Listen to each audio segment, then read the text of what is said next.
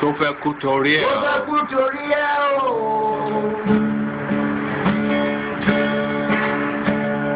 Ọwọ́ ẹni ló ti ṣàánú kọ́.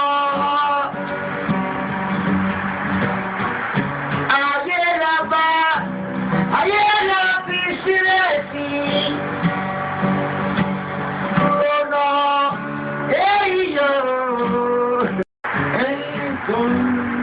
And tonight, this gentleman will be making his network television debut. This is his most recent album right here. It's called Spirit of Love. We're very pleased to welcome Majek Feshek.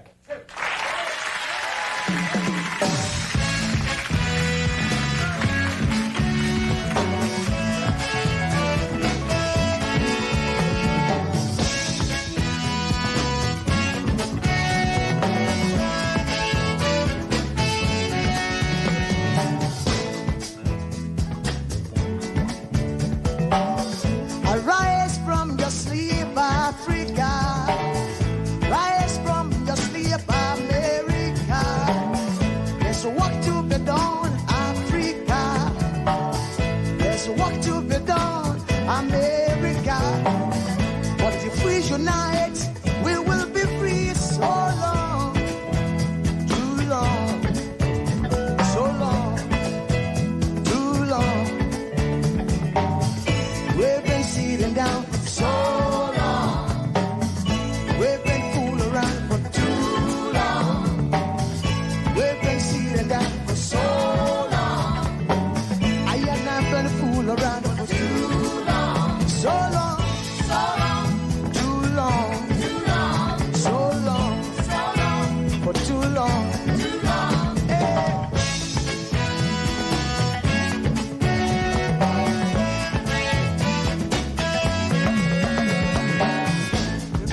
Remember, long time ago, when we used to live like queens and princess. Remember, the pyramid of Egypt, when we used to live like prince and princess. Remember, Marcus Garvey, who are the dream for New America. Oh, remember, Martin Luther King, the dream for New America. They say you are black, they say you are brown, they say you are black, they say you are brown. Only the angels of Jah is white now. Only the angels of God is white. So long, too long, so long, too long. We've been sitting down so long. We've been a fool around for too long.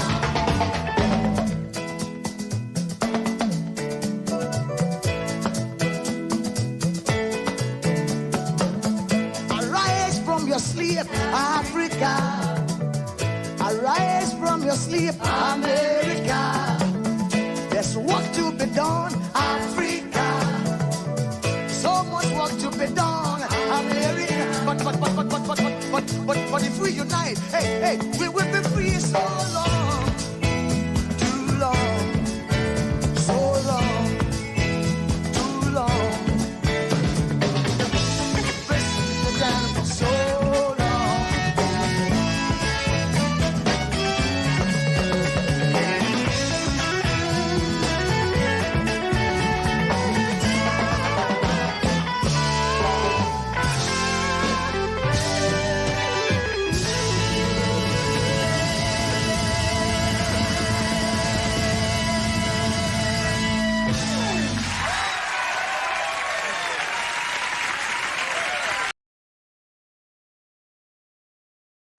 Thank you so much for watching. Thank you. Have you subscribed? Yes, you. Have you subscribed? You. Yeah, before you go, click. It's free. Click.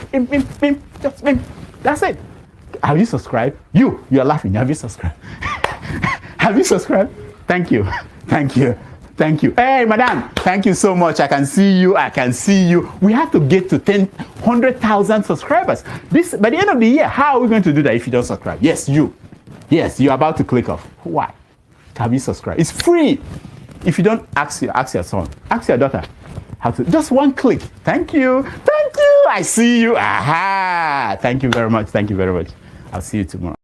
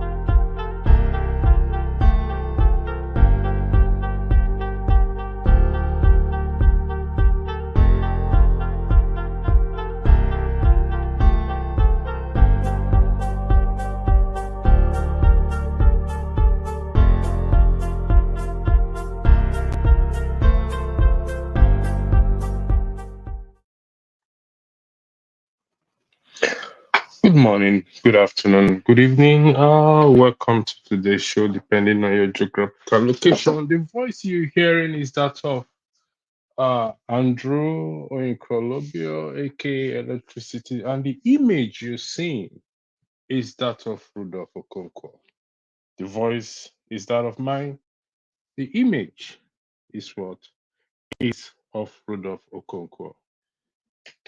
And what you're seeing on the screen is what is the intent of the heart, motivations and values that drive an individual's what actions and what and decisions. And I will explain why I started with my voice and my image during this broadcast. Again, welcome to this wonderful evening broadcast. I can see those of you in the comment section. I did that purposely in the sense to highlight the quote I put earlier. Good evening to every one of you once again. And as you can see, the topic is what most of us are familiar with. As such, it's something we will look at into today. What is that motive drive that we are having that is pulling us? What is the intention behind we demanding, asking forward for the country to be divided? And if should this come to pass, will it solve our problem? If yes, let's go for it. If no, then let's go back on the table and readdress our issue. What is that thing that is motivating you? What is that thing that is motivating me? What is that thing that is motivating us to demand for another nation? We just have to ask ourselves this question. The intent of what? Of the heart is motivations and values that drive an individual's actions and what? And decision. So, as you can see, another thing I put on the quote is the news of the amount of money that was recovered, or properties recovered, what 11.4 billion from the former CBN governor Godwin Emefiele. What is that thing that motivated him to acquire? Thank you very much. You just took the word out of my mouth. You too high. Okay. Honestly speaking, I think I'm going to ban you from this comment section. You just took the words out of my mouth. Okay, but I forgive you. I forgive you. No matter what. I don't understand these people in the comment section. Anyway, thank you for that. For that, I will come to that. Since you've already said it, I will, I will weigh on it. So I shouldn't have even looked at the comment section for now. So what is that thing that motivated Godwin Emefiele? What is that thing that motivates people to demand, or those who are demanding for the regional government? What is that thing that motivates those who are demanding for the creation of a new state? What is that thing? Like I said in the description, this is a follow-up of the broadcast that myself and Mazi Zioke had, and we were also joined by Ulumide in respect to Adiola Fashion show that prompted a lawmaker to what, in my own words, to threaten her. She has provided clarification. However, there is a lesson for us to what, to take there. We are not going to stop talking. As you can see, talking gets to them. It's acting that is also acting is also what, also required. So kudos to her. If I were her, yes, I'm one. I believe in providing clarification, in setting the record straight. But I would have gone further to challenge him to do his worst, to go to the court of law.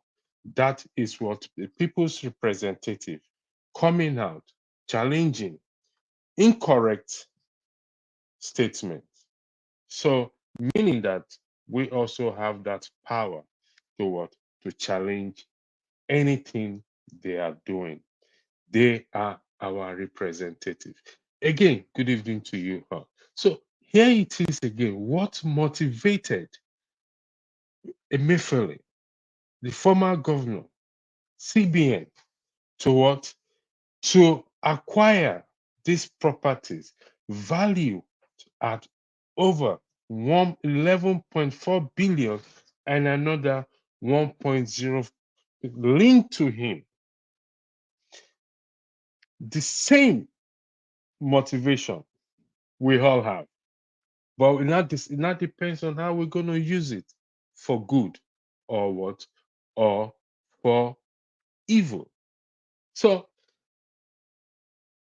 whether we like it or not, one thing challenge that we are going to face, either as together as Nigerians, or should our desire be granted, those who desire for what, for another nation, one challenge we're going to face is what? It's accountability, it's transparency, it's fairness, it's equity. We will practice these things. We will desire it. We want to be treated as human beings, as human, according to Ferreira. So, wherever you go, whatever you do, the question facing every one of us right now, what is that thing that is motivating us? To join the conversation, I'm going to put the link there. Just give me 1 second, please. I should have done this. You can join. So, what is that thing? Ask yourself this question. What is that thing that brings me here every day? Almost, not every day, almost every day. What is that thing that brings you to the comment section? What is that thing that brings you on the panel as a panelist? What is that thing that made Rudolph to create this platform? Over the years, day and night, what is that thing? Certainly, by now, we all understand, we all know what drives Rudolph to be here every day. Like I said, it's still out in the moon there. It will be back soon, sooner than expected. Again, to you in the comment section, greetings to you all. Again, I'm going to like to comment and I'll go back to my, that's why they always store their money in foreign countries. Thank you for that. Yes, 2Y, okay. You say you don't understand the first quote. This is your first quote. It be as it get. No, it doesn't. You see this quote, let me highlight this quote again. It's very important. This is the quote here. I'm going to highlight it again. If this is the quote you are referring to, no matter how good and perfect a person or his work may be, there's always another who can do better or make some people think so. You know what? Why this quote came to me? I had it a long time ago. I'll give you the background of this quote during the course of this broadcast. KJ's moderation yesterday is a top-notch moderation. Moderating, I beg your pardon. And as such, it should make everyone. Yes, it's a trained journalist. Nevertheless, not all trained journalists can moderate. But its moderation or moderating is top notch. So when we see somebody on the other side, or when we are on the other side and we see someone, we must also have it at the back of our mind that this thing I am doing, it should not get into my head. It is very possible somebody can do it better than what? Than me. And that is the dilemma we face in the country today. Because some people have put themselves in that position that they know it all. They can do it better than what? Than everyone. That is not possible. So again, welcome. Good afternoon, 2Y. Okay.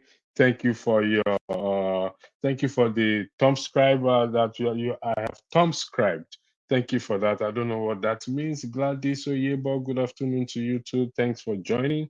And thank you also for your comment as well too. Pan, somebody said, Peter Pan, we haven't tried it, so why are we scared to try it? That is also accurate. We haven't tried anything so far, so good. Some people will argue that we have tried. But we're not. So don't forget the topic. Will dividing Nigeria solve our problems? It could be one, it could be many. Will dividing Nigeria solve our problem? And what is the intent? What is motivating you to what? To seek for that division? Is it out of genuine concern for what? For your fellow human being? If that is the case, trust me, if that is applied, that motivation is applied into the current Nigerian context, it will work. The motivation should not be based on tribe or religion. I recognize that. They're part of us. They will never go away. We have to appreciate it, embrace it, applaud it, and showcase the good side of it. But if the motivation is based on what? Because this person is my tribe. I want my tribal nation. I want a nation that is solely my tribe. If that is the motivation, then the problem will remain the same. The problem will go with you. Because trust me, the reason why I put Emefiele there is this. Corruption is not about tribe. I'm going to be having a guest here on the 6th of July. And we're going to talk in depth. Corruption is not about tribe. Corruption is not about what? Religion. Corruption is about what? The individual. Emefiele is an Igbo man. So also Peter B is an Igbo man. So it's about the individual, not about the tribe. So what is that thing that is motivating you? Thank you. Okay. Based on what I'm using a Rudolph face image and using my voice. The voice is Jacob and the hand is that of Esau. Thank you for that. You see, no matter how it is, no matter how I disguise, use Rudolph image, but my voice can be picked out. So whatever the intent may be, do I use Rudolph image to gain views or to bring people on the platform? But my voice is still there. What is that thing that is motivating you? What motivated Jacob to deceive his brother to gain a blessing? But truth be told, he never ever enjoyed that blessing. Go read your Bible very well. So, what that thing that is motivating you or me to request that the nation be divided, if it's shrouded in deception, if the intent, let me display it, if what is motivating you is not a genuine concern for what? For humanity. Maybe that is why we have not seen that thing come to pass today. What is that thing that is motivating you? That is why the problem has not gone. The problem is still there. Just like the normal saying we go, I'm going to have my own share of the cake, of the pie, of the nation. Everybody wants to have a piece of the cake, not to save the cake. Not to save the cake from the sun so that it doesn't get melted. So what is that thing that is motivating you? Thank you again, Kura. What's your name again? Sovereign Yoruba. Self-determination is fundamental right of every indigenous people. There is no argument about that. Self-determination is applauded. Listen, sir, respectfully, I don't know who you are, sovereign Yoruba, everlasting grace. But what is that thing that is motivating you? If you can come and defend it on the platform, it's up to you. The link is there. What is that thing that is motivating you? What is the motivation? What is driving you to say that you want? You see, you use the word right of every indigenous people. Okay, could you do me a favor, please? Could you Google, give me the definition of indigenous? Okay, it's gonna be a little bit difficult for me to take my eyes off the screen, but if you don't mind, so yes, self-determination. Everyone has that fundamental right. It is my fundamental right. It is your fundamental right. But what is motivating you? That's the question. If you can answer that question, it will be much appreciated. Thank you very much. I wonder how much his boss was taking. We don't know. Man, there's nothing hidden under the sun. Greetings to you again, CJ Okonkwo. Thank you for joining. Nigeria is not a nation; it's an artificial conglomerate of what British for its economic benefit. Okay. uh, it is not a nation. All right. Thank you if you say so, but I will come back to you again. Thank you for joining, man. Went to more, if you don't mind. Okay, thank you for leaving as well too. You're welcome. Nigeria is not a nation. If it is not a nation, what it is then? You said it's an artificial conglomerate of the British for its economic benefit. Do you have evidence to support that?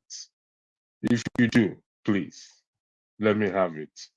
If it is not a nation, we have to stop riding on this horse, British, because when we keep riding it, it appears, I don't mean this in any bad way, it appears we will never use our head or our brain to think. We will always stay inside the box. We will not come outside the box. That is what it always come across. I recognize the slave trade era. I recognize external influence. And don't be surprised. Do not be surprised that even Nigeria itself influences other nations, negative and positive. Influences other nations, just the same way we are alleging that the British, or we are claiming, I beg your pardon, that the British are what it's an artificial conglomerate of British for its economic benefits. We have to think outside the box. We cannot continue on this. But that is discussion for another day. The question I ask is, what is motivating you, sir? What is motivating you? Again, you said it is high time every Nigerian wake up and form their separate government. That is good. Form it. I'm not against it. Will it solve our problem? Will it solve your problem? If it is to solve problem that is motivating you, all well and good. All what? All well and good. How are you? Good afternoon. I'll come to you. Welcome to the platform. All well and good. All well and good. But if that is the case, I believe we would have achieved that dream. Because this argument, this debate of dividing the nation is not a baby debate. In fact, I think this debate is older than Nigeria itself. Olumide, welcome to the platform. I'll give you Thank you. 4 minutes and I'll come back later. Thank you.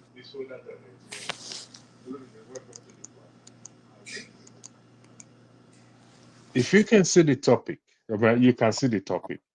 Will dividing Nigeria solve our problem? That's one. Two, look at what is on the screen, instead of the heart. What is motivating? I know for you, I thought of you yesterday after our broadcast on Friday. And I have great respect for your decision to say, you know what, you're not coming to Nigeria again. It's done, you're done and dusted. I respect that. And forever will respect that. Okay. But on a personal level, this is from me to you. There's this Yoruba adage that says that Oje Oyingbo. Can you complete it for me, please? Because I can't complete it. Ṣé ọjọ́ Igbo kò mọ ẹni tó àbí báwo ló ṣe ń sọ? Yeah, it's something like that. So it doesn't know who comes to trade there. I think that is the meaning, if I'm correct. Kò mọ ọjọ́ Igbo mọ̀ pé ẹnìkan ò wá. Correct. Thank you very much. You see, Olumide, from me to you, okay, I hope you will change your position as much as I respect it. And you will visit home. And I understand your position of not. But Nigeria doesn't care. Nigerian will not miss you. Trust me on that one. The floor is yours. Go ahead. So I'm happy that I have the opportunity to continue from where we stopped on Friday. You know, particularly for the highlights. The look highlight at of the Friday. The highlight of Friday for me was the fact that you said we should stay positive. But for me, it's difficult for me, and I know for so many others, how do you stay positive when we don't see those, when you work for a corporate organization, they look for key performance indicators to check the health of that company. So what are those key performance indicators in Nigeria that will make me stay positive? So that even if I go outside, I mean, Nigerians have been traveling out ever since, even before independence, maybe to get education abroad, particularly in the UK, Canada, and US in the West, UK and US, come back home, get job in the government, either a private or public office, to come and add to that knowledge. But now people don't want to come back because that environment that will give them that opportunity to thrive is not there. And there's no sign that those environments will ever come up. You understand? Sorry for interjecting you. We'll come back. I will link it. Don't worry. What is that thing that is driving you? What is the motivation that is driving that you are seeking for a Yoruba nation? So for me, the motivation for me particularly is the fact that we think we are one country, one united country. But as a matter of fact, we are not a united country in reality. And On paper, what is the thing that you think makes us not united? okay, I will highlight it. On paper, we claim to be one indivisible country, but in reality, it is not. For me, those times, I look at our history, right from when when we gained independence, development. I didn't even know all this story. And because I was born 1977, and all of these achievements that Awo achieved, Awo and his hills, because he didn't do it alone, with those who supported him, achieved in the Western region, what Eastern region achieved, what the Northern region achieved, even though you might say that maybe the West did a lot more with what they had, but there were achievements that we could point to, tangible achievements, no matter how progressive you probably thought the Southwest one was.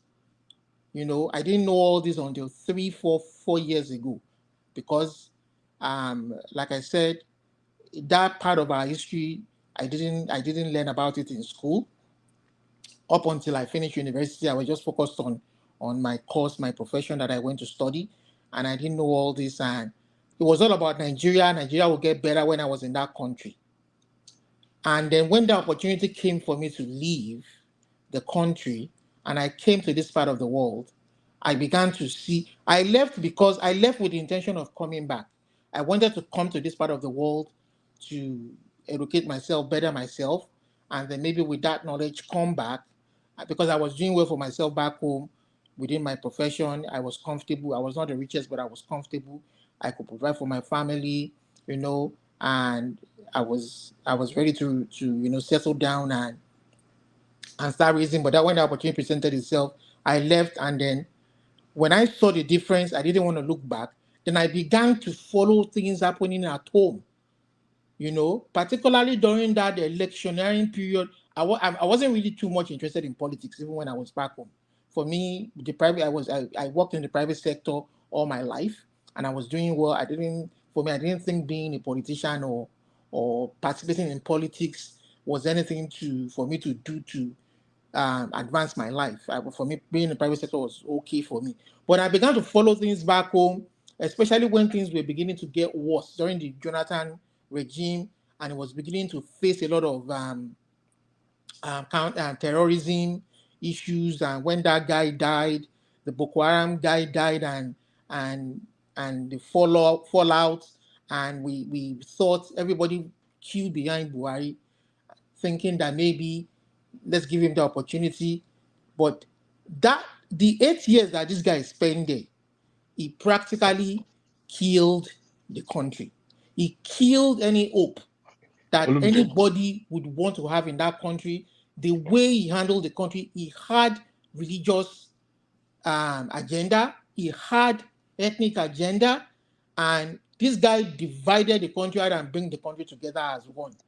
And then look at the election. When they did that election, for the first time in history, I didn't support that election, but I was amazed that for the first time in history, a lot of people, regardless of their ethnic affiliation, queued up behind another person from another ethnic group against a Yoruba candidate that we thought, majority of us thought, was a flawed candidate that APC presented. And I thought, and many of us thought, that with what APC did to the economy for the last 8 years, particularly with the way they dealt with a lot of people in the north, the non-Muslim north, the middle belt, nobody would vote them back into power. Olumide, hold on 1 second. Okay. I acknowledge everything you said. Let's focus. The question I'm asking you is this: what is motivating you in particular to demand or to be demanding for another nation? So, so the reason I'm a supporter of a Yoruba sovereign nation, and I'm canvassing for it, support any group that is demanding for their own Yoruba sovereign nation, is because Nigeria has not benefited any of the ethnic groups in that country, not just the Yorubas. It hasn't benefited any of the ethnic groups. And especially with the way they're using the resources, it has not benefited. But some people, and we have cried, people have cried and said, the way the country is being managed, the constitution that we have is not giving us fairness, and it's not giving us that room to thrive and aspire to be, for every Nigerian to be what they want to be. And the Yorubas being educated, being enlightened, and being progressive, realized, some of our Yoruba elites realize that if we continue in this trajectory, there's no future for the present, and there's no future for our unborn children. The best way is to go back to that era where we saw a bit of light, where we saw a bit of the star in the horizon, and that was during the old southwestern region, where Yoruba had the independence to govern themselves with their resources without interference. Once that collapsed, that was the end of the country called Nigeria. All right, Olumide, you've still not answered my question, but I'll what? I've answered you. I said the reason why I aspire is because Nigeria has refused to listen. They've refused to listen to the people, and they've refused to change. Okay. And there's no hope. There's no room for us to aspire in that space. Okay. So you went further to say some Yoruba elite also share this your argument. Would that be correct? That's true. Do you mind to mention some of them if you know them? You see them, some of them on out there. You see people like Professor Banji Akintoye. You see people like you see people like Bodupe Onitiri. You see people like some of them might not be coming out to talk. Okay. You understand? Some of them might not be coming out in the papers to talk. But we know those of them would, but because maybe they don't have political power in their hands, or they want to do it through the civil and peaceful way. You understand? They might not come out openly to talk, but we know that a large majority of Yorubas want their own independent states. Okay. And do you, this question you may not know, but I will say ask you. Do you know of any that have approached the government, the legislative hand, to have this discussion, to follow this process? Do you know if any of them have done that? So I'm aware that somebody like Professor Banji Akitoye, he wrote a letter during the Buhari regime. You know, he gave an interview in Arise and he said he wrote a letter to the Buhari regime. The Buhari regime said he didn't have time, that he wanted to organize elections and that he didn't have time to sit down and discuss such. Now, they allow the election to come and go, you know, even against the wishes of the Yoruba people that we didn't want to participate in it, but to allow for peace, you know, and for reason to prevail. The election held. Now he has written another letter to Tinubu to say the Yoruba people want to their own sovereign country, and we believe that you should start this process of negotiation, of talking to the prominent Yoruba elites that will represent the people, so that we can exit peacefully out of the country without any war and rancor. And do you think that is the right? I don't think. Hold on 1 second. Do you think approaching the executive is the right approach? See, the people to approach, I would say, will be the president of the country, and then maybe the state governors of the Southwest. So he may have written to the state governors of the Southwest too. Now it is now left for them to channel the wishes of the Yoruba people through the Nigerian legislature. It is left for them. You understand? I'm trying to understand you. Maybe Hold the on 1 reason. second. Yes. Hold on 1 second. I'm trying to understand you. So well, your argument is he may have approached the governors or whatever it is, and the governors to pass the message to the legislative arm. Is that what you're arguing? Is that what you just said? Well,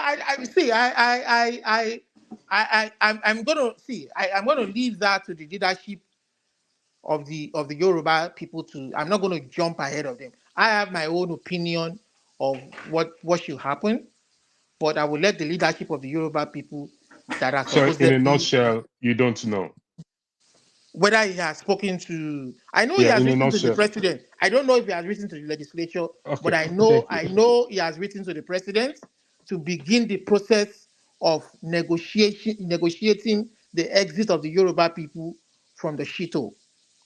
From the Shito. Thank you very That's much. it. Thank you very much.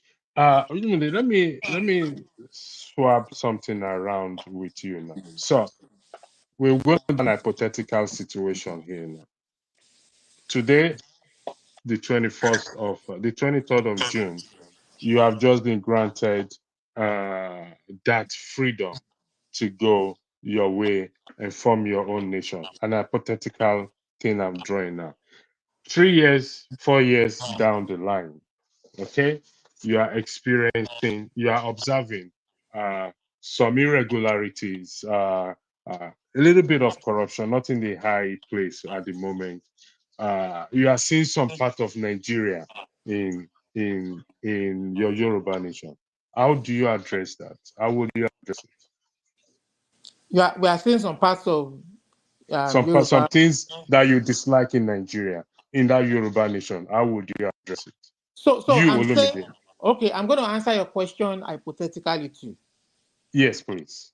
So hypothetically, I'm seeing a Yoruba nation that has drawn up its own constitution of how they want to govern their own space and are following the rule of law. You understand? Following the right civil and legal process to deal with every challenges they face possible that will probably face a new nation. You understand? I will see a Yoruba new nation that has drawn its own army, called the Yoruba Army, the Yoruba Police Force, that has begun to employ its youth into various departments and agencies. I would see a Yoruba government that has delineated the borders, its borders, and begin to find ways to speak and negotiate peacefully with the Nigerian government about other areas of concerns or issues they have with their border. You understand? To seek every means possible to achieve peace, relate. You understand? For those Nigerians who want to keep their passports and come and live in Yoruba land, they are free. They are free to come and aspire and come and obtain. I'm sure there will be a process in the Yoruba constitution that allows them to gain citizenship, to be a part of us, to gain visa. So I'm seeing a Yoruba place that gives an opportunity for everybody within the Yoruba land to aspire, regardless of your religious, your faith, your sub Yoruba ethnicity, dialect, whatever part of Yoruba land, whatever part of the Yoruba side, your language you speak. You understand? We are one. So that is the kind of Yoruba I see hypothetically. Okay. I acknowledge all you've highlighted of what you've said as Yoruba land. The question is, when standards start to fall, how do you address it? Please. One thing you tend to underestimate. Hold on 1 second. Let me highlight something for you. Okay. 2 things here. When moral and ethical standards start to fall, how do you address it? So, electricity. One thing you tend to underestimate is that a large majority of Yoruba people are very, very progressive minded. They are very, very law abiding. They want the country that they live in to work for them. That is why you will find that Yorubas are among the most successful set of immigrants or professionals. That is your opinion. In whatever. That is your opinion. That's fine. That's fine. Just put it under your opinion, please. Okay, let it be my opinion, but at least we have it on record that in the USA, Yorubas are the most educated immigrants. Is that true? In the whole of the US, and I would mean that even if they are not among the most educated. Do you have the document? Do you have it? Check online. You check it online. Even if they are not among the most educated in the, they are not the leading most educated immigrant in the UK. I'm sure they are top notch. They are part of the top 3. So, but be that as it may, we want a Yoruba country. Yorubas are progressive in the mindset that we want a country where there's a rule of law. Where, for instance, look at what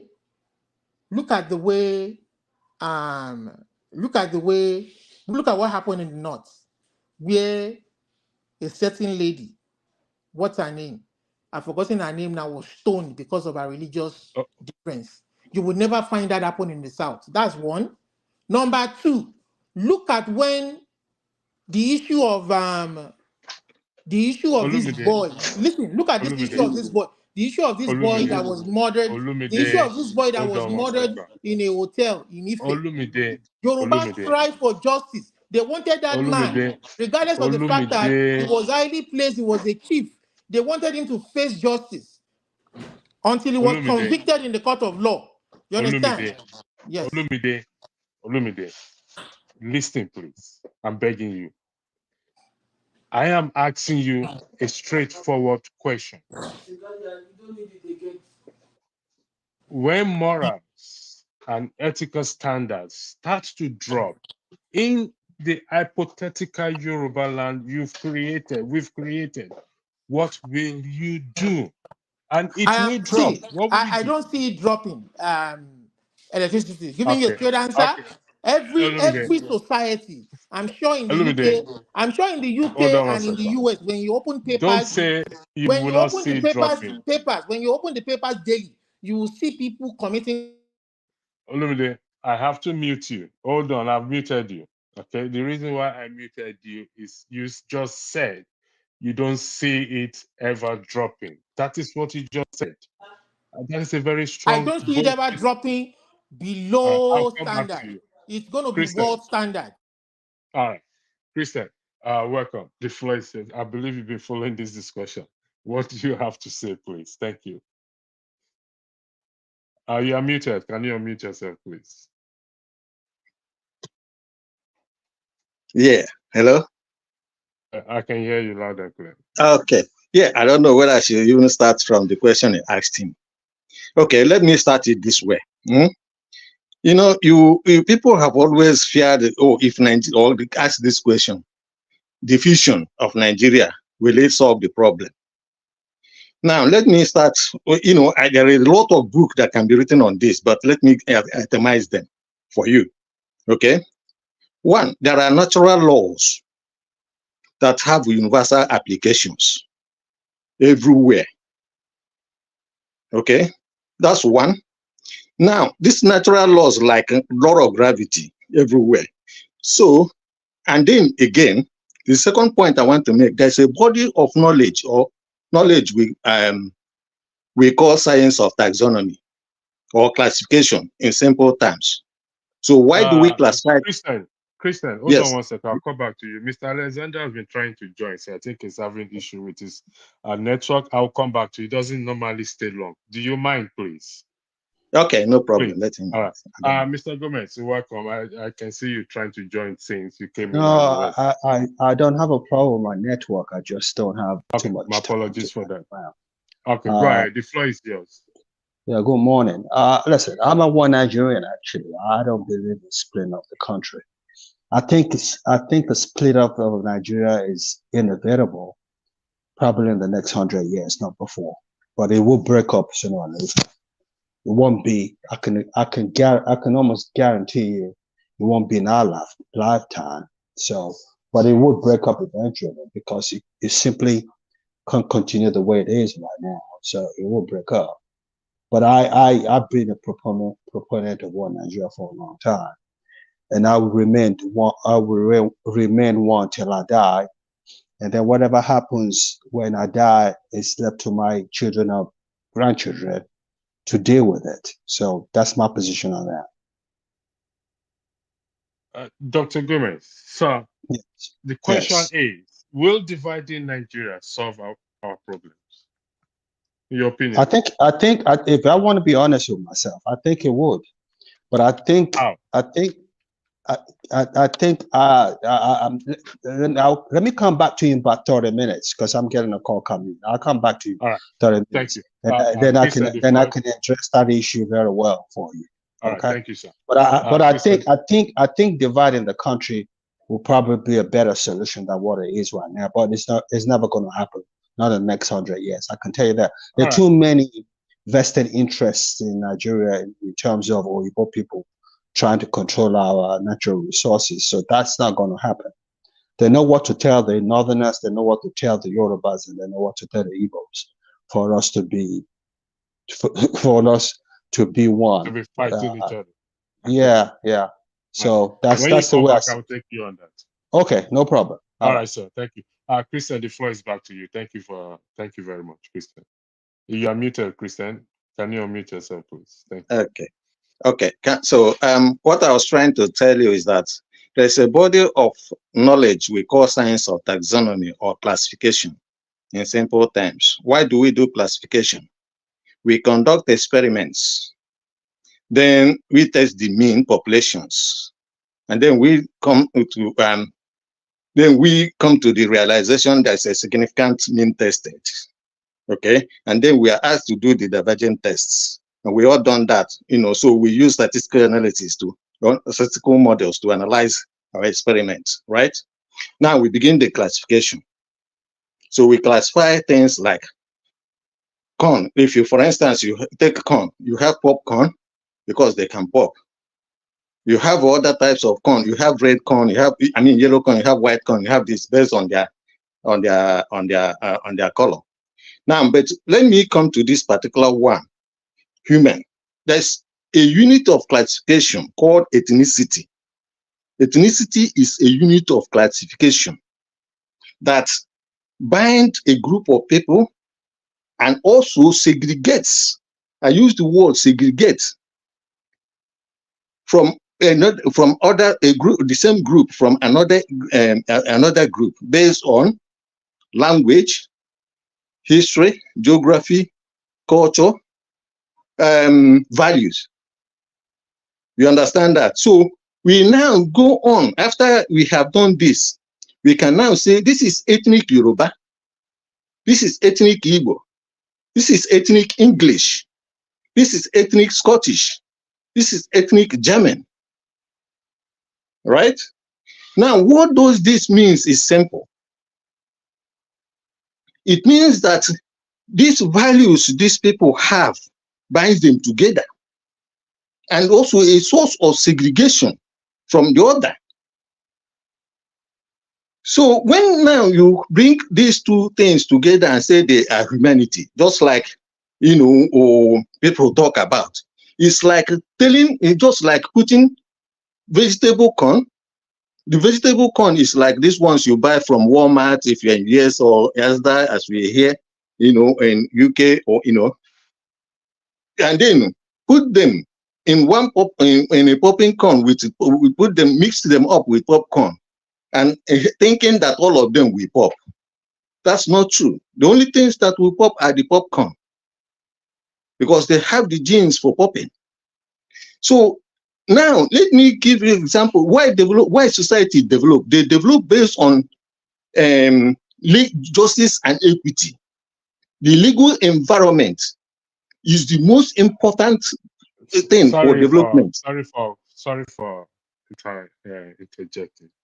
You made a very valid point. Okay. Justice and what? Equity. Yes. That is a valid point. So let me ask you, I don't know which side of the aisle you are, whether you are on the aisle of the Yoruba side or whether you want an Igbo nation, or whichever aisle you are, you want this to be practiced there. Yes or no? Olumide, yes. Hold on. Christian, just stay there. Olumide, in that Yoruba nation, you also want justice and equity to be practiced. Yes or no? Justice, fairness, and equity. And that can be practiced when the standard starts to fall. You now see rules and laws being applied. Do you agree on that? Why do you have to wait for standards to fall? No, Olumide, don't let us. Let me answer you. Let me answer you. Okay, let me answer you. Okay. Now, first of all, let's look at justice and equity. Justice and equity drives, from the jurisprudence. That the laws of the land. First of all, let's ask, how do we make the laws? One of the problem of Nigeria today is the constitution, as they told you. And why is it so? Because it is impossible to how would I use it, the word, to be able to harmonize the value system, the divergent value systems in Nigeria to a one coherent legal document that everybody can accept. So that is why even the government disobey their own laws. You see? So what I'm trying to say to you is that unless you build these laws based on their values of that ethnic group, okay, then the laws will not work. But if you build, if you drive it, if they are driven from the values of the ethnic group, the laws will work. And now again, when the standard starts falling, because of the value of that society, then they will be able to apply justice and equity. Let me give you an example. Thank you very much, sir, Christian. Thank you very much. Let me give you an example. So what you just said is when the values and the standards and morals start to fall, we start to apply the correct law. Yes. Isn't it? Yes, and everybody will obey it. Do you agree with what Christian just said? So I agree, and I also believe that you don't have to wait for the standards to drop before you begin to apply the law. So the law should be proactive, should not be reactive. So when you are talking about building an equitable society of justice and fairness, you are talking about, for instance, making sure that your people have access to quality health care. That is a law that is proactive, not reactive. Okay, let me ask you a Afford, question. Is and they there can quality air care in Canada that you have? oh, top notch. And in Canada used to spite be of number this, one. hold on, Olumide, hold on. In Yes. spite of this, there are doctors, nurses who have gone to jail, or medical practitioners who have gone to jail for what? For breaching the law. Yes or no? There are people who are sanctioned every day in our society, And do you agree that irrespective. this thing, hold on, Olumide, hold on. Do you agree that this thing will happen in Yoruba land as well too? Oh, of course, there will be people who want to take advantage So of the law. this is where I am going with you, but you portray an image that nothing will ever happen. It will remain top notch. Oh, of course, it will. When I'm telling you that it will remain top notch, I am telling you that our law will be proactive and not reactive. Thank you very much, Olumide. Thank Christian. The floor is back to you. Thank you. Okay. Welcome, David. I'll come to you later. So what I'm trying to say in effect is this: if the laws are based on the values of the society, right? Most of the time, you don't need to apply. You don't need serious enforcement because everybody may want to comply. But once there are different, because there's always going to be divergent those who are outside the main mean, right? What they call divergent population, right? So then you apply the laws of that land, and everybody will now understand that that laws is appropriately applied.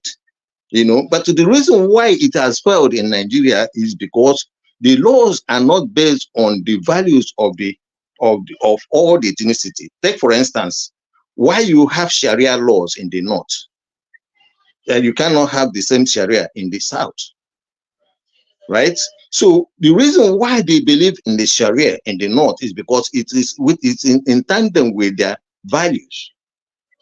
The same thing, if you apply it in the south, or even so, if you apply it in Nigeria, then it becomes discriminatory because Nigeria is supposed to be one country, and that's why it is not going to work.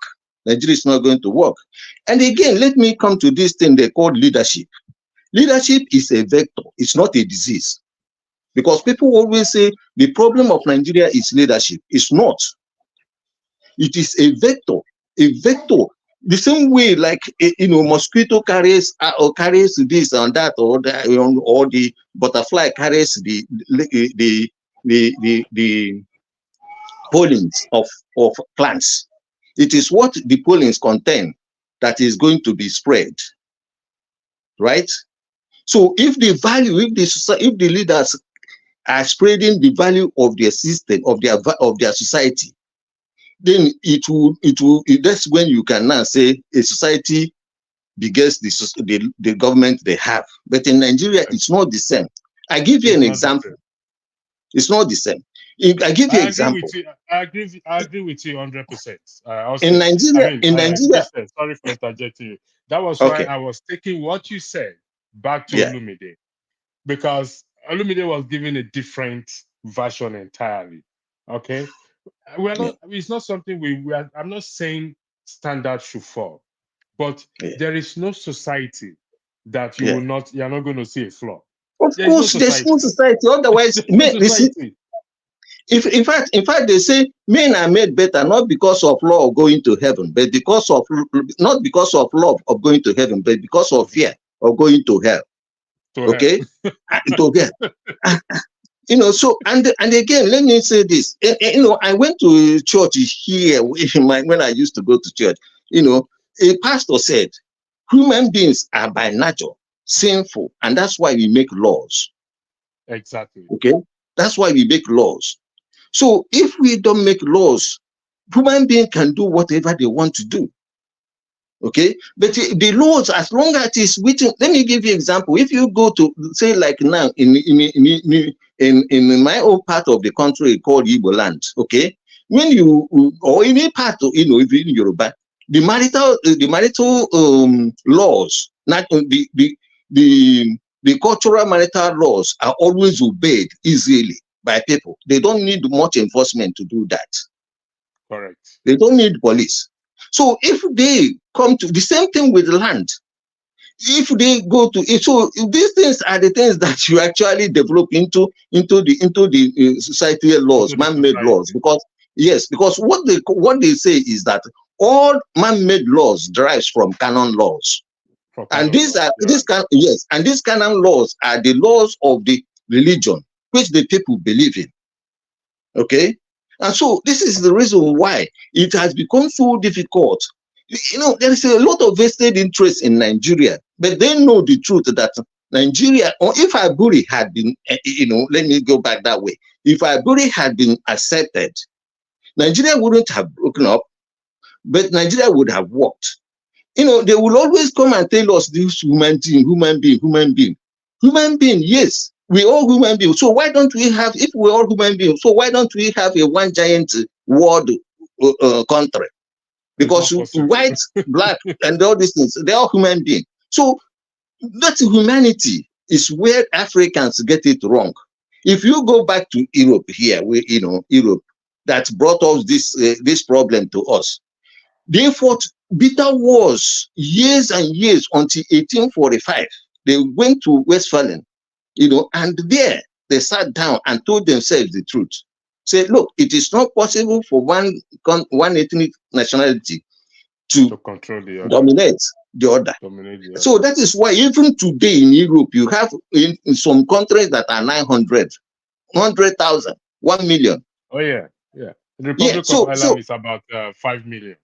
Exactly. So the reason why they do this is because they have come to the realization of what is called natural laws that make sure that it segregates one group from another group. Okay, Christian. So yes, I will come to you. There's a question I need to ask you. Let me recognize David. David, thank you for joining. David, you can see the question, the topic there. We will take a short break, a very short break, about a minute or two. Then I will come back to Ross again, just about a minute or two. Just a short break, please. Thank you very much. And tonight, this gentleman will be making his network television debut. This is his most recent album right here. It's called Spirit of Love. We're very pleased to welcome Majek Feshek.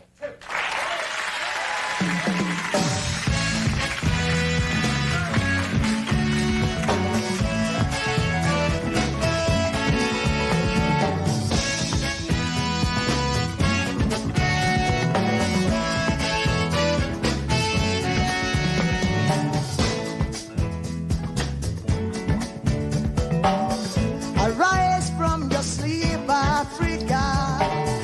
Rise from your sleep, America. There's work to be done, Africa. There's work to be done, America. But if we unite, we will be free. So long, too long, so long, too long. We've been sitting down for so long. We've been fooling around for too long. We've been sitting down for so long. I have not been fooling around for too long. So long, so long, too long, too long, so long, for too long, too long. Hey.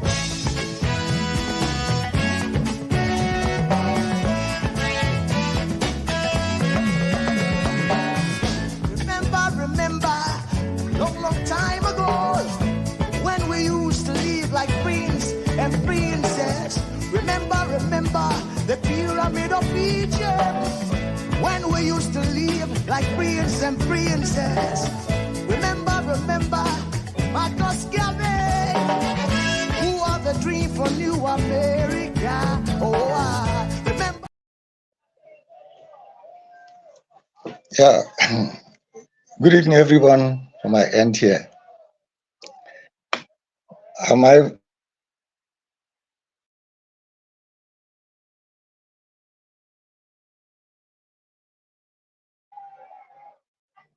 Hello, good evening, everyone. Sorry, can you hear me? Yeah, I can hear you, but I Yeah, don't know if David, you can hear it. David, hold on 1 second. I'll come back to you. Olumide, can you see what's on the screen there? See, I will check it up. I see this. I'm not going to argue against it now. I'll check it up. All right, thank you. But David, the floor is yours. my most recent information says otherwise. But I'll check it Okay, up. check it and come back, please. I need fact check. I need fact, please. David, the floor is yours. Thank you. Yeah, good evening, everyone, from my end here. See, I'm very, very interested when I heard the topic of today, if Nigeria is divided, whether if it's going to be the solution. I want to say that is the perfect solution for Nigeria, the state of Nigeria today. Number one thing is that we have to know how Nigeria was formed. There's a difference between a group of people come together and sit and say they want to have a union. Each of them will agree and say this is how this union should be going. If we watch very well, last time I came to this platform, I said that we all are the same family. The entire West Africa are the same family if we go to search for our real history. But in a family, when one in the family grew, decided that he wanted to stay on his own, you can't hold him by force, because holding him by force will cause a disaster for the family. And that's what is going on in Nigeria. And moreover, secondly, Nigeria was not formed by the people, the indigenous of that environment. That's another problem. David, sorry, yeah? Let me stop you. Sorry. We agree that I don't want us to overflog this issue of whether Nigeria was. Don't let us overflog it. Okay. This solution, like everybody is agreeing to, I don't know if that is what Christian is also agreeing to, is to divide it. Let's all agree to that. What is now the process? How do we go about to achieve this separation without I'm emphasizing on without having to resort into violence. The floor is yours, David, and Christian, I'll come back to you. Thank you. Yeah, that's why last time I was here, I say there's two ways to resolve this. Number one is by referendum. But the referendum have to come if the people that are sitting in power today can realize themselves and know that they are not serving people, but they are doing the business in which purpose Nigeria was formed of. Everybody go there and get his own money and pocket himself. Either they realize and say, okay, let us call for a referendum. Let everybody decide where they want to be. Second, the masses has to realize that the people they put in power are not doing the job which they put them there to do. They rise against them, which is a kind of revolution. These two things has to happen, because the reason why these two things has to happen is Britain, which is the owner of Nigeria, let me put it that way, the owner of Nigeria will not allow it to happen.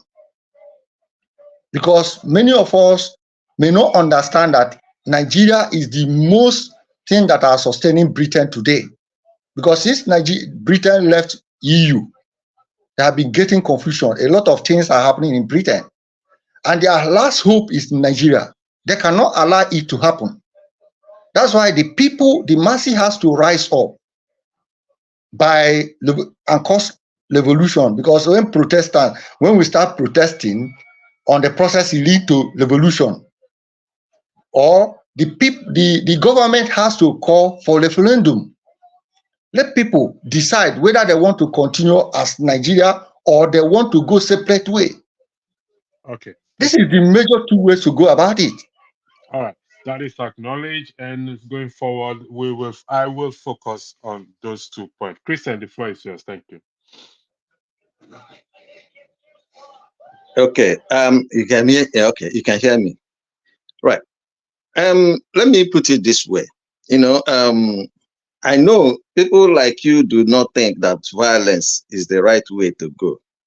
So, but for me, because of the because No, of no, the Christian, no. no.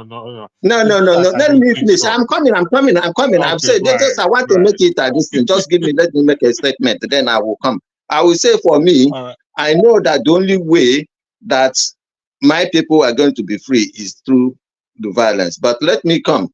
If you people, those of you who are interested in non-violence, right? This is the way to go about it. First of all, I started by talking about ethnicity. The recognition of ethnicity as very important binding force will go a long way. And say like now in Nigeria, as you are looking at it, where any attempt to carry out protest or revolution or this, we have to be organized along the ethnic lines. That way, and then let me put it this way: how is going to happen? Say like the Yorubas will go to Ekiti, Lagos, Ondo, every of their state capital with their own constitution or whatever they believe, and protest to their local leaders and ask them to adopt the values they want them to adopt. Then the Igbos will go back to their east, and then the Benwes, the middle belt will go back to their destiny, because I don't think that the North are interested. They will not, because they will never allow Nigeria to collapse. So these ones will go back to their ethnic nationality, but the idea of going to Abuja will not work. Why? Because main mention of ethnicity will divide everybody. So if you are protesting in Yoruba land, they won't send the Yoruba police to come and kill you. Because what you are asking is for your local leaders to adopt your values. Those in the East will protest along their own destiny and say those, their leaders, local leaders should adopt their own values. So we leave Abuja out of it. Nobody should go to Abuja. That is the only way that any meaningful revolution can happen in Nigeria. Because the reason why is that I listen to a lot of people like you, Farah Rotimi, Mayegu, all these people who are interested in dividing Nigeria or a new Nigeria, as they call it, or restructuring Nigeria. And then they will keep up talking about ethnic bigot. Look, the word ethnic bigot has another name in English word. It is called nationalist. Okay, ethnic bigot has a word in another English word called nationalist. So you have Scottish nationalists, you have English nationalists. So when we are talking, when we understand these things and stop using ethnic bigotry, then we can work with our own people, whether we call ourselves liberal, or we call ourselves conservatives, or we call ourselves whatever. We must work together within our own national ethnic nationality and talk to hold those who are leading us in that ethnic nationality responsible for our woes. Nobody should go to Abuja, because the problem of Nigeria today is because of the diversity. I give you an example. Okorocha, for instance. Okorocha tomorrow can be made a Nigerian president. But I can bet you that if he contests for his town union president general, he may fail. Why? Because they know him there. So, but now in Nigeria, my own criminal is better than your own criminal. So I will support my own criminal. That has been the problem. So let's understand it, the word ethnicity, because the English people, they call it, they come and take us ethnicity, why they call it nationality. So every European country here is one nation, ethnic nationality. Do you know how, if you go to Germany today, you will not realize that there used to be East or West Germany. Why? Because they are one ethnic nationality and they come together without any problem. If you go to Czech, Czech divided into two.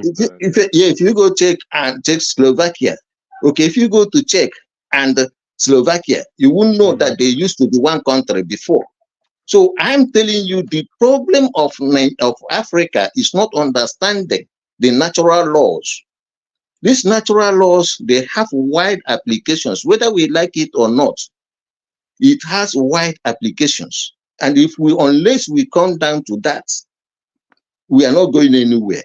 So thank you very much. For me, the only way is go through the national local representative local leader. Thank you very much, Austin. Yeah, I mean, Christian. Yes. Christian, thank you again and again and again and again. I'll come back to you. I know I said thank you again and again and again.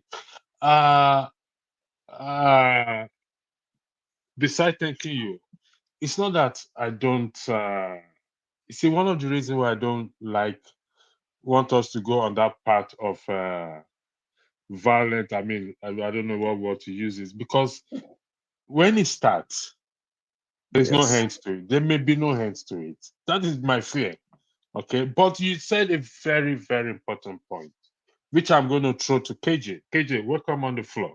Thank God you came because also you asked me a question yesterday, which I think we are going to address here together. I couldn't address it yesterday, so Christian said something important. For us to achieve this division, each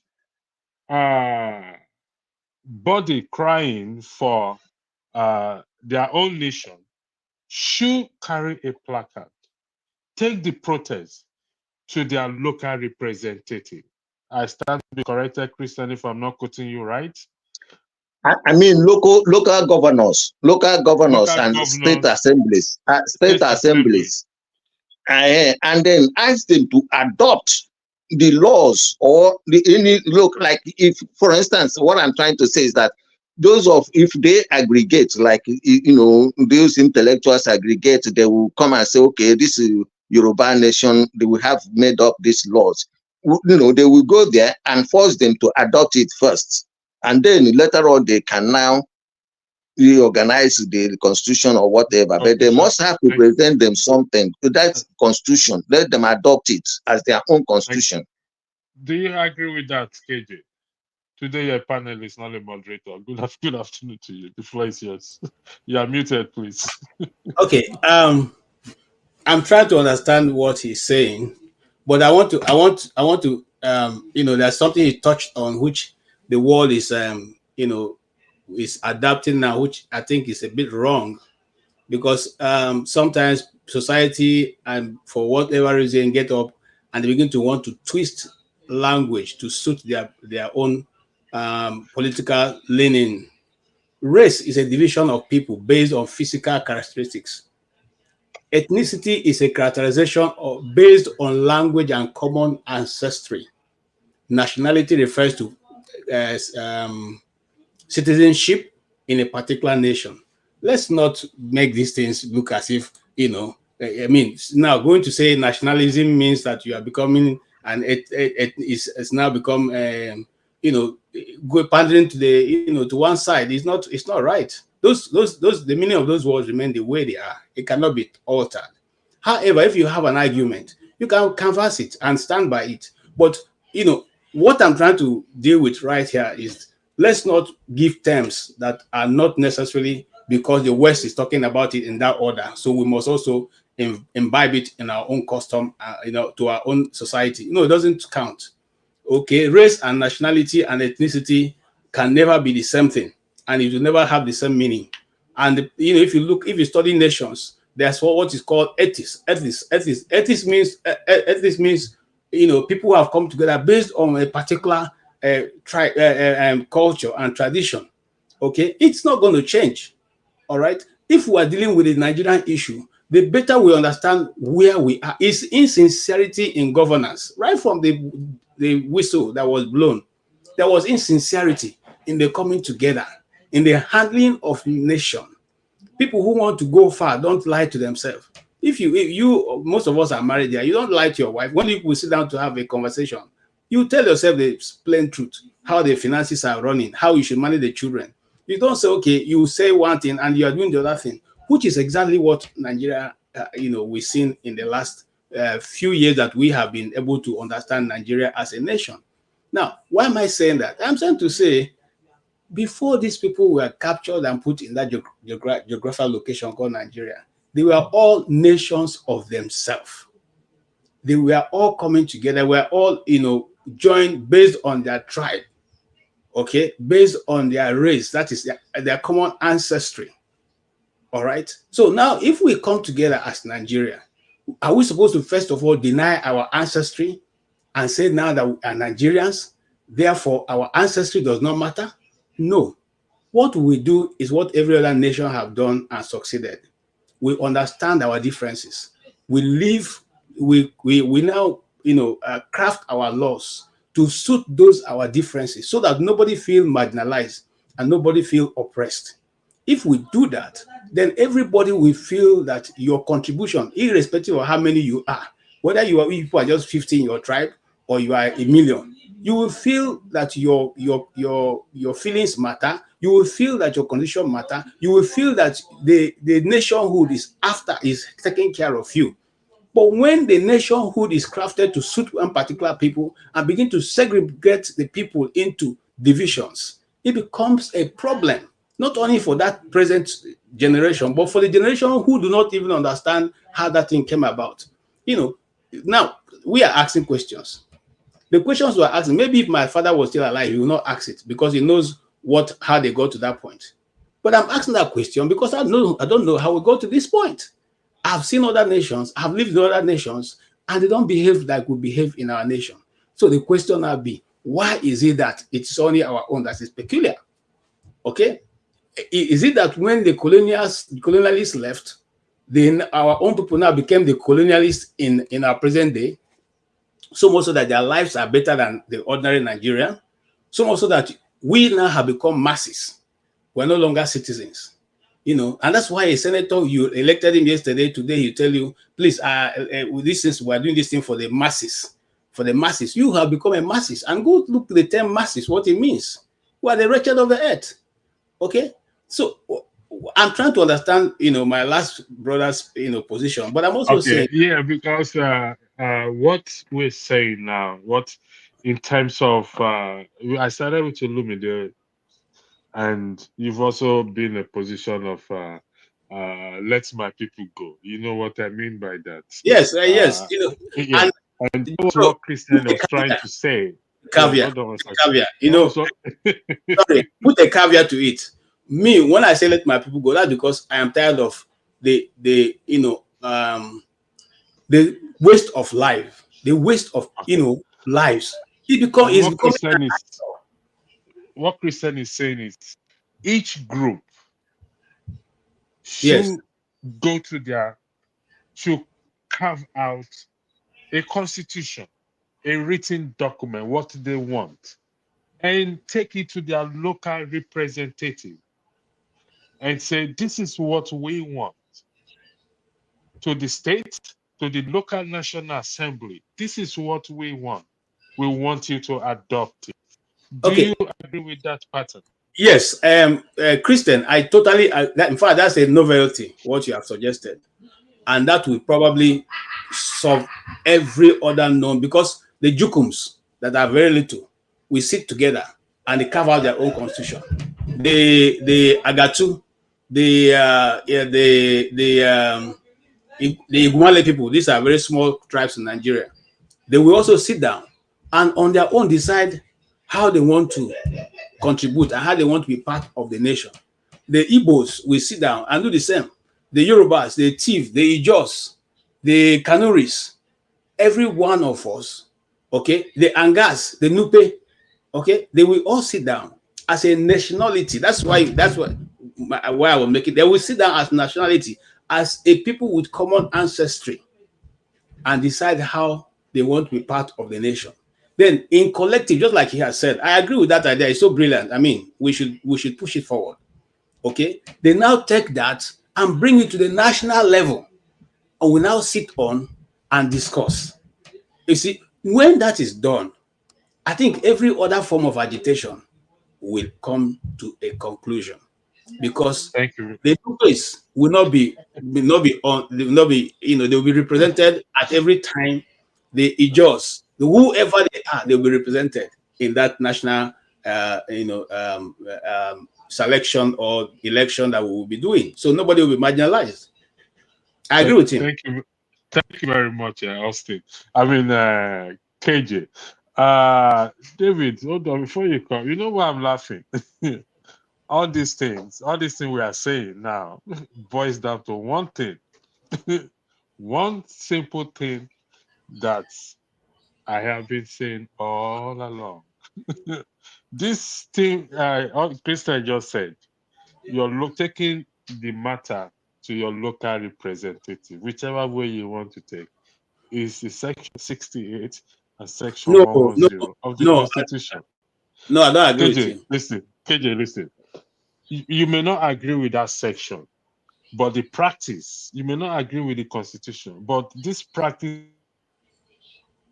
the practice that Christian just highlighted, that you agree with, that I also agree with 100%, is we coming together saying, this is what we want.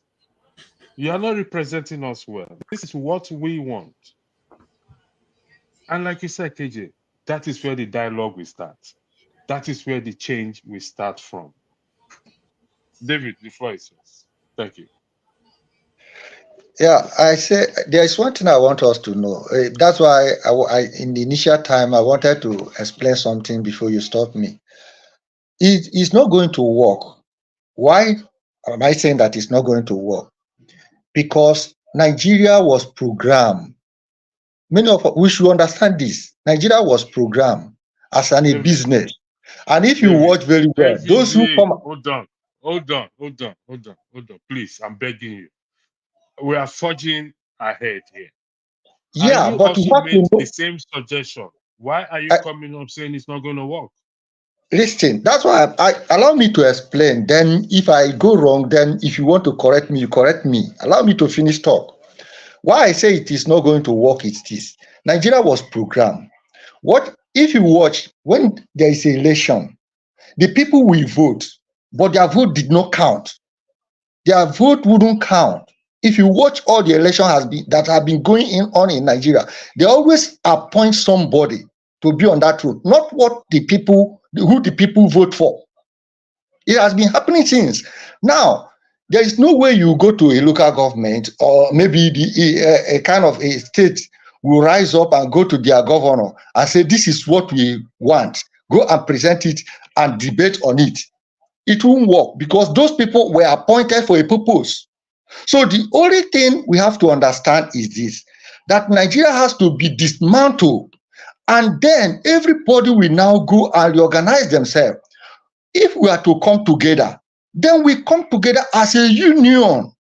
Are you getting me? The people we have to agree to themselves, they are coming together, not somebody else will now say, bring these people together and join them together and make them one. It's another people that form Nigeria, not Nigeria themselves, not the indigenous of themselves that form that entity. Suppose that it is our grandfathers that sit together and form Nigeria and call it Nigeria, it could have been working. Try to understand the fundamental problem we have in Nigeria. The problem is that it was programmed for a purpose, and that purpose is something that, to you to make it work, you have to dismantle it and then reorganize things. It's just like if you are building a house, you discover that the foundation was wrong. You have to put that house down and restate that house and do the foundation well, correct all the mistake there, then continue to build. I always say that all of us are one people, but the problem that the way Nigeria was stated, we can't stay together. You can say it till tomorrow. Let me give you an example. Let me give you one example. Sorudo, before he became the governor of Anambra State, he was talking about this the issue of Biafra, how the Biafra are agitating. He was warning all the governors the way to go in order to calm this situation. Now he himself as governor, what has he do to calm the situation? Because when he entered that seat, he now see that this seat, he is not going to do his will. There are people who own the power there that will control him on what to do. Okay. So these are the things I want us to understand. Christian, the floor is yours. Thank you. Thank you. Okay, first of all, he is asking for a way to find a non-violent solution to the problem of Nigeria, to dissolving Nigeria. Okay, so Nigeria is no bigger than Soviet Union. Soviet Union disintegrated along ethnic nationalities. To my brother that said, when I say ethnicity and nationality, look, nationality is almost like the same thing as ethnicity. He ends up saying that they existed as nations before they amalgamated them into one giant nation. So there's no difference between ethnicity, Igbo ethnic group, and Igbo nationality. Okay, because Igbos are the citizens of the ethnic Igbo nation. Okay. Now, the reason why I said, and I want to explain this properly so that you understand it. The way Nigeria is structured is such that if you go to Abuja for demonstration, the man there will say to his ethnic nationality, you want to take him out of power. And then that is the end of SARS. That was the reason why SARS failed, because as soon as they introduced ethnic nationality, the end SARS ended because many people thought it was Igbo trying to destroy Yoruba nation. So what I have suggested is simple. It's a protest. We call it a protest, call it revolution. It's not just ordinary engagement. This is something that has to be done. People, those of you who are intellectuals pushing for Nigeria restructuring, who are pushing for this dismantling of Nigeria, you have to understand that this has to be done along ethnic nationalities. So if Igbo nationals will be asked to go to the Igbo lands, Igbo states, and protest and make sure that their own state governments, their own state legislatures adopt that constitution. So those in the Abuja will stay there. When you people have adopted this is your constitution. So when those in Abuja start reacting, okay, when they will start reacting, two things. The one way they will start, the way they can react, either they put military or police to come and stop the protests, or they will now start negotiation. So if they start, if they wouldn't do the first, because if they take the military or the army to go and kill the Yorubas, will the Yoruba army kill the Yoruba people? Or will the Igbo army come and kill the Igbo people? Or will they send, Igbo Yoruba people to go and kill the Igbos and send the Igbo people to go and kill Yorubas? They will not work. They will find it difficult. They will find challenges in that. But if they then say, okay, let's talk, okay, then people will insist, because it's now you are caught in your power to say, well, The only talk we are going to talk is when we have adopted this constitution among ourselves. Okay? Then nobody will tell the Abuja people that Nigeria is disintegrated. That's how Russia disintegrated. That's how Russia disintegrated. Thank you, Chris. Listen, you know what? I will cut this part. I will tell Rudolph, honestly. This is, to me, I think this is the way forward. I also look at it on the flip side. It may also ginger those people in Abuja or those in power to say, you know what, the people have woken up. It's not business as usual again. That is the way I see it, KJ. But David said we should dismantle everything. I really don't understand. Yes, that dismantling is exactly what is happening. You know, when people are demonstrating and forcing the legislators to adopt the constitution they want. Right? The constitution they want, the people want to adopt. Nobody will tell Abuja that their own game is over, because they derive their power. They derive their power from these nationalities. Yeah.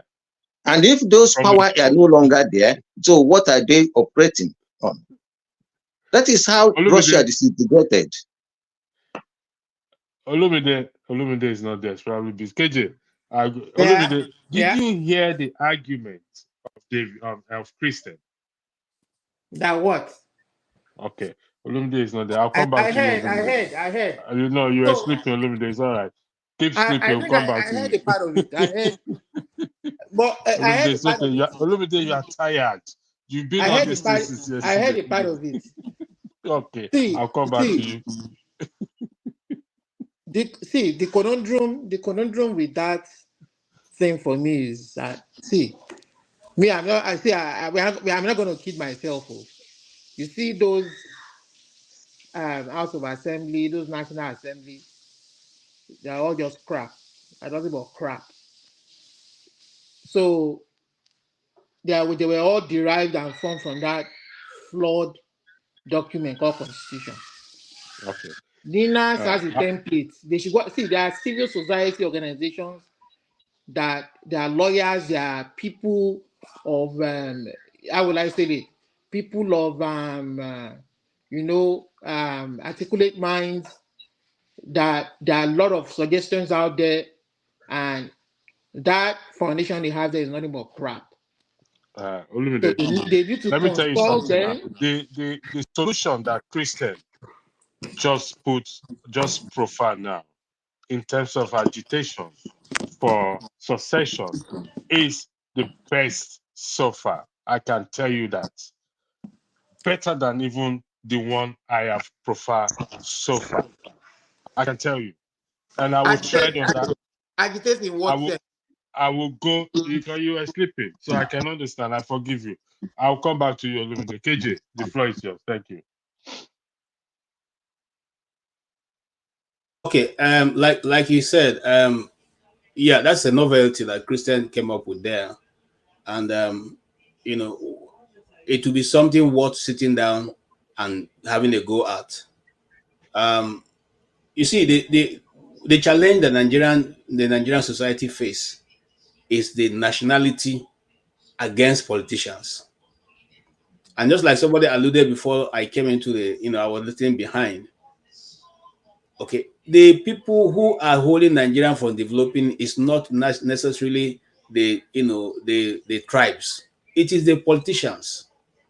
It is the politicians. I repeat myself. People that are holding Nigeria from developing is not the Nigerian people. The ordinary Nigerian in the street likes to work. He wants to do something. Those of you who live in the US, you see how the US runs. The US economy is sustained by small companies. Small companies, not the multinationals that we see. The multinationals play a role. But what keeps America going is individual companies. They are not harassed. Nobody comes to harass you, lock your shop from not doing business. Nobody harass you to pay double taxation. Nobody harass you. Look, the enabling environment is made, very conducive. You can even get loan without necessarily selling your father's inheritance before you can get a loan from bank to do business. That is why the economy is working 247. They are working 247. Now, in the Nigerian context, the politicians are considering themselves to a nation among the Nigerian nation. Okay, and why it's going to be difficult is because even right now, majority of the people representing these communities are not even the people elected by the community people. They are people appointed by certain powers who think they are the owners of Nigeria. They call themselves the owners of Nigeria, and I'm sure this term is not new to anybody listening. Okay, and there was a time a particular journalist in Channel Television went around and say he was looking for the owners of Nigeria. And he had, interviewed a lot of people, which, are all around Nigeria, and asking them. And the question is, are you people the owners of Nigeria? All of them seem to deny. But we all know that when these politicians want to seek for office, elected positions, they go to those people. Okay, they try and meet those people and get their views.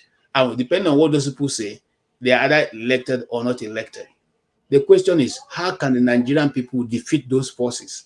Because this brilliant idea, which will eventually solve every other person's problem, will not be allowed to go forward. Because there have been other brilliant ideas in terms of development, which our politicians scuffled. Okay? They didn't allow it to see the light of day. Not only in terms of adjustment of the Nigerian nation as a people, but even development like electricity and all that. Is electricity is it a new technology? No. Is there any further research on how light can be provided? That is electricity current can be, no, that research has been concluded long time ago. People are now enjoying electricity. How come the Nigerian situation is different? You see that it is not only because of the political will, but the political position taken by these individuals who are said to be continuously milking the Nigerian people of their wealth, of their livelihood. Sometimes you see, when like the topic the assertion he made, the people that are going to fight it are the people who are themselves call themselves the representative of the people, because he represents the people that, did you see, I don't know how many of you watched it, the interview that Shemo held one of the senators to account on the national TV. He couldn't speak anything. He couldn't say anything that is meaningful. He asked me a pertinent question. Do you think in good honesty, in good conscience, you can say it is right that people are making so much, you're taking so much millions home where people are suffering, and you even want to add it by driving a vehicle worth 100 and something million naira in the midst of people who are, some people can't eat 1 square meal? He couldn't answer. I couldn't, answer it properly. So what am I trying to say? I'm trying to say, yes, it's a brilliant idea, because you know what? If you people are 5 in your tribe, the 5 of you will sit down and say, okay, we don't want to be called fish organization. We want to be called the goat organization. And this is our reason on how we will now want to. Yes, please don't laugh. This is how we want to interact with Nigeria. Then the 5 of you will elect somebody amongst you, not appoint, not go back to the representative that are in the house now. Those ones are representing themselves, are not representing anybody. They're not representing anybody. They're representing themselves. They were handpicked by authorities that are against the Nigerian development and put there, And they even said to themselves, one of the things that annoyed me the most, with some of them, there was a day in a member of the House of Assembly was saying, we are the sovereignty of Nigeria. Since the Nigerian people elected us, they have lost their sovereignty. I was so angry with that statement. I said, this is what they tell people.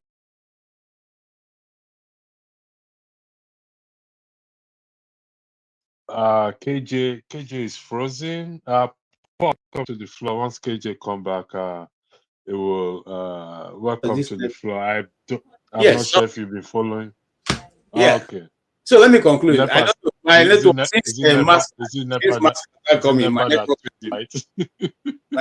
been misbehaving.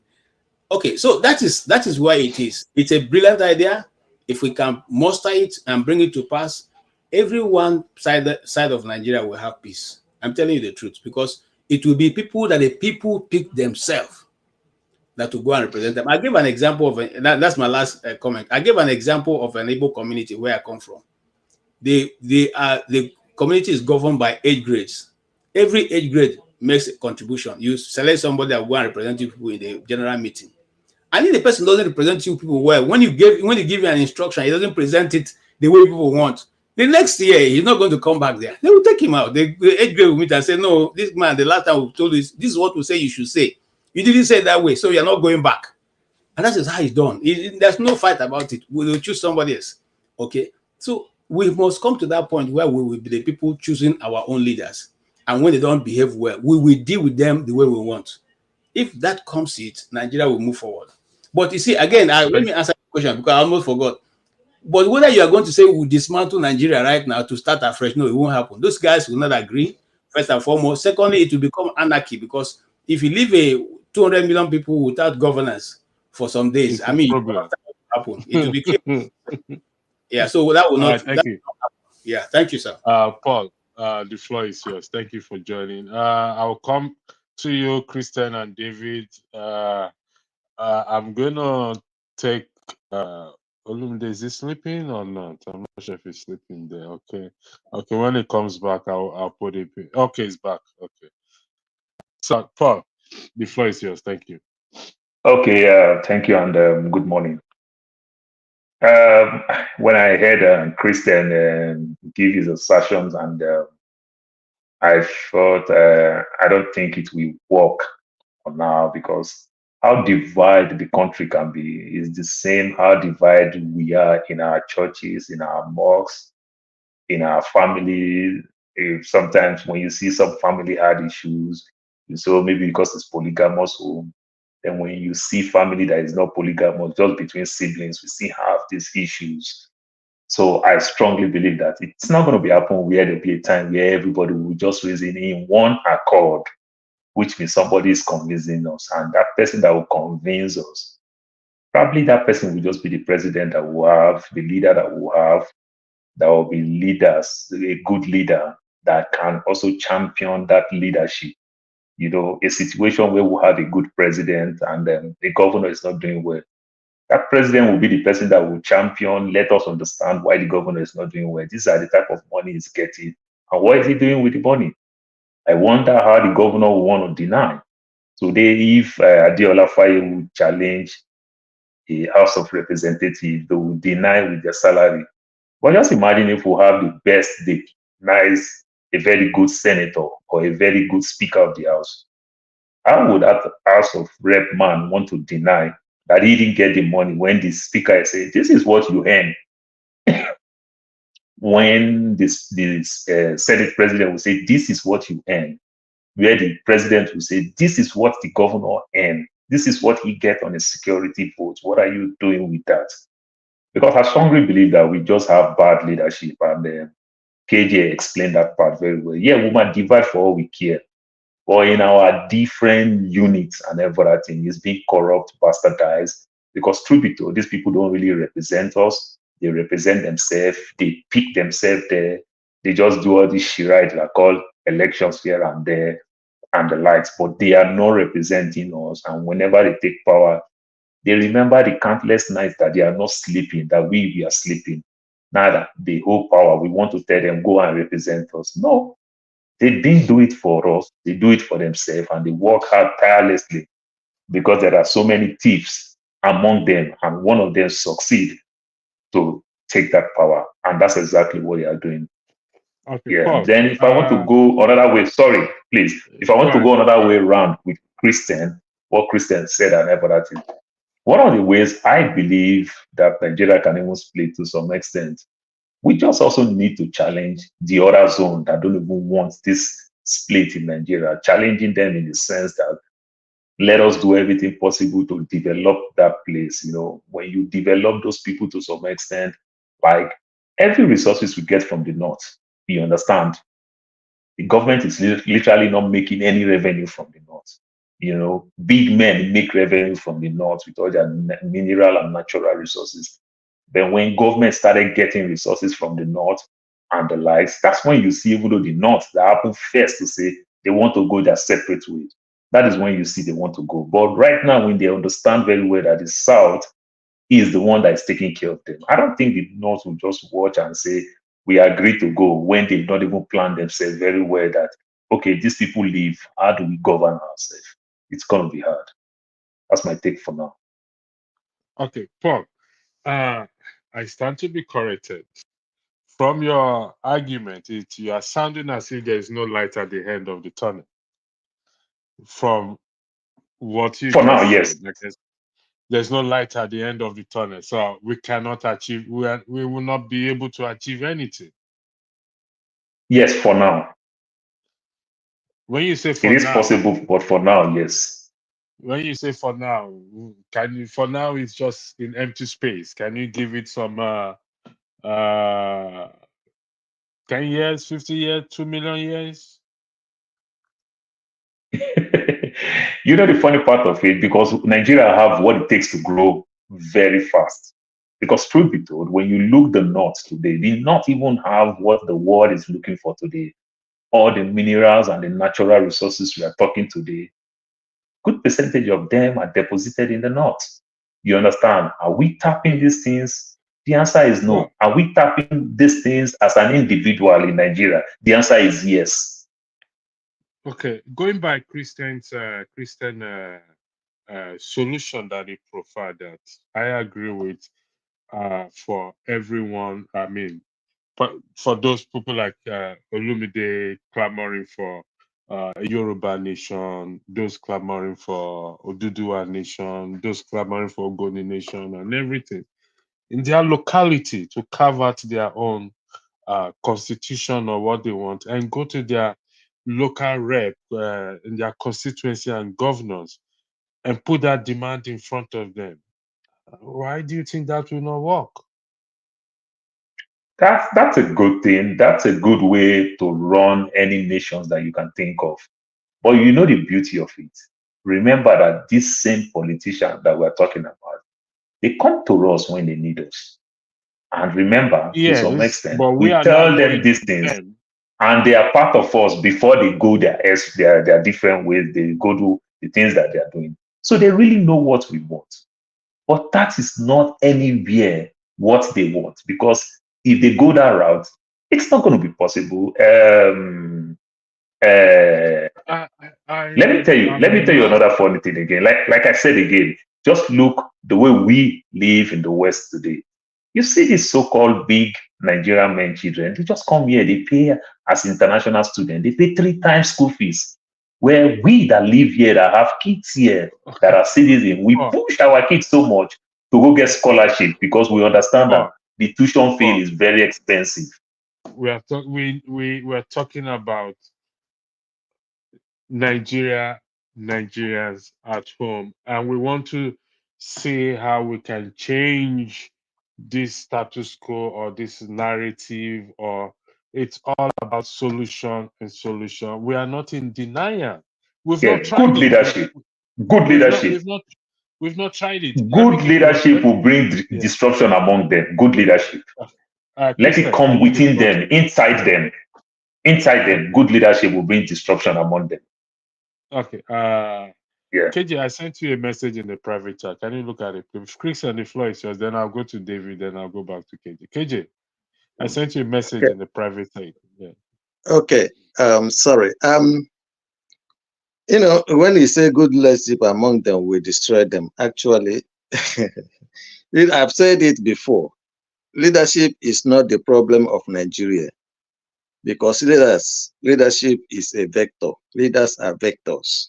They only distribute the pollen grain from flowers, and what the flowers have is what they distribute.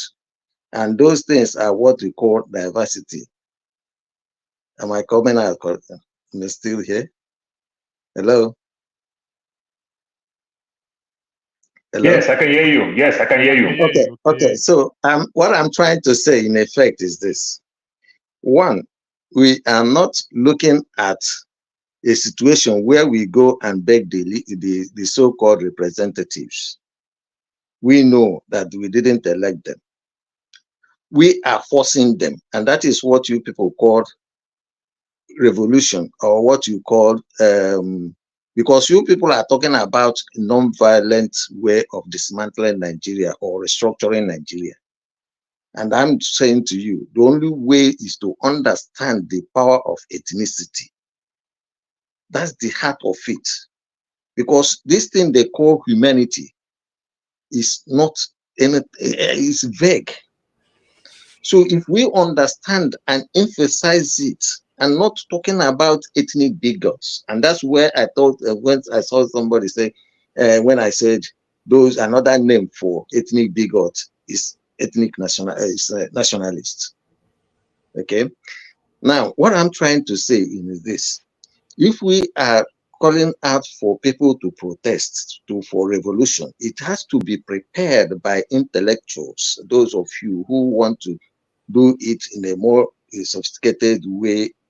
By one, you have the constitution that you print out and circulate among yourself and look at it. People will now buy into it and say, this is okay, this looks good for among the Igbo people. This looks good for people in Yoruba nation. This looks good for Ijo or whoever, where they are. Okay. Now, do it, and first of all, that is the first stage. That will give people educating people in that sense. Now, the second thing is then you call out people on the streets. We know that it will be a long haul, so you have to be prepared for it. The reason why I said it has to be done along ethnic nationality is because if the Yorubas are protesting in Lagos, in Ondo, in Etiti, in all these places, nobody will come and say it's the Igbo that is inspiring them. If the people are protesting in Enugu, nobody, Enugu, Owerri, Aba, or Onisha, or Oka, nobody will say, oh, the Yorubas are pushing them. Now, if you then start asking your governors, the legislators, to adopt this particular legislation, okay, in that adoption of that particular constitution, right? You have already, adoption of it means that there's a governance. It's already, you have created a different structure in governance. That's what it means. Adopting it means you have created a different structure in governance. You can make provisions for, say, like the governor then will now conduct the election, all these things, So it has to be detailed. It has to be done. Educate people about them. As long as you keep on educating people, that's why, if somebody mentioned Soludo here, that I'm highly disappointed with him, because I was expecting him to be holding what you call a kind of calling for workshops on this Biafra issue or whatever, whatever, but he's not doing that anyway. He wanted debate, but it's not helping to carry out that debate. But what I'm saying is, it is better done by not people in power, but people outside the power, because they are not controlled by the money or the constitution or anything, or they have no inhibition in carrying out their jobs or carrying out what they're doing. Okay. The reason why IPOB is very strong is because they are not have anything to do with government. So at the end of the day, what I'm trying to say to you is that for those of you who do not want to violent breakup of Nigeria, we have to start teaching people to understand that there is power in ethnicity that will make it possible for them to aggregate and segregate among themselves. But then after that, then, like I said, once you adopt that in Igbo land or in Igbo nation or Yoruba nation, though nobody will tell Abuja that they have no power anymore. As for the reaction of the North, I don't know what they will do. Will they come, will they carry out, will they start a war, or will they do these things? But then, there's no army. There's no one that will send the army to go and crush the Yorubas who are protesting. Okay, and nobody will. Yes. Thank you. I've heard you, and your point is well taken. I want to ask Paul, because Paul seems to be on the other side. your argument. So what way do you think it can better achieve without following this way that Christian has laid out right now? So according to Christian said leadership is not our problem, but our biggest problem is leadership. You understand? The people from Europe that moved down to America, it decimates the indigenous people in America, what we call the Native Americans. But when they recognize them and they take care of them back, you understand? Remember, not to the level where the indigenous people want, but they recognize them, they give them certain incentives and everything. They are living their peace and quiet life. It brought a lot of peace to them. You understand? And everything. That's we work. We see crazy people, crazy, nasty politicians in the West here. But when they take power, they still go back and still do development. They still give people infrastructure, basic amenities of life, and everything, which means great love for their people, make them even become something that we don't really understand. But when they handle power, they use power for the right cause. The Donald Trump we have today is not a good man. The Joe Biden we have today, they are not good people. You understand? But when they take power in that different way, they represent their people. You understand? So, excuse me, sorry to interject. Sorry, let me interject a little bit. No. He's contradicting himself. He's contradicting himself. Don't worry, Christian. You all have your chance. This is his chance. This is his idea. Let him put it forward. Then we can all talk about it. And don't be afraid. I'm going to moderate in such a way that each of you can ask the other person a question. If he throws a question to you, I'll definitely come back to you. So be patient. Just let him go ahead and finish. Go ahead, Paul. So what do I mean? I want to use Christian's phrase.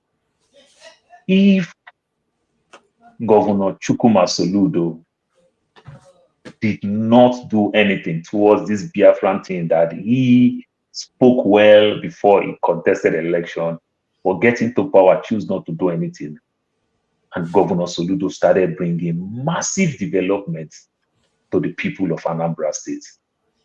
Good percentage of the people of Anambra State ideology will still switch again. You see some people who are hardened follower of the so-called Biafran way to bring lights to the people of the Southeast start changing.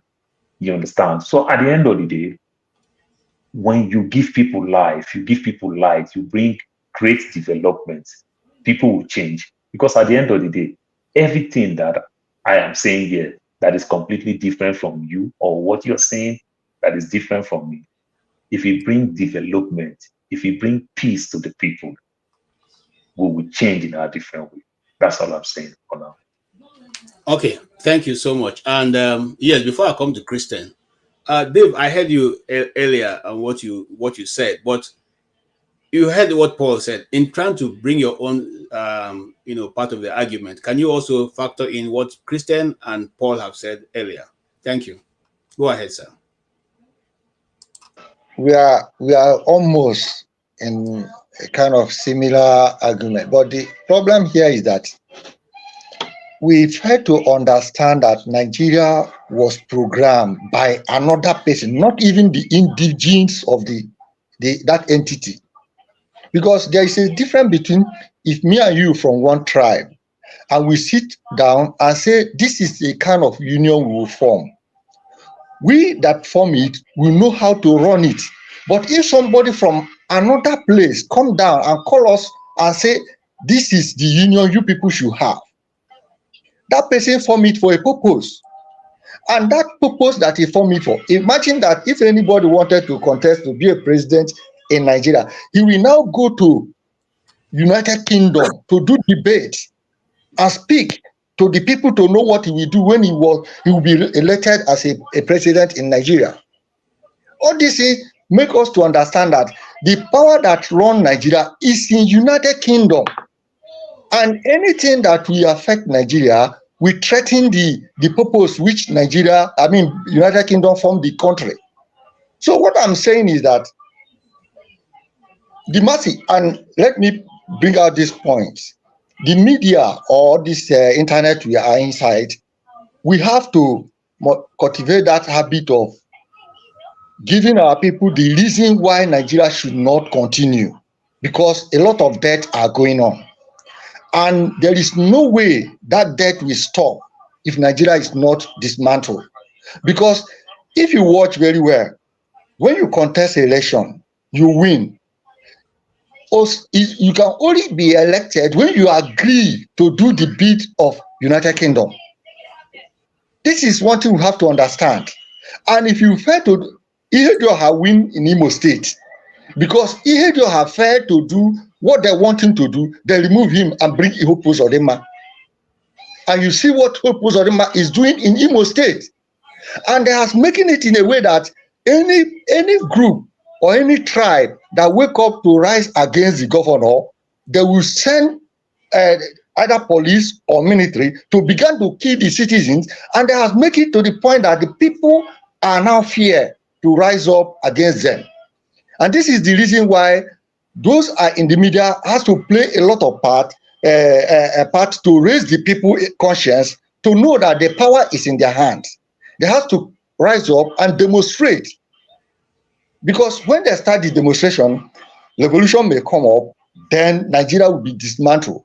After then, it's good that Nigeria stay, even if it is 1 month without a government, and later come back for the benefit of the people, than to say we don't want it. If we give that vacance of some leadership, and there will be anarchy. Yes, there must be an anarchy, but at the end, we got it right. Okay. That is the point I try to make. Your point is well taken, and I'm going to take your point and buttress it for Olamide before I come to Kolata. I see you. I see all the people who are coming, and I welcome you all. I'll be with you in 1 minute after Olamide take this question. Olamide, the last speaker, David, has said that it doesn't matter if there is anarchy for some months or some days, but the most important thing that I want you to pack into your answer is that he said, and which is true. Someone's audio is telling us, which is true. He said that in Nigeria, before you become president, you go outside and do your manifesto and presentation to Chatham House. It's only after you have done that you come back to the people you are supposed to govern to now, begin to do this. So is that supposed to be, is that part of the whole the West have over Nigeria, that we as the people cannot make a decision and it to be brought to pass by our government? Can you factor that in while you answer or take your position in this debate? So my own take on that is that the West will always want to wield influence, no matter what, to gain access to resources. You understand? But even at that, they are not the ones stealing monies that we read about in the papers every day. They are not the one misplacing priorities, by not prioritizing projects for the people every day. So that one is just a minor. That one is a minor excuse.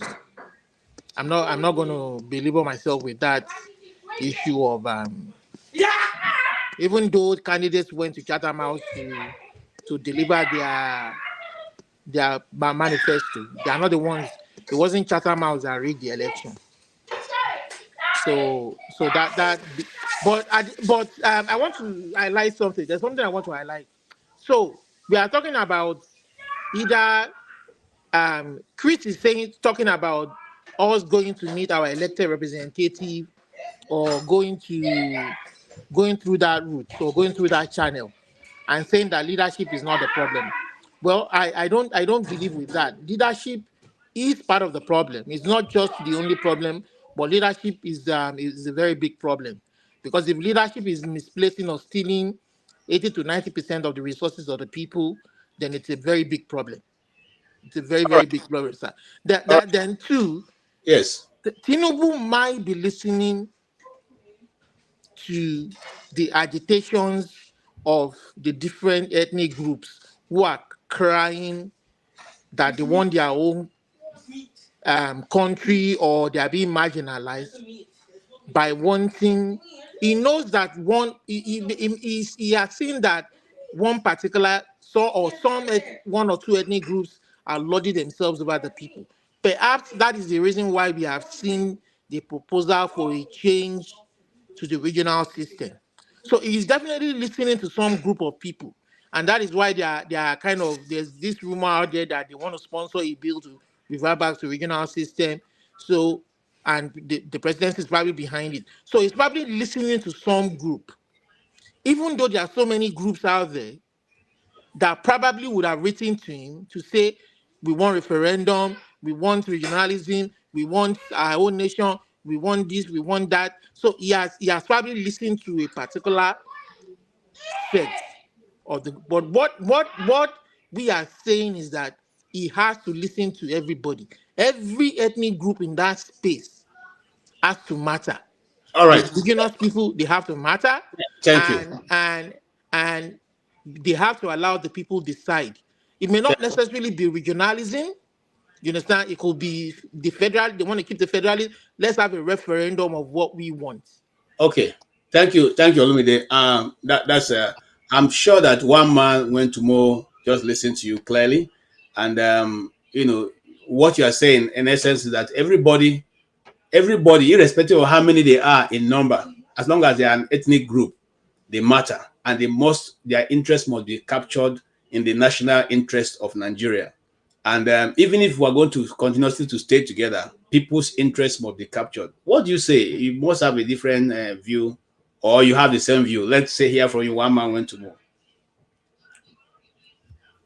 Thank you for having me, KJ. Just as a visceral response, I always have a mental switch off anytime Olumide is speaking. But what is the conversation?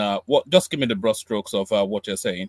The discussion is on whether it's better for us to divide or to remain together, and what are the factors holding Nigeria from moving forward. Is it the imperialists who were in charge of Nigeria, or is it our own people? Some of us have decided that it is our own people that are holding us down. Some of us have said that it is because we are tribes and most people's interests are not captured.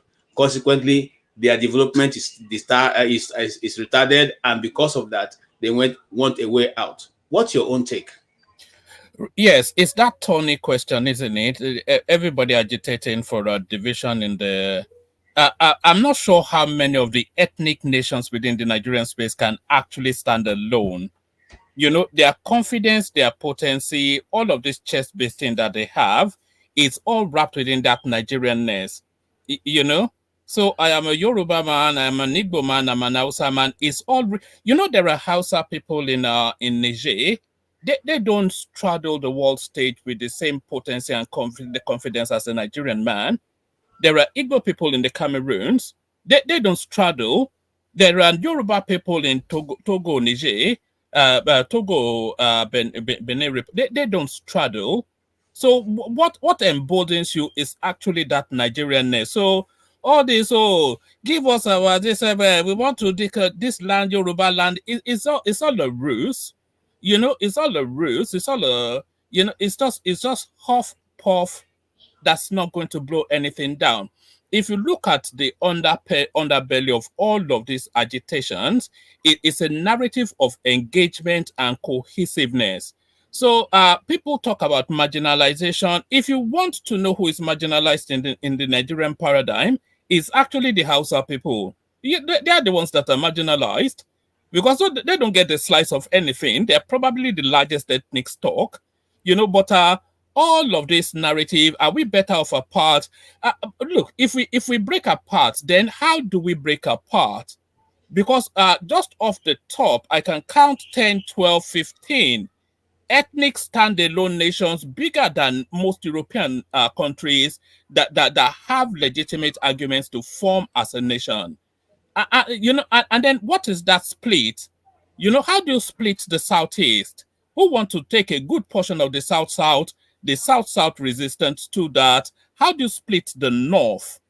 What do you do between the Kanuris and the Fulanis? How do you make that demarcation? People that have been at loggerheads from time immemorial. So it's all a ruse. It's all it's just empty, vacuous noise that rallies people to ethnic nationhood. There is nothing that is going to divide that country. Ultimately, we'll have to find a way to make it converge and form a whole. But it's more a narrative of marginalization. But that marginalization is also a ruse. It's a scam, you know, because nobody is really marginalized. At least outside of the Hausa people, I cannot see an argument that tells me anybody is marginalized within the Nigerian paradigm. Not one argument. So break up, stay together, whatever. KJ, can I ask one man a question?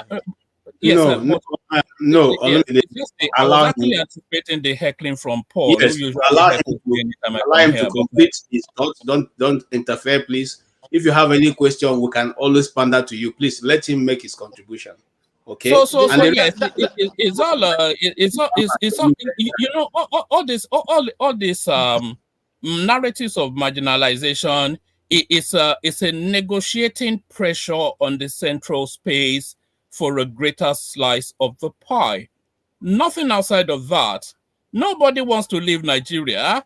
Nobody wants Yoruba nation. Certainly not. I've not met one single individual on this earth that wants Yoruba nation. There is no Igbo man alive that wants Biafra nation. It's all ding dong ding and scammy, whatever it is. Not even a scam, because it's a legitimate negotiation pressure on the central space. So the Nigeria is not breaking up. Then absolutely categorically no. Amen. Till kingdom come, Nigeria is not breaking up. Thank you. I like Kulata's submission, and why I say I like it because the debate is now open, and you have taken a position where we can now have a useful debate. Please, no insult, no interfering. I will be fair to all. I give you time. As long as you don't take 10 minutes or more than 5 minutes, you can express yourself, okay, in whichever way, but no insult, okay? Let's just make our views known. All right, haven't heard him. I would have loved to come straight to Olumide. Okay, let me go to Olumide before coming to Chris. Chris, I see you. Let me go to Olumide. Since Olumide wants to ask a question, let him ask the question. I see you, righteous man. I will come to you. Olumide, can you let Chris? I want to organize my. Okay, all right. That train of thought of the question. Let me organize it, and I don't want to delay Chris. Okay, thank you. Righteous man, let's hear you. Yeah, good evening. KJ, you are doing a great job again today. God will strengthen you the more. Yeah. I disagree with one man. Completely disagreed with him. There is nowhere in history where it has been said that a nation existed till eternity. Nations have existed and broken apart, even within this present civilization we are in. So for him to say till thy kingdom come, I think is a mistake in his understanding of what breaking means. God did not create Nigeria. I repeat, God did not create Nigeria. Nigeria was the creation of the British people for the good of their commercial expansion, not for the interest of a black man.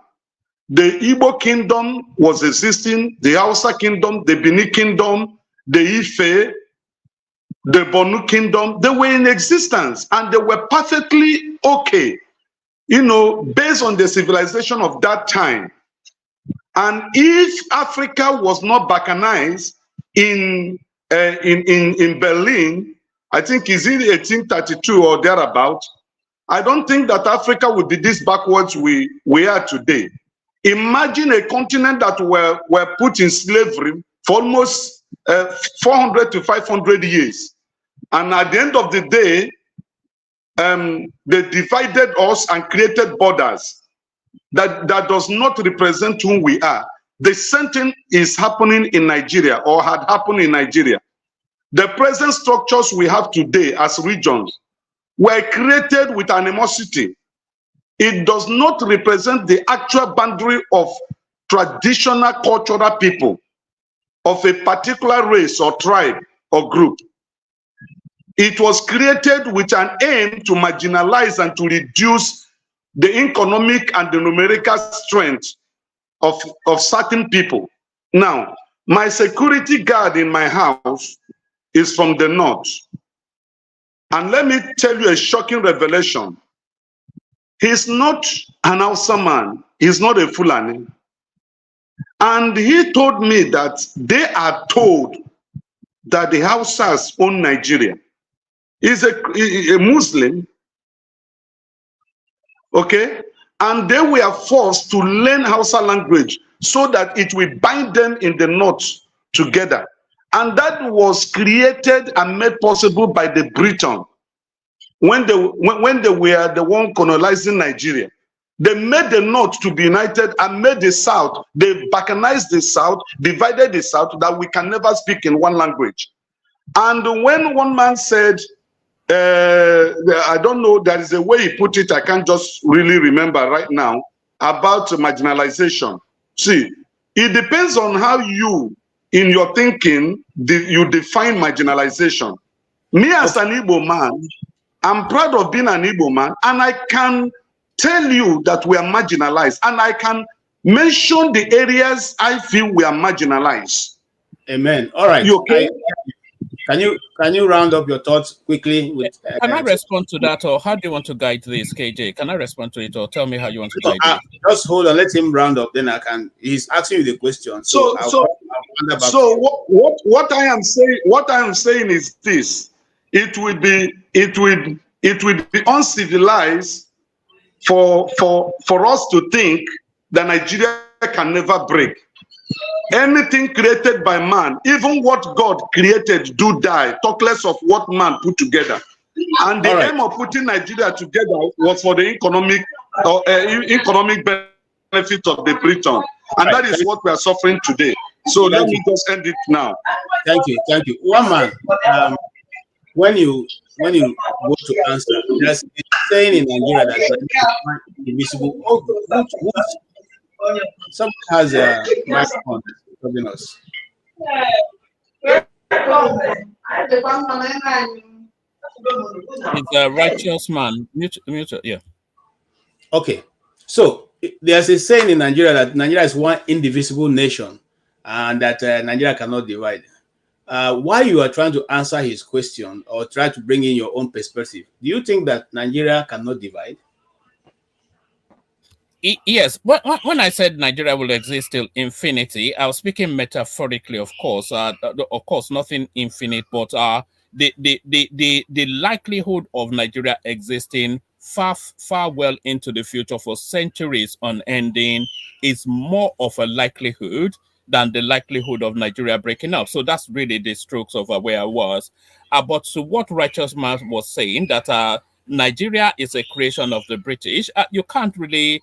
That is, I'm not going to describe it as a pedestrian sort of, because that would be, that might not come across. But Nigeria as a geographical mass always existed. So the appellation of the name was the addition that the British used to cap it, forming that mapped to define that space. So the British, they did not bring a land from the Antarctic called Yoruba land and come to join it to the shores of where we are now. It's always been there. So the geographical expression itself has always been a geographical mass. So there's always been a Nigeria. The intermeshing between the Igbos and the Yorubas, the Hausas, the Fulanis, a lot of Yoruba words are actually transmutation. The word Adura, which is prayer in Yoruba, it is a transmutation of Hausa Kanuri. So there's always been that. So to say, oh, Nigeria is a geographical expression, forget all that. That's just that's very lazy sort of understand. The geographical mass that constitutes Nigeria has always existed. The intermeshing of those intricate relationships within all of the ethnic stocks that now form the artificial border drawn by these Europeans have always existed. So Nigeria has always been there. The appellation and the geographical mapping was just the latter addition by the British. So Nigeria has always existed, and the likelihood of Nigeria not existing is very remote. All right. Thank you. Thank you again for your concise answer. I'm coming to you, David. I'm coming to you, Christian. Welcome, AY. And you see what he has said is very pertinent. But I want to add, yeah, I see, I agree that that location called Nigeria has always existed. But are you going to not factor in the volcanization of Africa when it was partitioned by the West and then eventually given to different nations to rule or to govern or to exploit? So while I try to bring in Christian, Christian, can you also in your response put in this factor? Is it that geographical location had remained and was just given a name Nigeria, or somebody had to put those things together and call them Nigeria? Go ahead, sir. Okay. Thank you.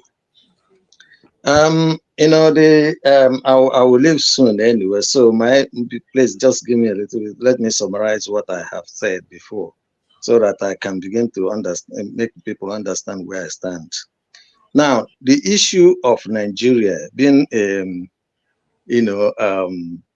mass, or that have existed. UK just exited from European Union. It hasn't left Europe,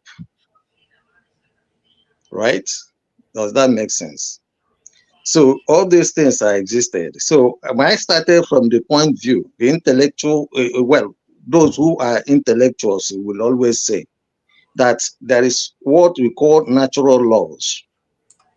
And these laws have wide or universal applications. And I have also told you that there is a body of knowledge called science of taxonomy or classification. And the reason why we classify things is because they are different.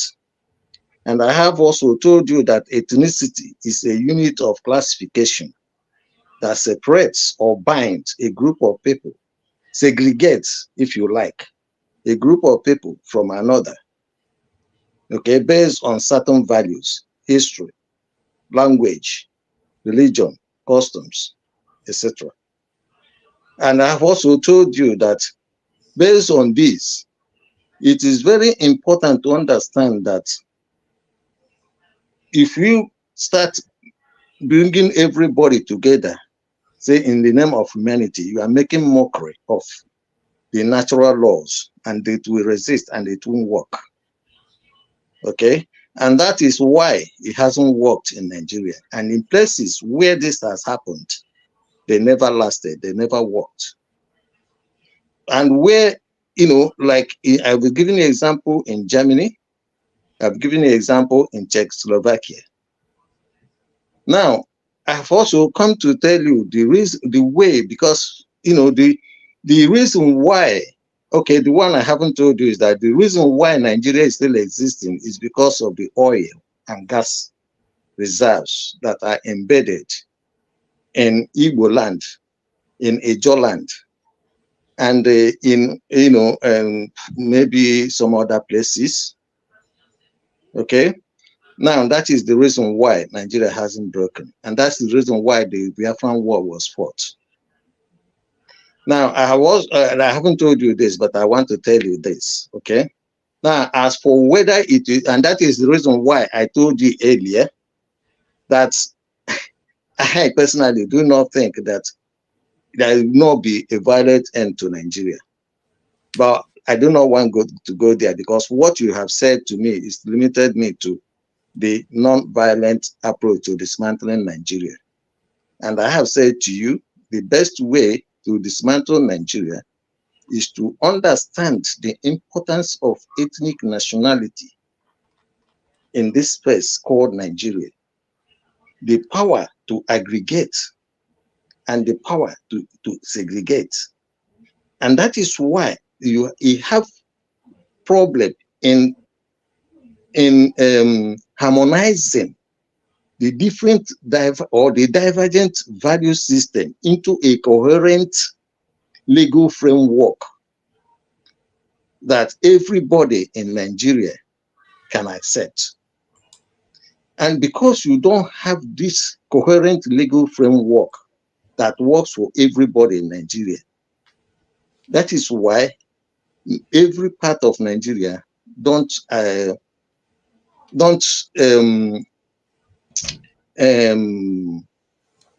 take the part of the constitution that they want and live and don't obey the other part. And that is even the reason why government don't even obey its own laws, its own constitutions. Okay? And that is the reason why it is difficult to have development. And it will be extremely difficult to have development in Nigeria because the legal system and the legal jurisprudence, there's no justice and equity that comes from these two. Okay. Because the laws are not based on their values. Okay, you got. And they get just to summarize, just a little bit. Sorry, you know. So I've told you what you can do as a way of going about it non-violently. Okay, and just let me end there because I do not want to start going to this marginalization or non-marginalization. Marginalization is a symptom. Okay. It is not a disease. It's a symptom of bad governance. That space. You can open up that space. And bad governance. Yeah. One more. Apologies to you, but I want to know how you are marginalized. So if we can have a steady conversation, then we can have that conversation. Because I don't see how you are marginalized. Listen. Anybody that is telling you that he's fighting for division of Nigeria based on marginalization doesn't understand the reason why we want to disintegrate Nigeria. But I've given you the intellectual argument for disintegrating Nigeria. It is not based on marginalization. Marginalization is a symptom of bad governance. Thank you. Thank you. And bad governance is as a result of bad system. Bad system is as a result of incoherent rationalization of all the diverse value systems in Nigeria. And that's why we cannot have a very good constitution in Nigeria. I think you have made you understand. That is clear. Yeah. All right. KJ, can I just 30 seconds? Hold on 1 minute. Yeah, because I wanted David to come in because David had a different view from Christian. Christian, we appreciate your contribution and we appreciate indeed everybody's contribution. Yeah, I will leave now. So next time, I hope to join you next time. Thank you. Thank you. All right. Take care. All right, David, you have heard the argument so far. What's your take, sir? Thank you very much. This also is my last submission because I want to also do something else. You see, I agree with Christian totally because there is some certain things we have to understand. It is not because of marginalization that Nigeria needs to disintegrate. First of all, look at the kind of debt that is going on in Nigeria. The kind of debt that even where there is war, some type of debt doesn't happen.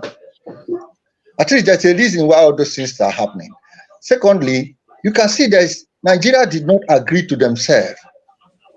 Yoruba say my own people, Igbo say my own people, Northerners say my own people. That means when two cannot agree to themselves, how can they stay together? All this reason is because they are not the one that formed that name called Nigeria. Because the problem we are having here is that name, Nigeria. It was British that formed and give that name. We were not sitting together and say, we want to have a union. We want to be together. And this is the way we want to go. It was Britain that said, put these people together for this purpose. And that purpose is what is happening in Nigeria, only for business. Look at all the people we are elected. They're only elected to fill their pocket. They are not after the mercy. They are not. If you ever eventually rise up against anyone, he will cut out, they will shut the person in order to intimidate people not to rise up against them. So the only way to do all this thing is like the media has to rise up and tell the people, continue to campaign that Nigeria should not continue. Because in doing that, the masses will now rise, a kind of protest, and began to campaign. Or the government should call for a referendum, whether Nigeria should continue or should disintegrate. Because the debt that is going on, it doesn't support, that is not a nation, it's a fair state. Thank you. We have to dissolve it. I appreciate your contribution. And so you are saying, in essence, that this same media that is being owned by the politicians will accept to carry a news saying that the same countries which the politicians are making money from will be now disintegrated. Do you think the media will do that? If you are a media owner in Nigeria and you're a politician, will you allow your station to take something? Before you answer, I'm not talking about the media in Nigeria. I'm not talking about the media in Nigeria. I'm talking about the, like, all this, when we come for the space, or when we come for, like, as we are in the YouTube like this debating, we should rousing the voice to the masses, because a crowd are listening to what we are saying here. So I'm not talking about the media in the Nigeria, because those ones are government business. But I'm saying, like, when we go to space in. I understand you, Dave. Now, here is what I will say. Sorry, KJ, let me take my leave. Thank you for having me. Cheers. Thank you, one man. And okay, forefather have taken one man.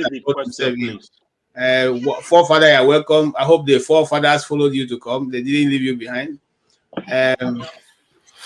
Okay. We don't want this to be one-sided, I guess. KJ, can I ask David a question? Hold on, AY. I just want to make a comment before I bring you in. So what he's saying in particular is not depending his argument on the Nigerian media, but on the internet space and other independent media to carry this information and spread it.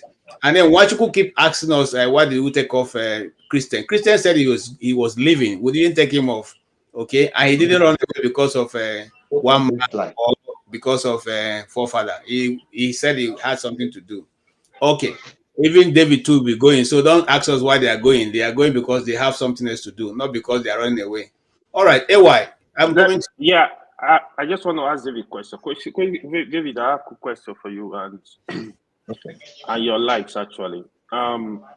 Is Nigeria the only country put together by British? Why is our problem unique? That's one. The second one is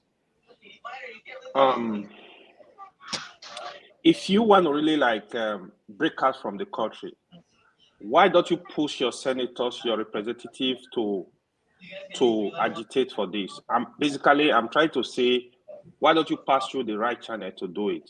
Why do you want to do it in the backyard? Okay, can I? Thank you. You are going to answer. So what AY is this? What AY is saying, which is a very valid argument. Every time we talk, it's Nigeria because we are colonized by Britain. Are we the only colonized people, okay, that cannot get over our colony? And secondly, why? Allow me to answer the question. You're going to have enough time to answer. Why can't you fall back to your representative, who you have voted, who are representing you from your community, to tell them you no longer want to be part of Nigeria? Let them remove you, or let them go to the floor and canvass for that move to be made on the floor of the Nigerian Senate. Can you give us your answer, sir? Yeah, thank you very much. First of all, for the issue of Britain know who we are more than as we know who we are. Now, Britain has a particular purpose of putting Nigeria together to make sure that they subdue East. It doesn't happen for any other country that British colonize.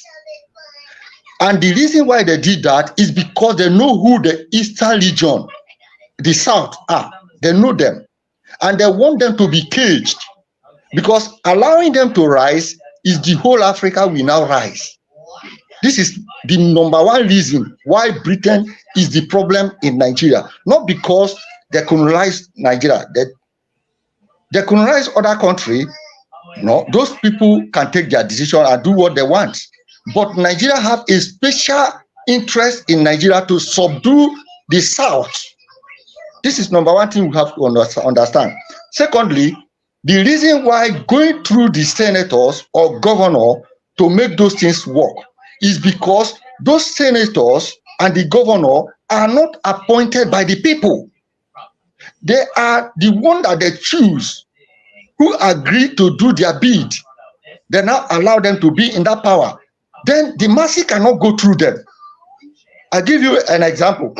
When Nnamdi Kanu was raising the issue of Biafra, he called the elders in the southeast and discussed with them, tell them this is what we want. Go to Abuja and debate this. What do? They do another thing. They can't do the bid of the people. I think so. This is what we have to understand. Yes, so you have answered the question, Dave, and I appreciate your own side of the argument. And I want to hold on. I think I don't want to mix people up, So, righteous man, can you give your? Because I've been seeing your hand up. I didn't want to call you, but now you have the floor. Yeah. There are two things here we have to understand. Number one, do we want Nigeria to be one? If you ask me, I will say yes. But under what condition? And what I was debating with one man is saying that is thy kingdom come, that Nigeria cannot divide.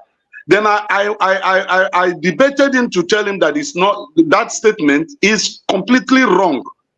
Even things that God himself put together do, expire. Talk less of what man, put together. And Nigeria is a creation of Britain. How? There was southern province. There was south, not Nigeria. And this south, economically, was doing well. And the British government was having a deficit from the north.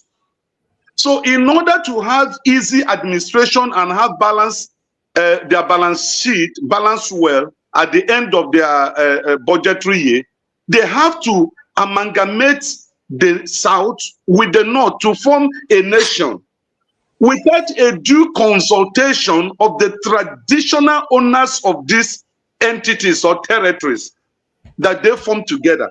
So my own context had always been, if we want a Nigeria that works for all other ethnic groups that live in this geographical space called Nigeria should come together and decide the kind of country we want, not the type that Britain created for us.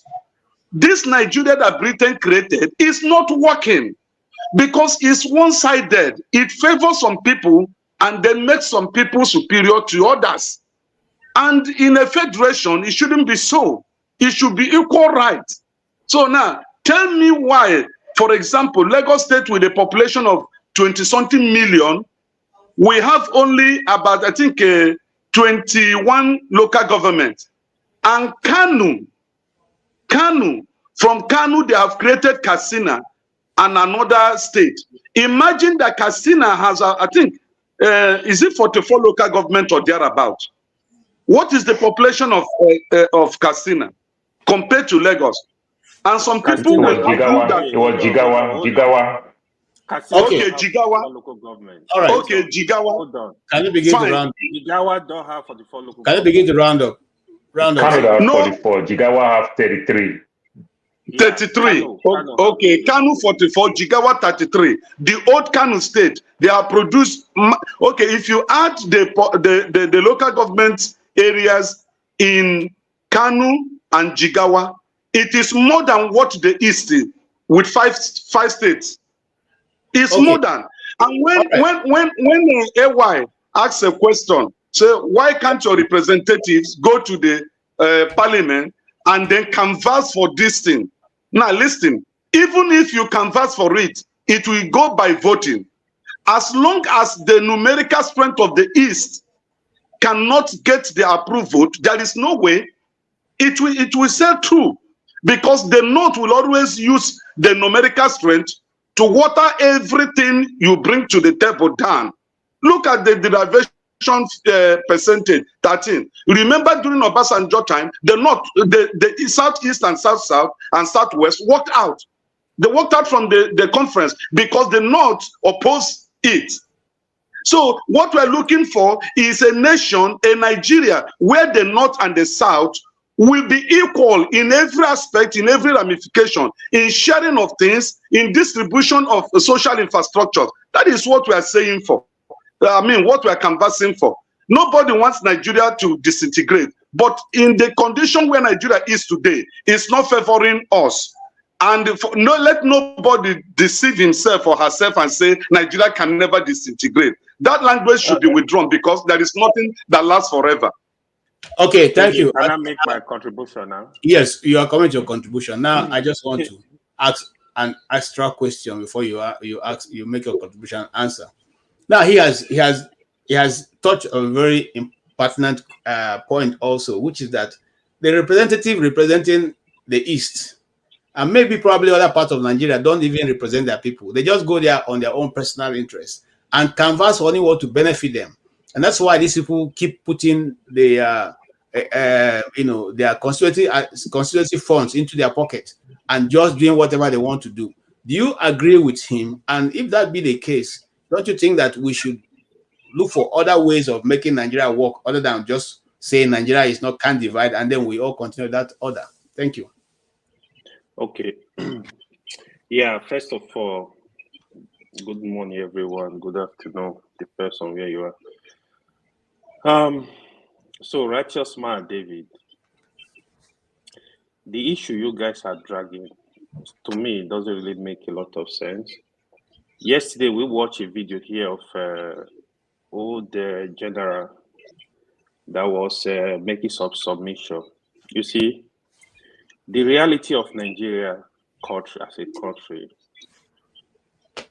if you want to be honest to yourself, from 1960, the three major tribes were evolved, were fully evolved. As a matter of fact, at some point, the Igbo tribe dominated the Nigeria space. At some point, the North will dominate Nigeria space. We need to actually tell ourselves the truth. Because if you want to go back to Nigeria history, you will open some kind of worm you don't want to open. All of them, they were evolved. Whatever happened in Nigeria, at some point, we had even the region, most of us are canvassing for today. We had it, but somebody deserved it. I tell you, Nigeria is not negotiable. Even the so-called Ojukwu that nobody will ever criticize, it was involved in this power struggle. It was fully involved. But when the game did not favor him, he went back and want to turn the whole thing around. It's just the greed of the leaders. I want us to look at Please don't call Ojukwu so-called. Please don't call Ojukwu so-called. Okay, Nobody okay, will call boss. Awolowo so-called. Hold on. Please don't do that. First of all, I don't have any relationship with Awolowo, so get it right. So we have to actually look at it. If for us to move on, we have to forget whatever was done. Forefather was saying something yesterday. Even the America we are praising today, do you know the blood that was shed? They were able to move on and become like the most powerful country in the world today. Not even Canada and US. I remember they fought a war for years that the British were involved. You see, countries have actually fought war, had crises, but that is why I was asking the other guy the question now. Why do you think is Nigeria the only country that was put together by the British? The answer is no. Why are other countries doing well, we are not doing well? Because we keep going back. We don't want to realize that the leaders, the people that are stealing the Commonwealth of Nigeria, they are from every region. We don't want to realize that. We need to seriously realize this and look forward. If we keep looking back, we will not move forward. All right. We need some level of collective intelligence to move Nigeria forward. I said this is the direction. This is what we want. Thank you. We need to stop going back. To me, Thank you. We need to stop going back. And I like your submission. Nobody on this panel seems to be agreeing that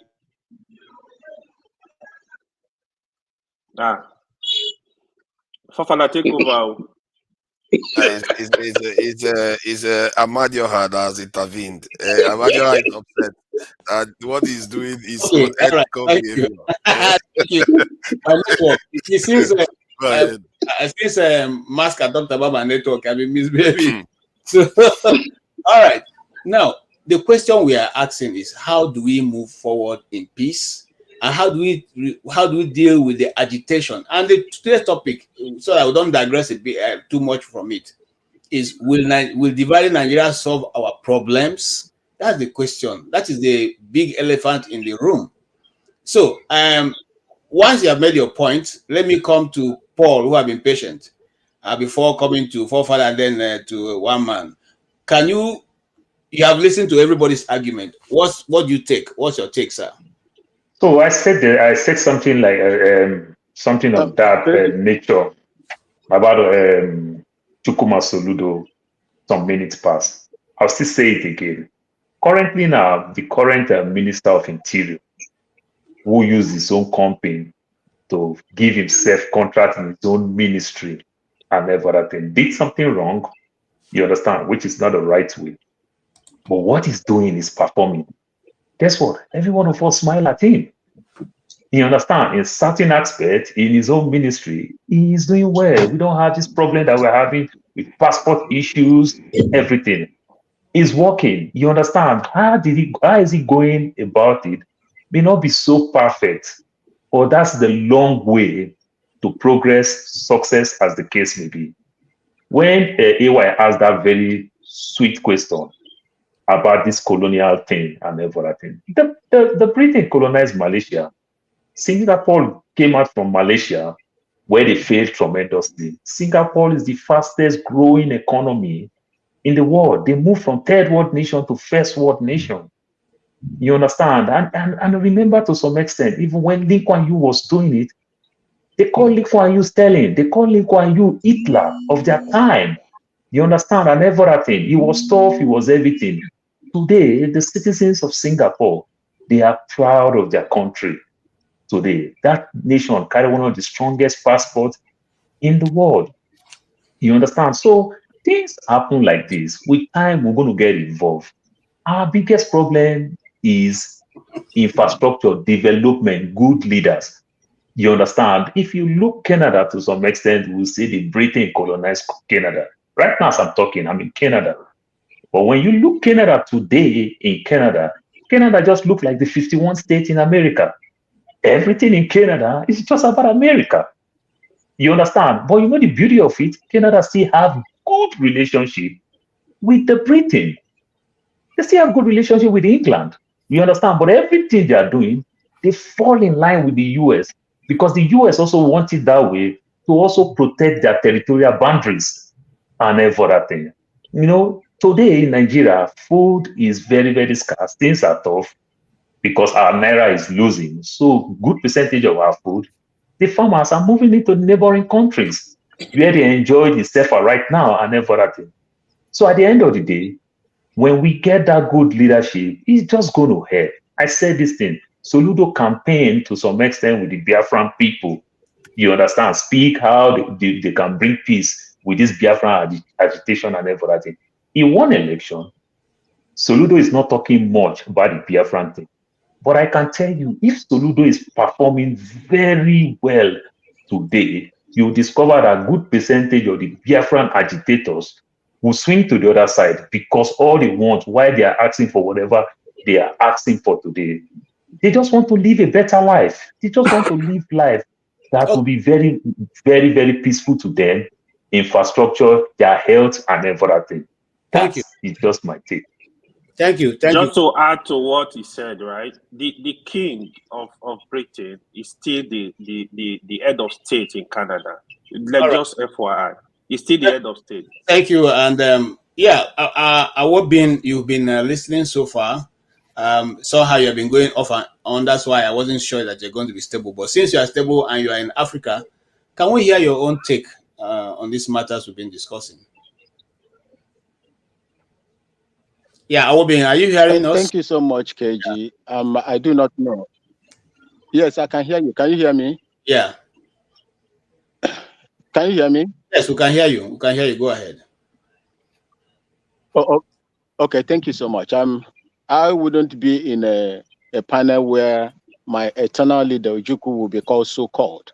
I will not go to different platforms where I will omission or whatever speak in that manner to their leaders in their own place. I wouldn't like that to happen. And KJ, I am very much disappointed that you allow that to flow. Ojukwu is a revered person. He's late now, and I wouldn't want anybody to denigrate him the way the last one of the speakers did. I wouldn't like that to happen. That being said, Sorry. Is it considered a leader in Ghana where you are from? Is it a leader in Ghana? Don't ask me about that, please. Can you just keep quiet? Let me make my point. Sorry. Can you keep quiet? Let me make my point. If someone said that in your own platform, you would drop the person. Please keep quiet. Bro, let me make my point. Bro, I have no. AY, I will not. You are not the moderator of this place. Allow me to flow, please. When I finish, then you can come in with your own, opinion. Don't box me around the corner. Yeah, please go ahead and make your opinion. So KG, you see, would you like to have a country where foreigners will come in and begin to massacre your own people? And the security operatives are not able to deal with it. The reason why you see all people now fighting to have their own republic in Nigeria is because of these lapses. If people, people committed crimes and they are prosecuted properly, jailed, punished very well, then you will not see most of these agitations coming from left, right, and center. And for me, I stand on Biafran Republic and the Oduduwa Republic and any other group that wants to secede from Nigeria, because Nigeria is designed not to work for your own interest. That is my point. And I wouldn't waste much time on this because it is obvious what is happening in Nigeria today. We cannot come here every day and begin to lament and speak in a way, in the same manner, and there is no solution. The solution of Nigeria, since it cannot work, since it cannot protect their own citizens, those that wants to live, allow them to live. If they are going to die after leaving Nigeria, let them die. Please. These killings is too much. Just imagine the former governor of Kaduna State told you people, everybody in the world, that they know where those people who are coming into Nigeria, killing them, lives. They trace them and pay them. Nobody, raised an eyebrow about that. How can you live in a country that you are not protected? How will you attract businesses? How will you attract people from coming in to invest in that country that cannot protect their own citizens, not to talk of other foreign nationals? Everything that we speak around here boils down to the leadership and the foundation of that country that you belong to. Nigeria is still practicing with the Decree 24, the Nigerian army, the soldiers gave to you people. Did you sit down to fashion a workable means, that the people will enjoy? Did they come together? Did they come together and agree on that particular document that has made Nigeria where put Nigeria where it is today? All right. Let Nigeria disintegrate because it's not working for the interest of the people. There is agony going on in that country. People are killed. Thank you so much. Thank you, Awobin. And you see, one of the things that I'm trying to avoid is interrupting people. This is supposed to be a serious-minded platform where news in Nigeria can be taken. In other words, KJ, please put me backstage. Let me go and. There are news channels looking for information, looking for news. They can as well come to this platform and take your views and use it as one of their commentary or what we call sound bites. And those sound bites can be used if you are constantly interrupting each other and speaking over yourself and or insulting people. So let's be mindful of the words we use, because I don't think we are gathered here to play about this thing. We are all serious-minded people who are who have serious-minded businesses. And so when we come, please let's be conscious of other people's feelings. Having said that, I'm coming to you, sir. If Forefather will allow me to see your name, okay. So can you call a name for me, sir? Ewese. Ewese. Okay. Ewese, it's good to have you back. And the last time you were here, you triggered a lot of discussion. I'm a panelist, so why are you jumping me? Oh, sorry, because Forefather now, I'm not thinking. I'm a panelist like everyone else. So. What's Mr. You know you are a board member now. Yeah, we'll come to you. No board member. Yesterday you were a panelist, KJ, and you are allowed to talk. So I demand my right. Right to talk. My bad. Once he finishes making a contribution, then you can come in. Yes, sir. Like I said, the last time you sparked off a good debate, and I'm sure that today is not going to be anything different. What do you say? I'm sure you've listened to the conversation so far. You must have a view different from that which has been canvassed so far. What's your own take, sir? Well, I'm enjoying the intellectual discourse that's coming out today. It's more advanced today than we've seen in a very, very long time. I enjoy the inputs I got from Paul. I enjoy what AY was saying, and KJ, you throw some points that people are ignoring, and I am actually the same way where you are. You said that the representatives in most of these places are not doing anything about whatever problem people are having. Why are we going to ignore the representative? Maybe I'm from Obunike, Anambra State, and then the representative is probably one of my cousins or a distant cousin. I cannot deal with him, but I'm going to jump and want to deal with people in Abuja. It's not visible, and that's not the way politics is done. And I keep saying this in all the time. The problem we have in Nigeria is not Nigerian leaders. The problem we have in Nigeria is the Nigerian people. Because if we just don't find a way to deal with what KJ mentioned, KJ, it's your fault now, not my fault. It's your word, not my word. How do we deal with the representative we elected to elect us when they are not doing our bidding? When they just go there to do whatever they feel like because it makes them money, and we know that's the order of the day.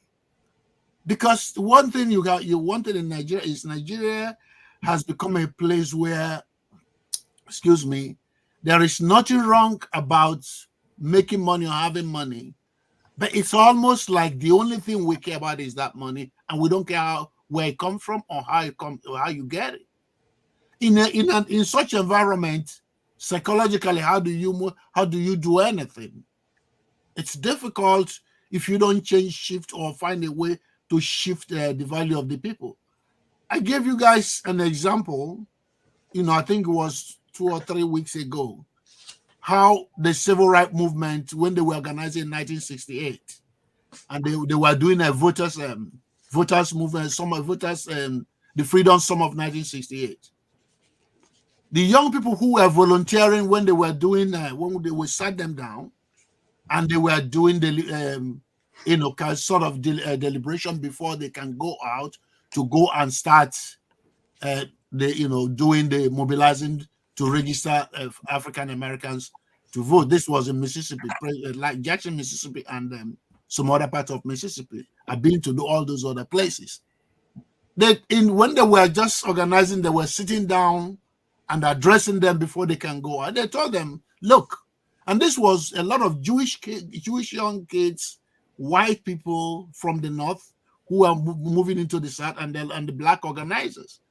They told them, look, you are in the south. These people don't want black people to vote, and you are here to make black people, to help register black people to vote.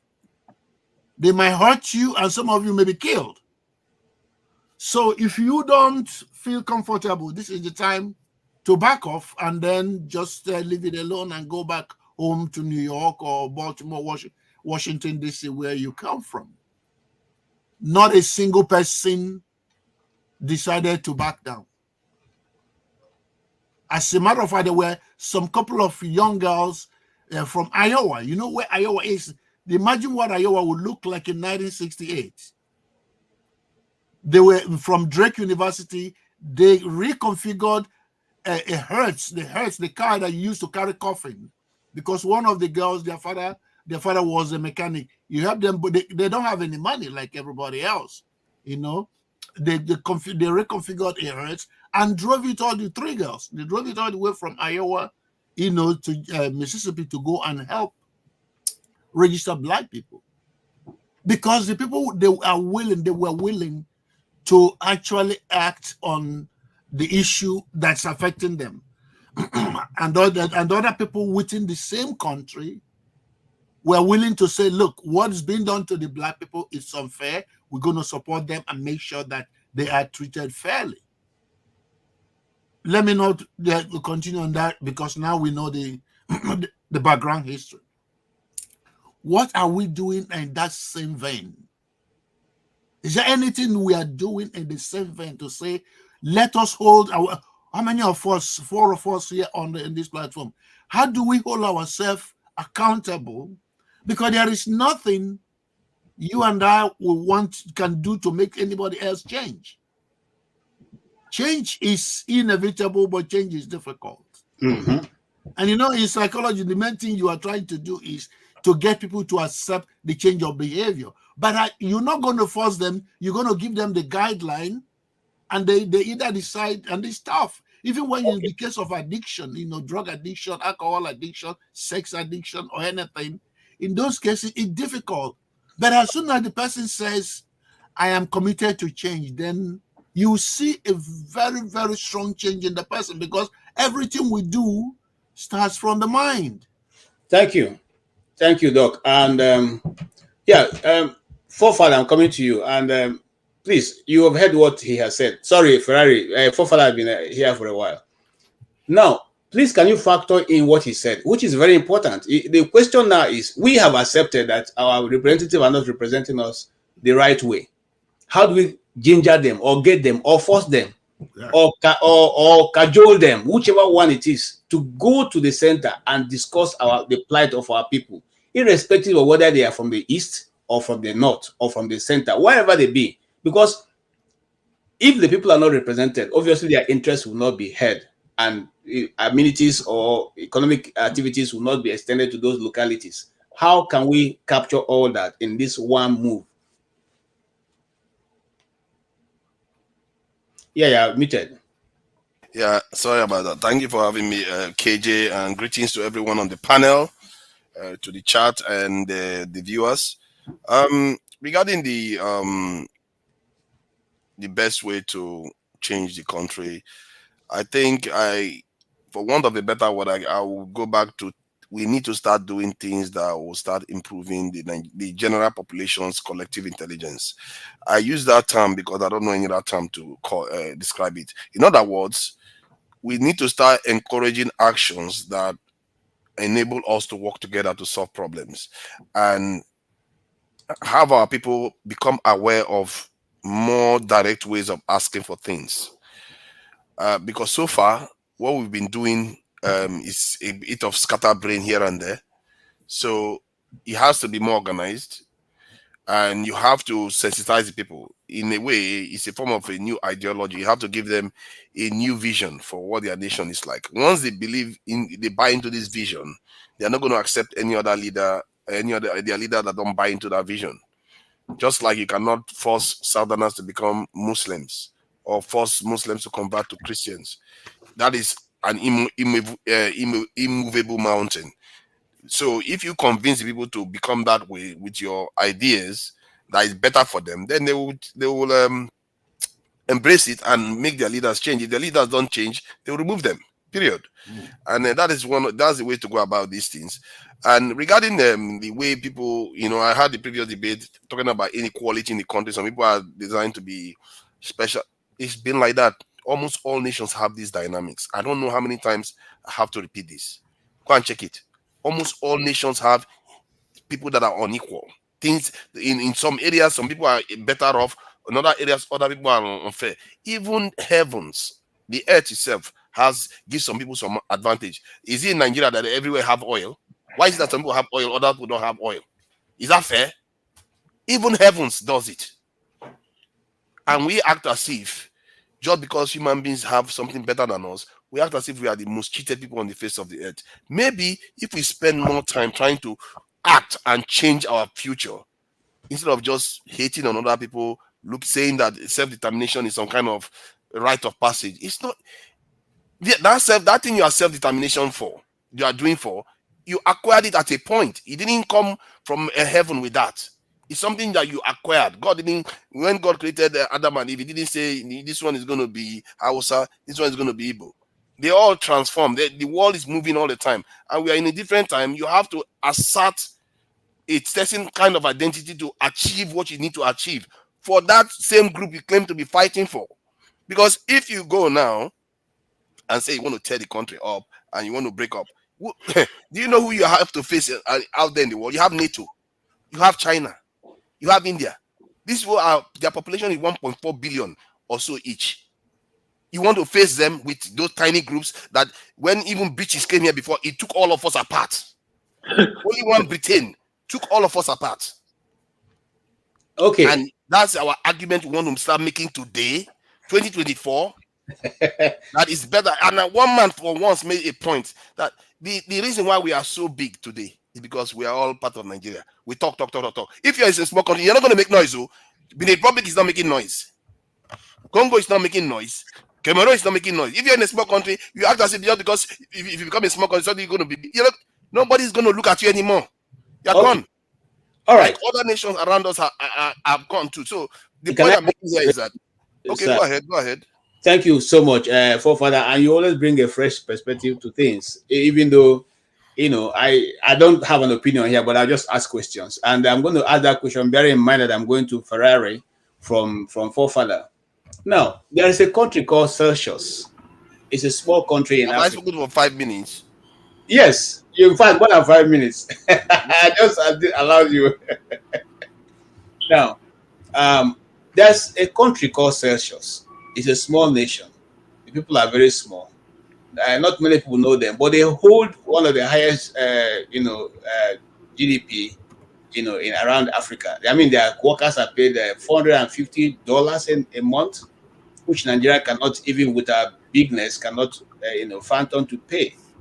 The question be, so should it matter that we are being heard and yet our people are not living, up to the the most poorest country in the world with 25 million people as below poverty level? Does it matter, or should we concern about the quality of life our people are living? I'm sorry, you interrupted me before 5 minutes. Why? Other people spoke more than 5 minutes. Okay. I went and checked it just now. You are being partial. It's not right. I don't know. Other people speak longer. I know you did that with EY too. I need to get into this argument. You have to be fair. Yeah, he did that to timing me. it. You should be timing it. It's not fair. If you're not timing it, you are going to become biased and allow other people to speak longer than others. I'm not even up to 5 minutes. Around 4 or something minutes where you stop me. Okay. Good observation, Father. You need to add some minute to us. Okay. It's just, you see, I'm just trying to be fair because I noticed that the other people, like Righteous Man, spoke for a very long time, but other people, you're timing them very strictly. It doesn't seem right. Now, Forefather, let me bring this disclaimer, and that's to you, who is a moderator, Forefather, totally in charge here.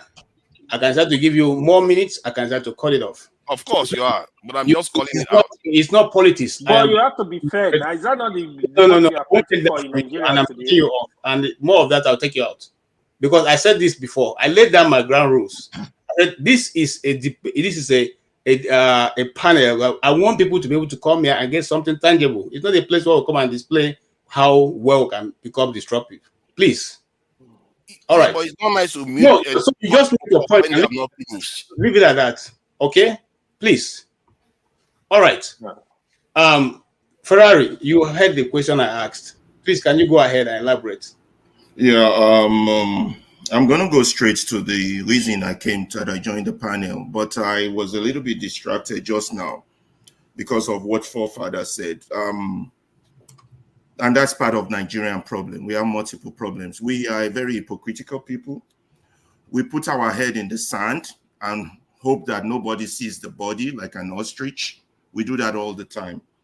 Now, if educated people come on here and tell the Nigerian people, well, you're not the only one suffering. You know, they're suffering in South Korea. You know, they are suffering in China. You know, they are suffering. I don't understand those type of logic. I wouldn't have a child that comes third in class and tell my child, you know, there's a child that came last. Why don't you become last? I don't get it when educated people come on here and do that kind of nonsense. It's okay if they surrender their citizenship and wants to be slave in their father's land. That's okay for them. But those that aspire higher, let them be. Don't say you're not the only one being marginalized. That's an insulting statement. If you think it's okay for humans to be marginalized, then be you. Don't bring it on others. Don't speak for others. Okay, that being said, let's go straight to the point of my matter. We all know Nigerian problem. Nigerian problem, we all know, is that we have no rule of law. We have the rule of man. And that rule of man has created all the other problems we have, from insecurity to economic woes. We can go on and on and on. And the key part being corruption and human insecurity and human insensitivity to another. But you cannot solve Nigerian problem without looking at the nature of the human being. What is the human character? Now, I'm going to emphasize that there are only 4 types of Nigerians. 1, there's the helpless Nigerian. There's the stupid Nigerian. They are on the left. And there's the intelligent Nigerian. And there's the criminal-minded Nigerian. They are on the right. Now, it's not just Nigeria that have these 4 types of people. Every country in the world has it. Whether that country becomes successful or fail depends on those on the right, the intelligent people and the criminals, what they do. You understand? North Korea, as you see it, its intelligent people have coalesced that country and said they're going to succeed. Russia did the same. America did the same. Now, those on the right are determinant. Now, how do they determine? It's a battle between the naive people on the left and the smart people on the right. The upper right has the intelligent people. The lower right has the criminal-minded people. Now, if the intelligent people are able to coalesce the helpless people collectively, they would override the stupid people and the criminal people. But if they fail, the criminal people, they are very smart, they will coalesce the stupid people and of course the helpless people, so they become 75%, and you, the intelligent people, will just be people who come here to wail, cry, and make noise. Okay. That is a fact. Every country has this. Right. So don't let anybody come here and deceive you. So that's the Nigerian issue. Now, right. When you helpless people contribute to society, but they are taking advantage by it. Intelligent people contribute to society and leverage their contribution into personal benefit, while stupid people are counterproductive to both others and their own interests, while the criminals are only care for themselves. Thank you. Nigeria's problem has been that we have more criminals in charge than we have. You have used more than your allocated time. Is somebody talking over me? Yes, I am talking over you, and I'm saying that you have used all your time. Okay. That's all I want to put out there. We'll have some other time. Father, you say you have 2 minutes. So take your 2 minutes now. You can add or finish up what you are saying before you are interrupted.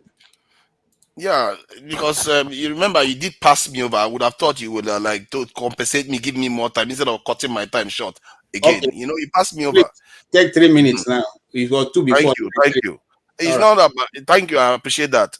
So what I was saying was that other countries are competing for resources and control, and we are in a situation whereby if you want to advocate for separation, to what end? What are you going to achieve with that? The situation is still going to be the same. Cameroon is there, Benin Republic there. None of them are special. We have a chance to do something for our own people. Like Dr. Ewesi asked, what is it going to take for us to better ourselves? We have to start operating on a higher level. Individual intelligence is not going to get us anywhere. When they say higher level, we have to start operating together. North, south, east, west. Anybody that wants to do anything has to think about all the groups.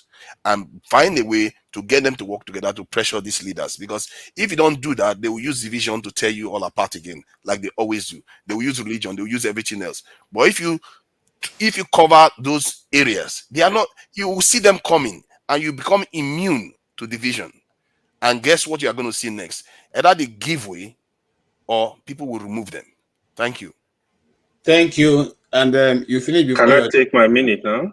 That's good. Or you still want to remove me? Can I take my minute? Oh, did I say I was going to give you a minute? Okay. That's what you said. Now you know the power it intoxicate now. Now you don't talk to Abacha. Okay. I think it's frozen. I think it's frozen. Go ahead. Let me go ahead. So you see, what forefather is I want to add to what forefather said.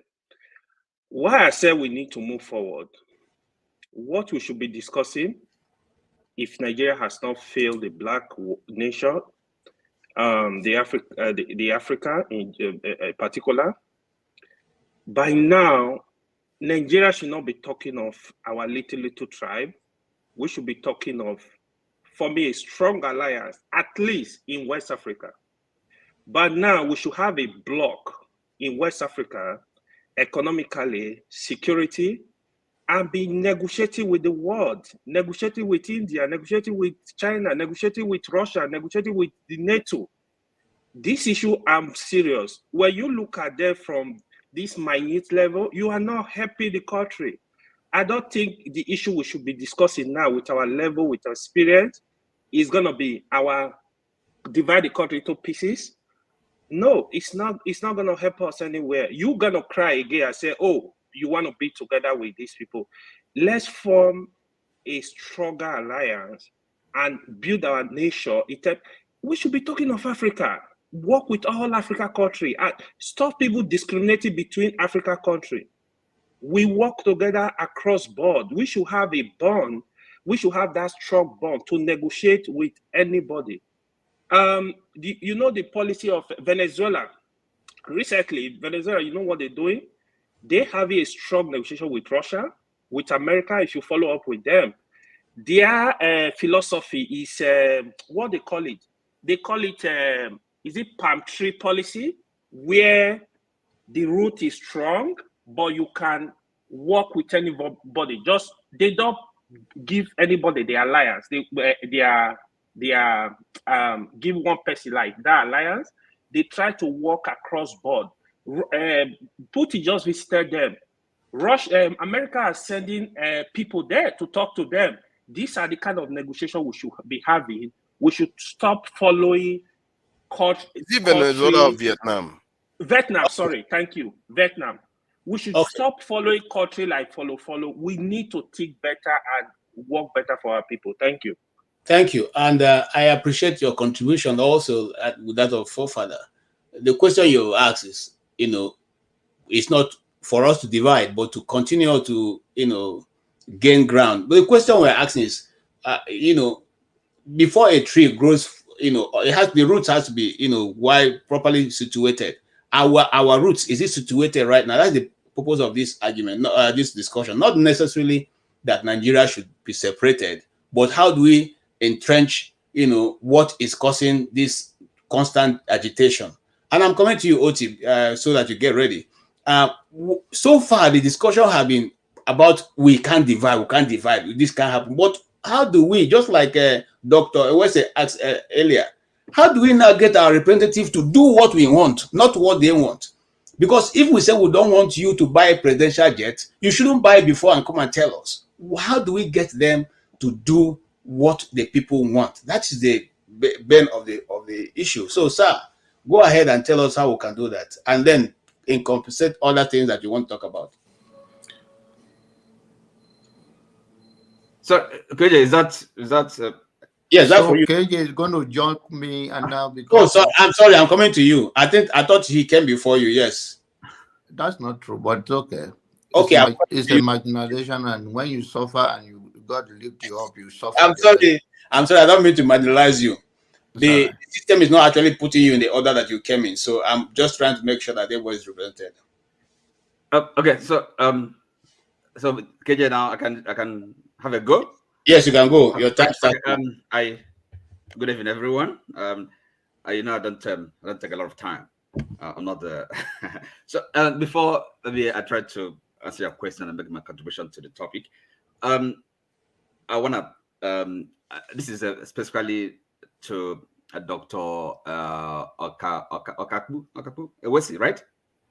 I just there's something you said. I want to read a sentence from an essay written by an essay titled "The University and the Leadership Factor in Nigerian Politics." It's just a sentence.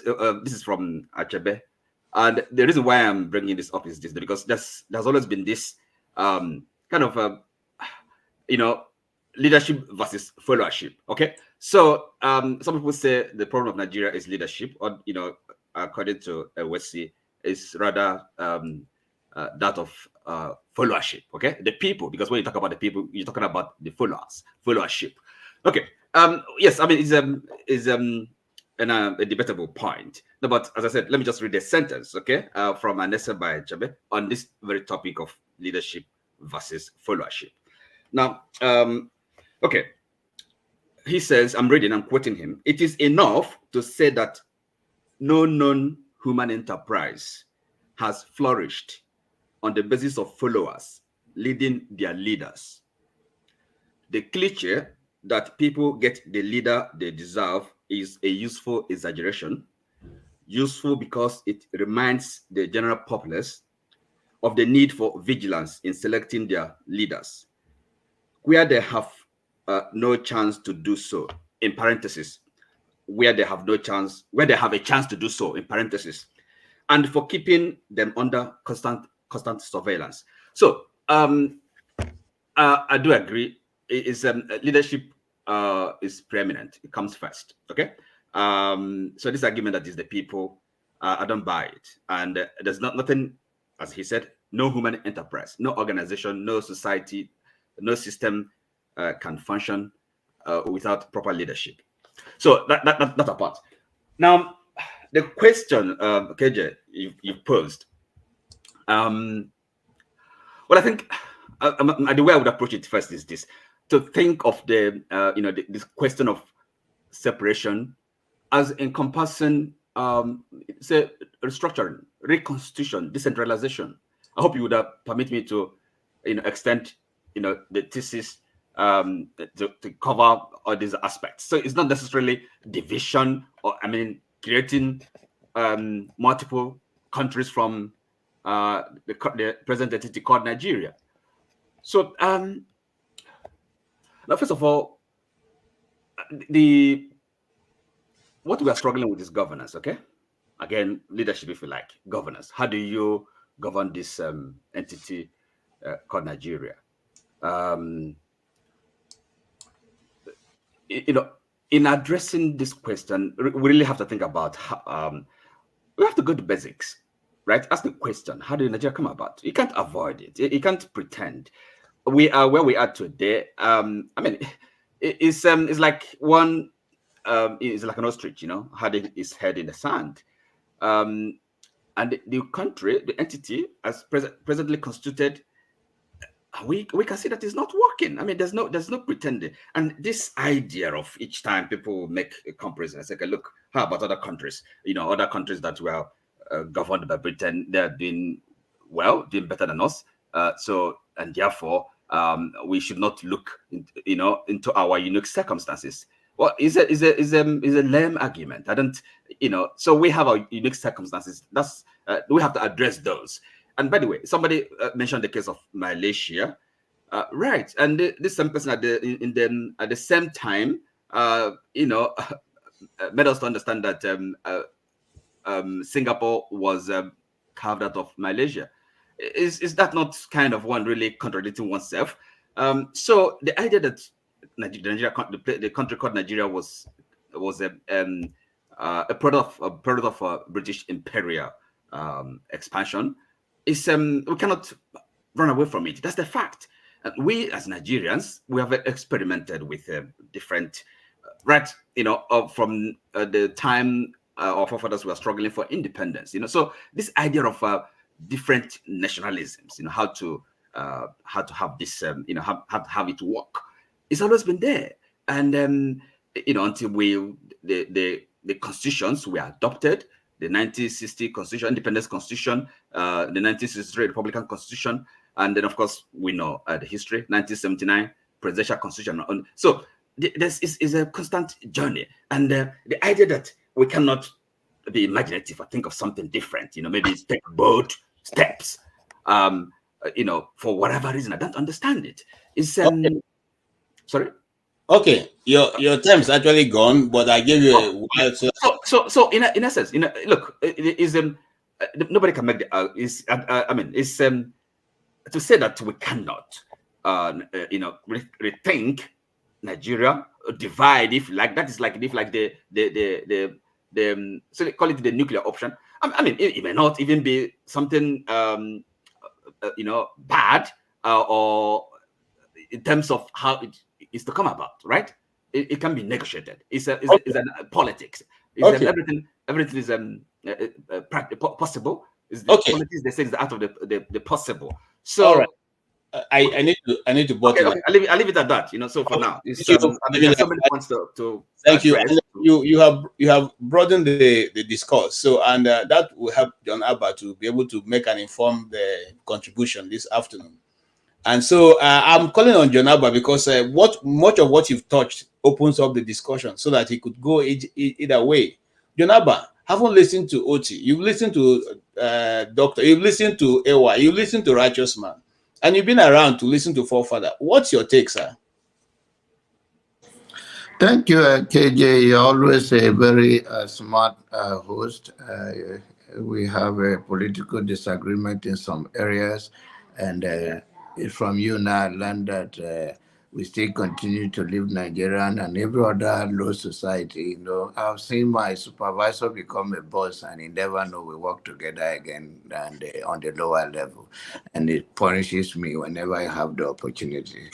So it's the same thing you are doing here today, but it's okay. Congratulations.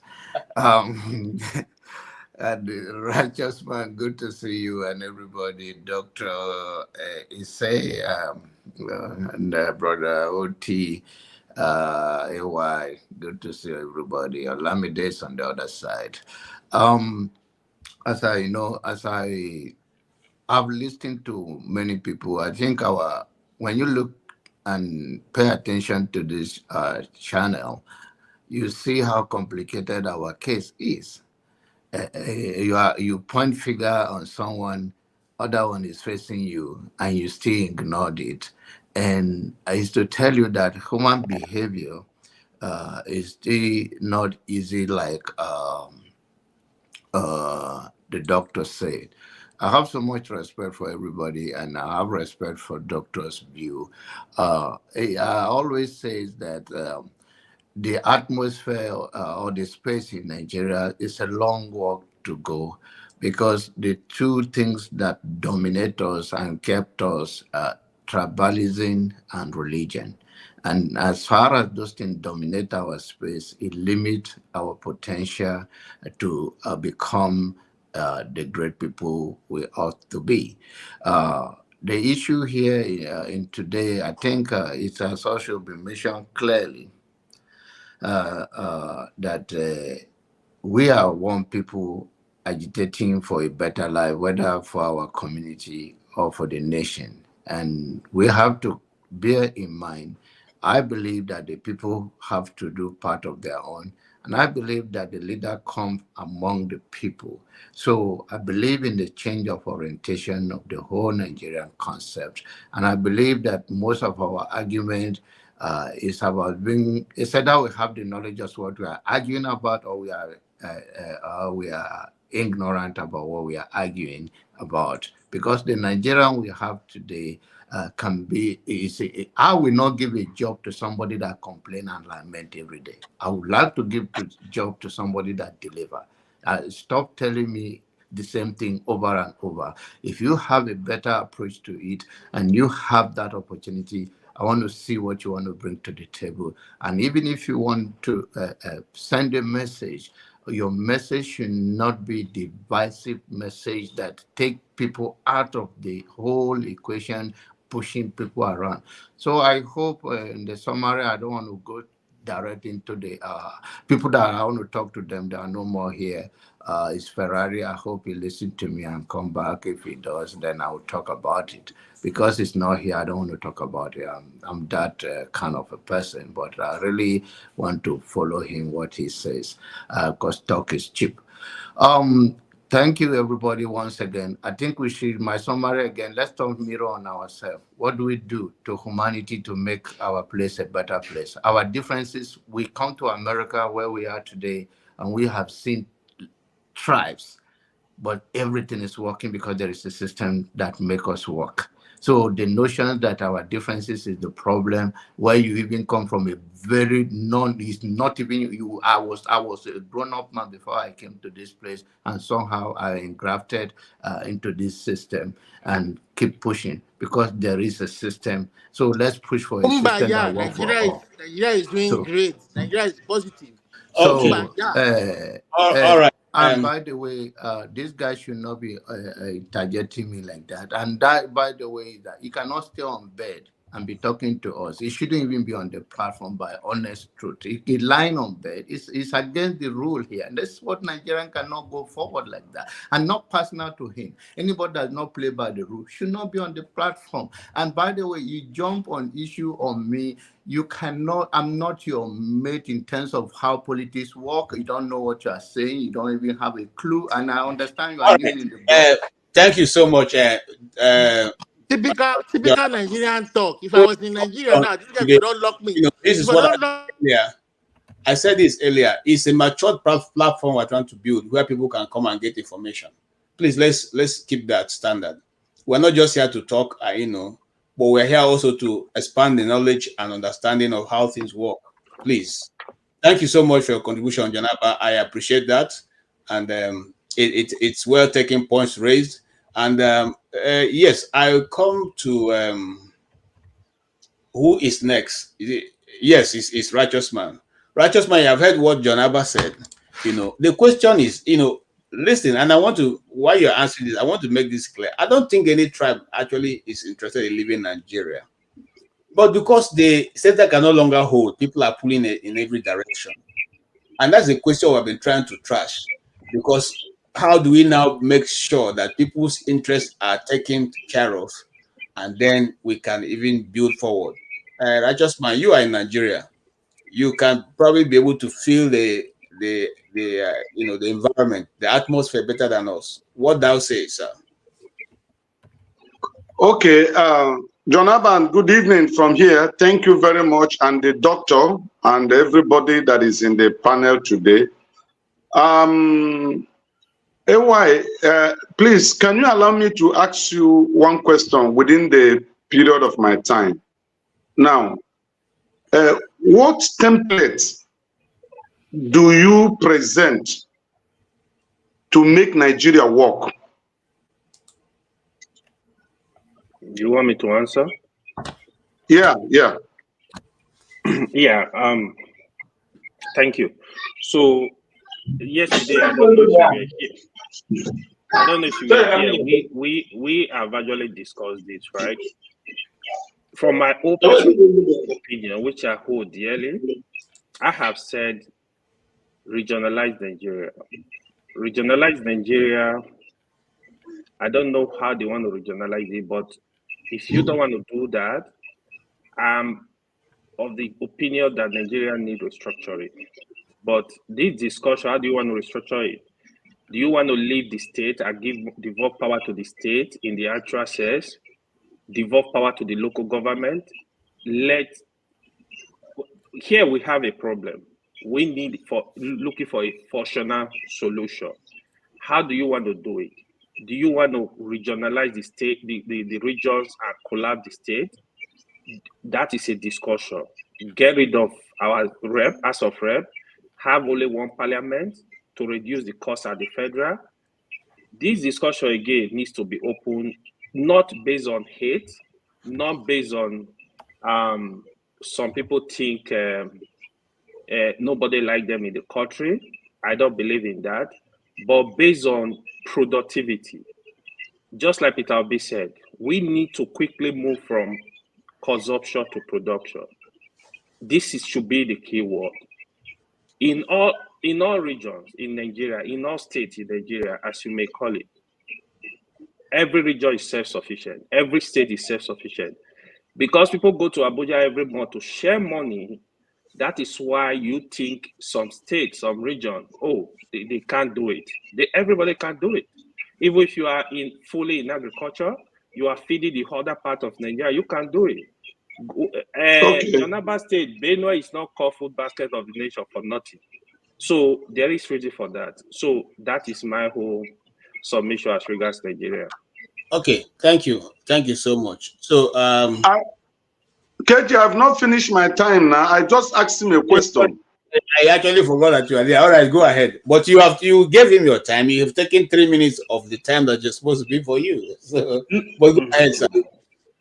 Go ahead. I extend your time. AY, I know you are learned. You are my friend. We've discussed several times. Do you believe in the word referendum? Yeah, I believe in the word referendum. Now, have you ever asked yourself why in our constitution the word referendum was not included? So who are you blaming for that? No, I say you believe in it. That's the question because to you. Who are you blaming for it? Answer it yourself. Who are you blaming for it? Who is the cause of that? No. Okay. No, let's talk. Let's talk. Who are you blaming for it? Okay. Let me tell you who I'm blaming. And my answer is going to contradict the initial submission of the doctor that we have in the space here. Now, the American history that I have read did not say the American society came to change America. It was the few individuals whose leadership fell into their hand that came together and have an agreement which they presented to the American people as a constitution. And as time goes by, where they deem necessary, they amend it, or either by repealing or adding. In the case of Nigeria, hold on. In the case of Nigeria, let me ask you a direct question for the public. Who removed referendum from Nigeria Constitution? Can you just answer to educate the public?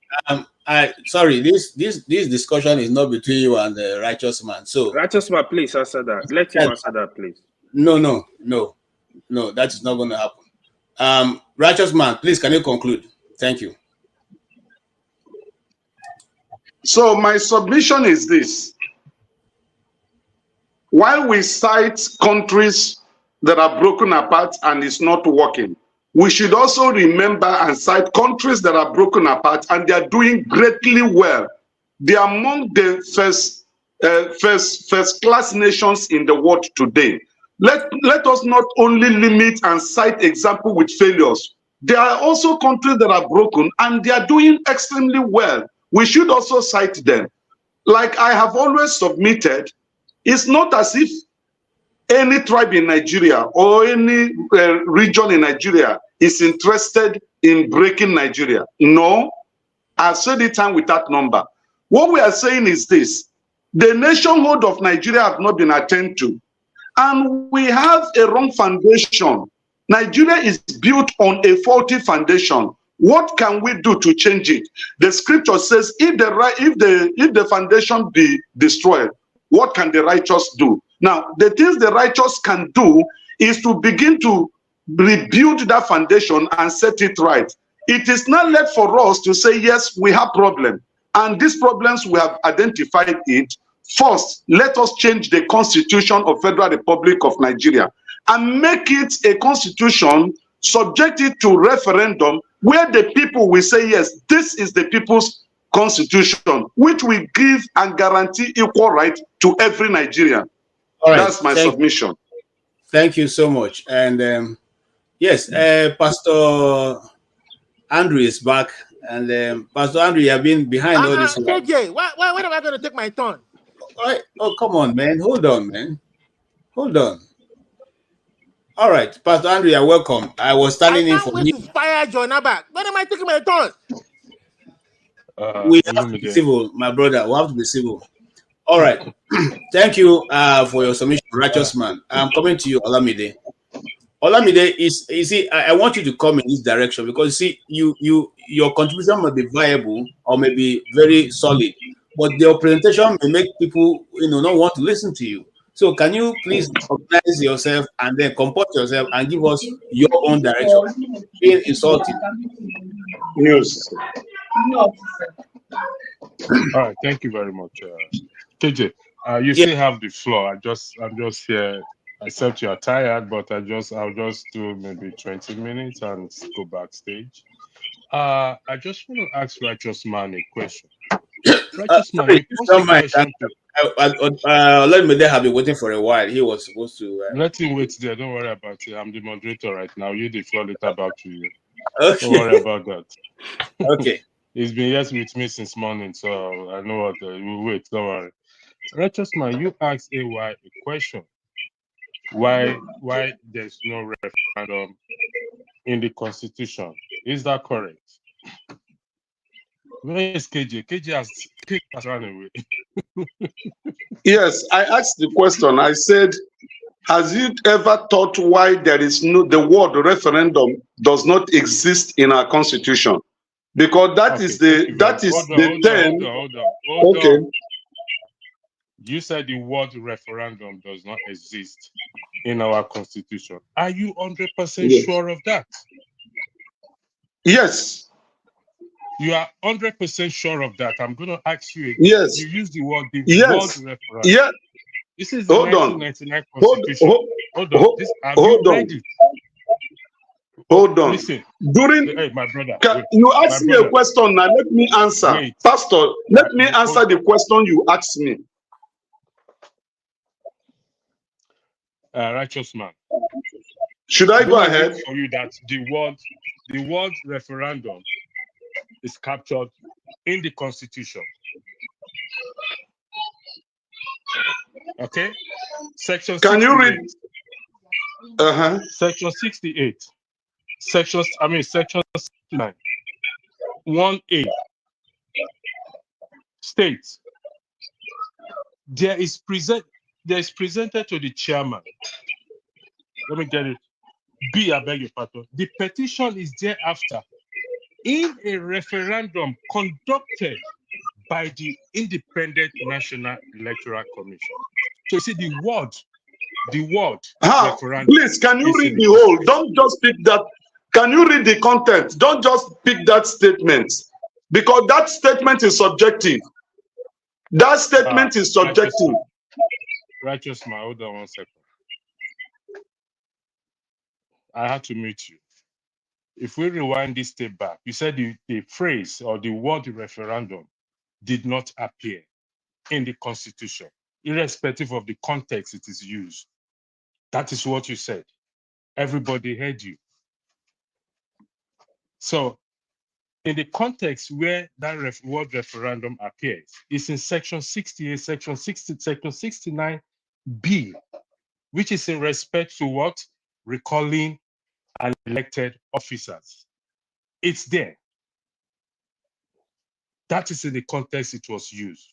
And you said the phrase referendum does not reflect in the Constitution.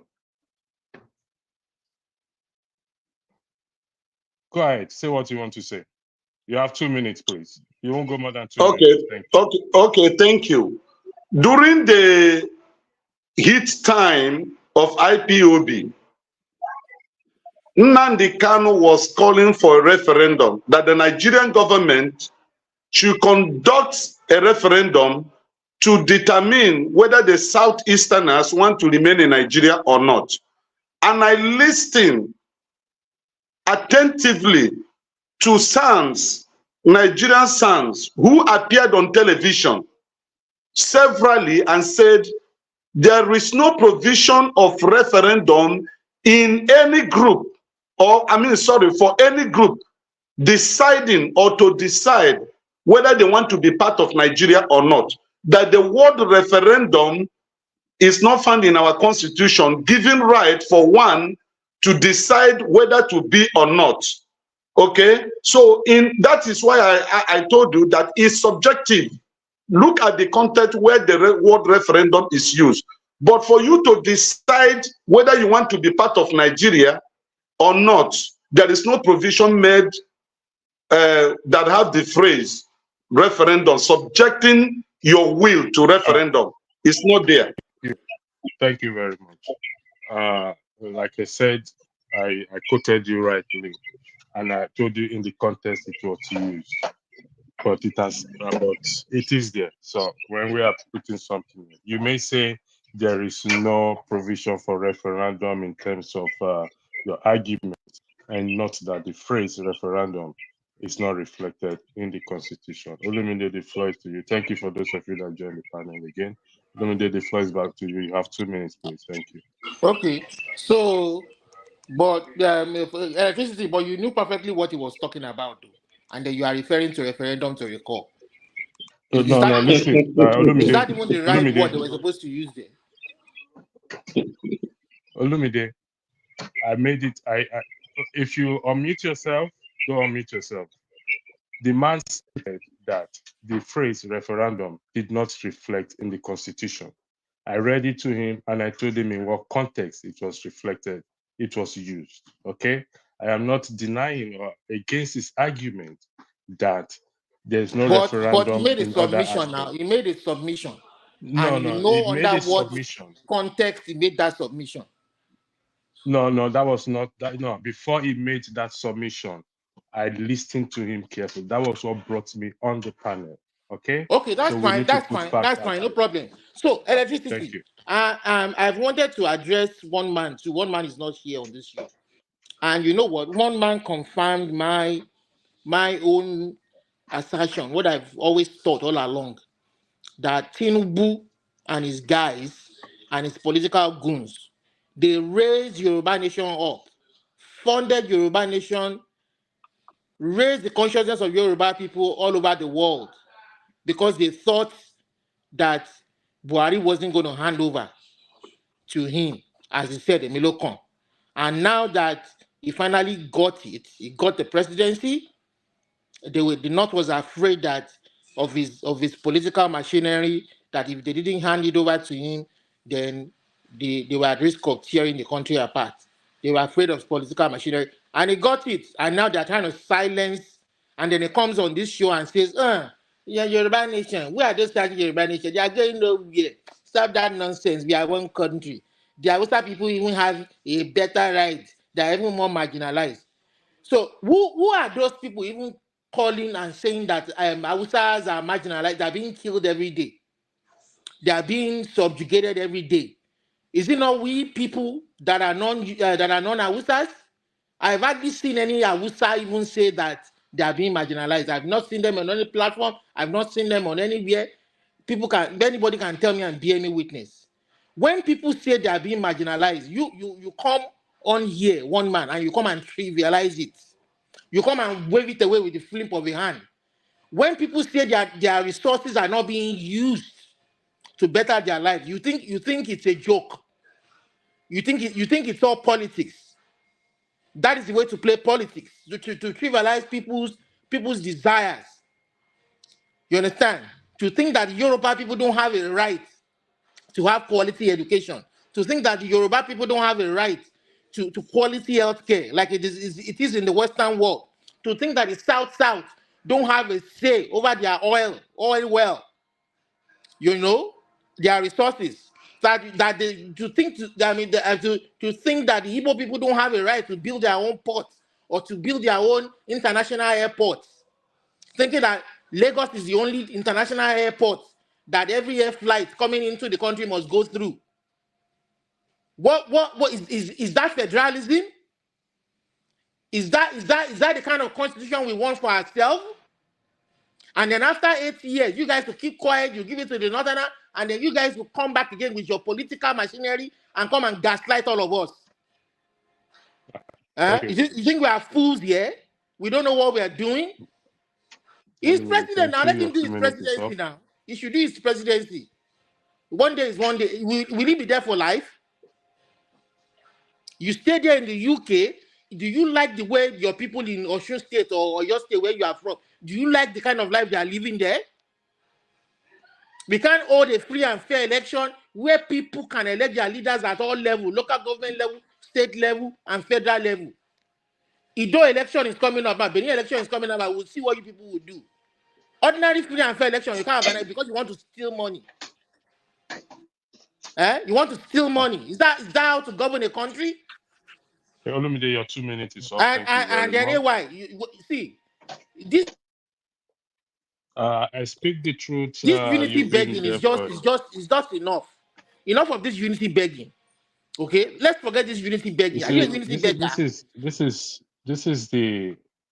This is such attitude will not, behavior will not give you good Yoruba land.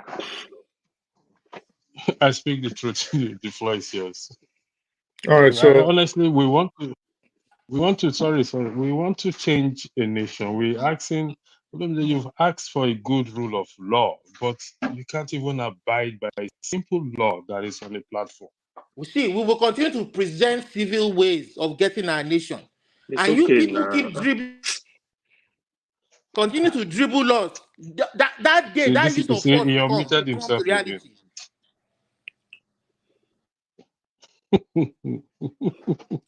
Olumide, you don't do Agbero before. I don't understand you. This thing is serious thing. I tell you, say my people are dying. Goodness, my people are dying. You are laughing. I'm not joking. I thought you were coming for Jonaba. I'm coming for everybody. All these unity beggars when they beg. Unity we don't serve anybody purpose. Olumide. To remove Olumide. Too much. You've been with me from the beginning of this broadcast, and I gave the floor to you numerous times. Your opinion was heard. We did back and forth question and answer. You see, I don't know what to say because thank God KJ is back. Thank God KJ is back. So I'll KJ back to the floor. KJ, yes. Me, I don't have AK-47, but I get my mouth. That's justice. I get my mouth. All right. Okay. I speak the truth. Just give me 1 second. I'll come to you. Sir, no problem. Yeah, you want? I speak the truth. I'll come to you. Just give me 1 second. Sir, you want to say something? Mr. I can't pronounce your name. Apologies. Yeah. Make it brief, please. Yeah, just a short because I'm leaving. Typical example. I want Oti. Do you observe Olumide? This is one of the things why I say that. Yes. We are the people. It's not the leaders. And let me say this. I put it in my conversation with you on the chat line. The issue is the leaders lead where they tend that the people are responding to.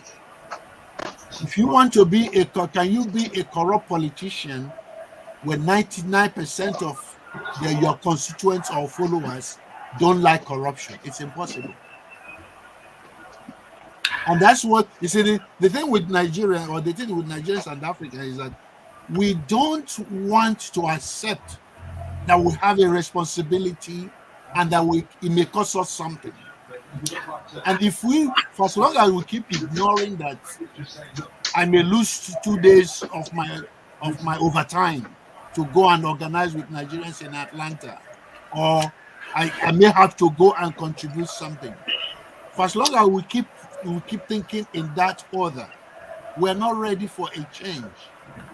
Because a change involves not me wanting Tinubu to change. What change am I willing to make about my own self?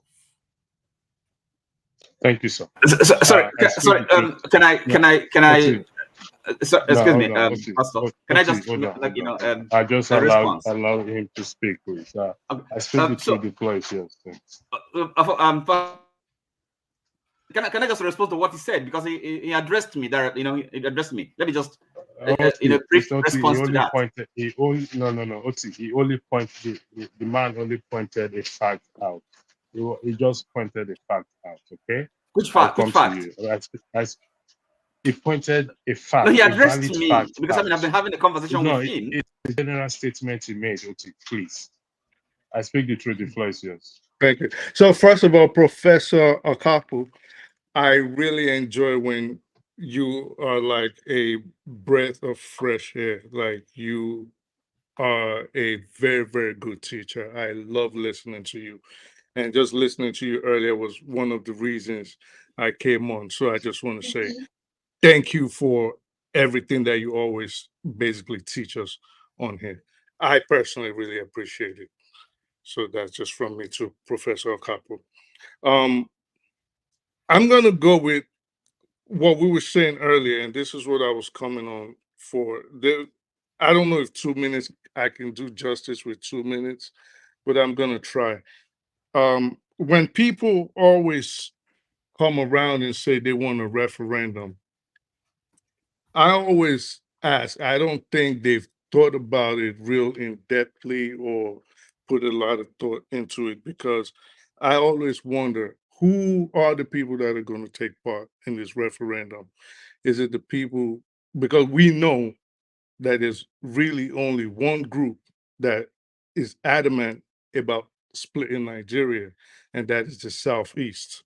Now, we have minor groups that are not, I wouldn't say, I would say not that serious, like the Yoruba Nation, and there are other little groups in the Niger Delta region and the Middle Belt that haven't gained traction like Biafra. So as we all know, Biafra is the main group that wants to leave Nigeria. Now, in the case of a referendum, who is going to vote? Is it the entire Nigeria, or is the vote going to be limited to just the Igbo group or their subgroups? Again, who is going to pay for this referendum? As we know, Nigeria is a poor country. Sometimes we might say, well, there's a lot of money, there's a lot of potential, but we know this is a poor country. So are we now saying the federal government is going to dedicate funds to a referendum just to decide if one group wants to leave? Thirdly, if Biafra were to succeed, and let's say the referendum did go through, which geographical regions, what land mass will Biafra leave with? Will it be the core Igbo states, or will they now go into regions like the South, which we know might have problems with them, or will they cross into former Yoruba territory across the Niger, knowing that they might be a potentially adversary state? Now, will the Yorubas themselves, because the military strategy is not going to look at a Biafra that would encroach into Delta State, for example, that would be right on the border of what was the former Western region. So if you have a group that could possibly become adversarial in the future militarily, I don't think that would bode well for the entire of region of what we call Nigeria today. So I think people have to take all these things into cognizance when they ask for a referendum, when they ask to split. And I've never heard anybody really explain that. All I've heard is, we want a referendum, we want our own country, we want to split, but there are other things that encompass before you get encompass into getting that. And I haven't heard anybody really go into it in depth and say, this is how it's going to happen. This is what the region is going to be. This is what the new countries are going to be. Nobody has said anything. It's just, we want referendum and we want to leave. Okay. Yeah, you want to leave and you want a referendum. Then after that, what happens? You said something. You said Nigeria is poor. It's a poor country. Do you have facts to support that? I mean, we can look at our per capita income and we can look at the GDP. So it's your opinion. So it's your opinion. Okay, so this is, I think it is interchangeable because we've had this discussion on here before, and I was actually on the side that Nigeria is a rich country. So I think it depends on the context that we're using it. So I could say it is rich, but it is also poor, if that makes sense. Nigeria just paid 90 billion to people that went to Hajj. How will you say they are poor if when it comes to wanting to compare? I mean, put a referendum in place. Is it not the will we need to do it? The will, but Yeah. well, okay. So, like I said, I don't know how much a referendum is going to cost, but I know it's going to cost a A lot of referendum money is just like an election. A referendum is just like an election because that you was have to. done 2023. I don't know. I've never conducted a referendum, and I've never seen too many referendums conducted in my lifetime.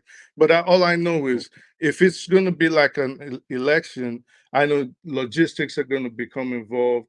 Identifying who's going to be who's going to vote, who's going to be involved. So, in all, it's going to involve a lot of money.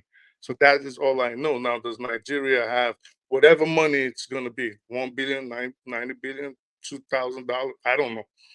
So but I know it's going to cost a lot of money. Yeah, it costs money, but we can afford it. We want it.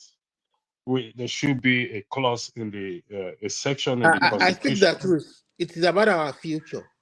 So I don't think money should be a Olumide, problem. why are you behaving We can like even this? The adopt professor just the cheaper. We can I adopt the don't cheaper method. understand. We can do queue. People can queue. Option A4, where we won't have to lie about any 300 billion naira. Why are you behaving like this, Olumide? You live in a civilized society. Why are you behaving like this? No vex, no vex. I just Why? my chip No, in. no, Relax. no. This is No vex. getting too But much. I do that Why are you nicely now. behaving like this? I chipped in nicely. Relax If I now. act upon your behavior, everybody will come upon me and say, No I'm one abusing gaslight power. me. I beg, relax. KJ, are you the moderating back to you? Thank you.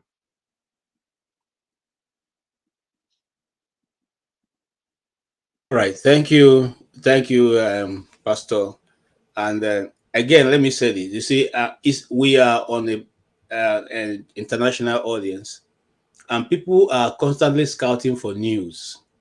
So your soundbite, which is what you are saying, could make a lot of sense to somebody who wants to use that, okay, to further further creating discussion panels and all that. And if we keep jumping at each other's, into each other's conversation, they may not be able to get that, and they may not take it serious.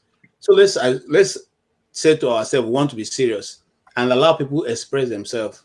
Okay, let the moderator be the one to decide when to cut in and when to maybe say somebody your time is up, please, so that we can all respect each other.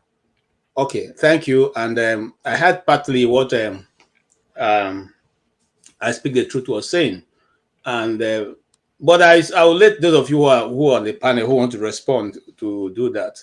Who is the next person to speak? It's my turn. KJ. Yes, go on, Oti. Please go ahead. Okay. Right.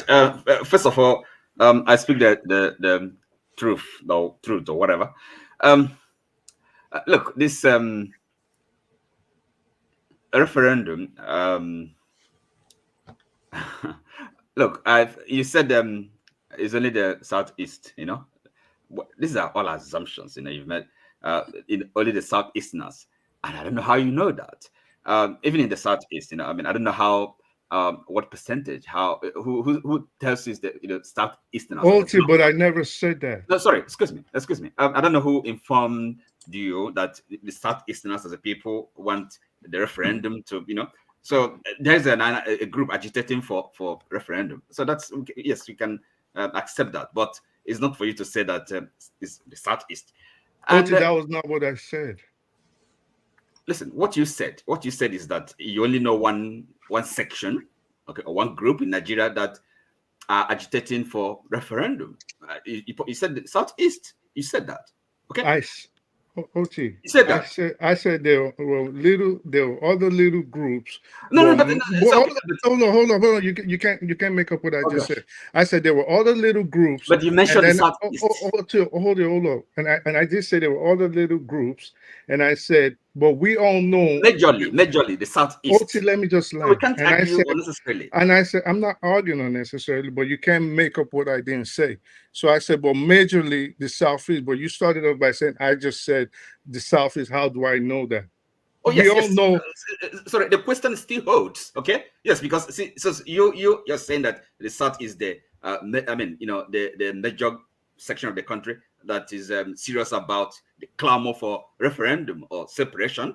So it's the same thing. The point I'm making still holds because you don't know. You've not taken the poll of the people from the Southeast to know. So are you telling me now that the Southeast does not want Biafra? To interject, please. You're wrong to assume that. How do you know that? Yes, I'm saying that. How do you know it?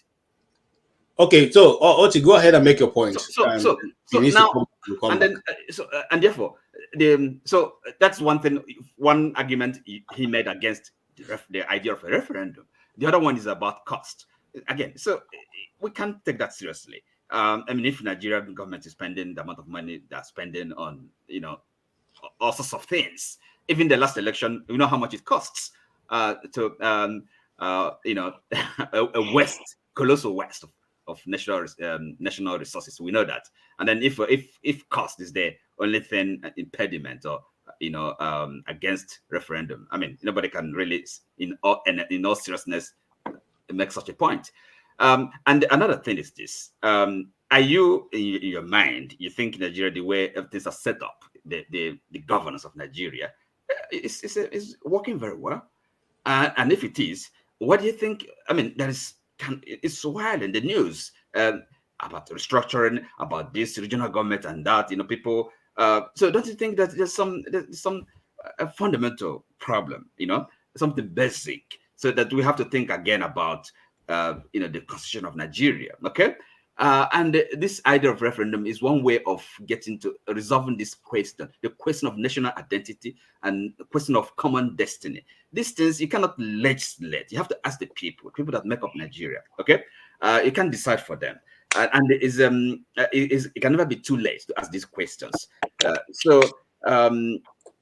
don't really see any argument against it. Quite frankly. All right, thank you so much, and I like what you've said, and I'm going to come back to you. I speak the truth. So, can I also speak to the issue you raised about yes, the referendum? but no, I'm going to come to speak the truth. Then I'll come to you.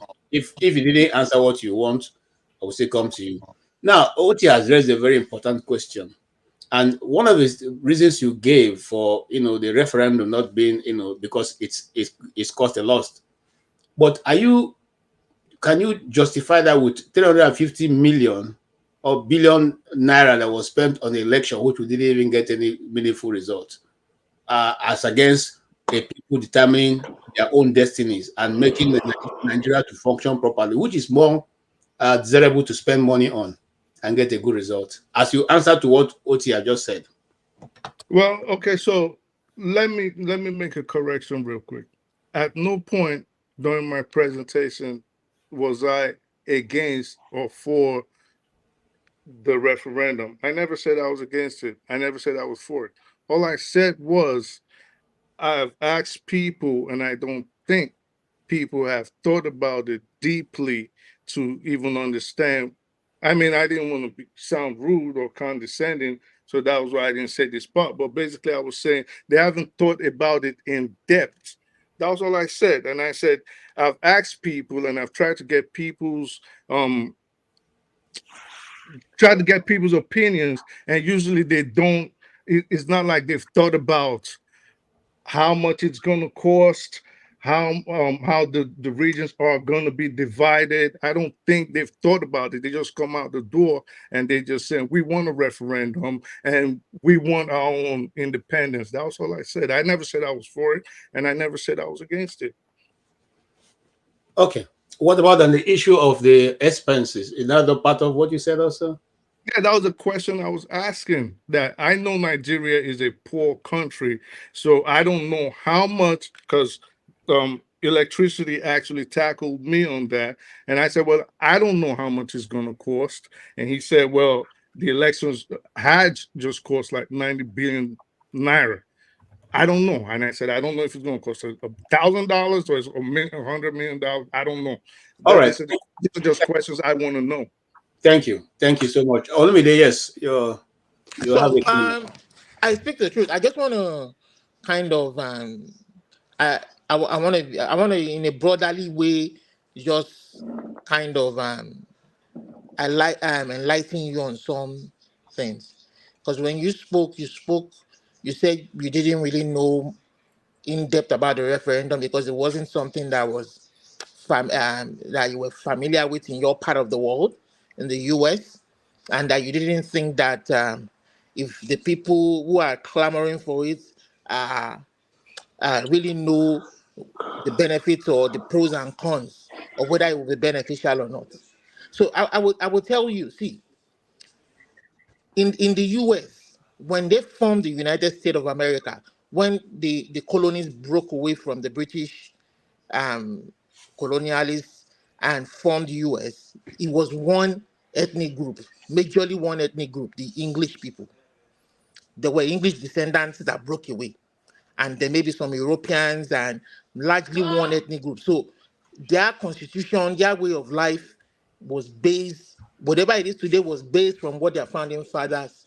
But we are not talking about one ethnic group here. We are talking about over 300 ethnic groups. Now, to factor that in, if you want to compare Nigeria with another civilized region where they have a multi-ethnic group, Europe, for instance, is made up of many ethnic groups, many nations that were formed today.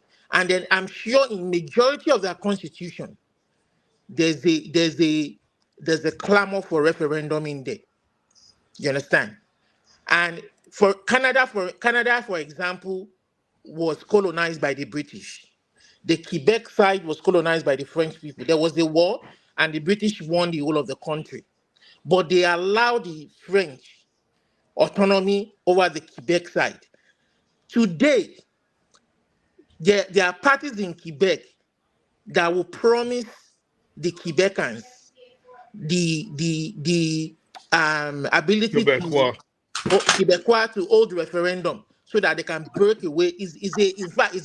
Is a part of the manifesto of that party that if they win the majority, they will canvass for, and they've done the referendum twice, and the Quebecois people or the Quebecer people voted. Majority of them said they still wanted to remain part of Canada. That was a civilized way that they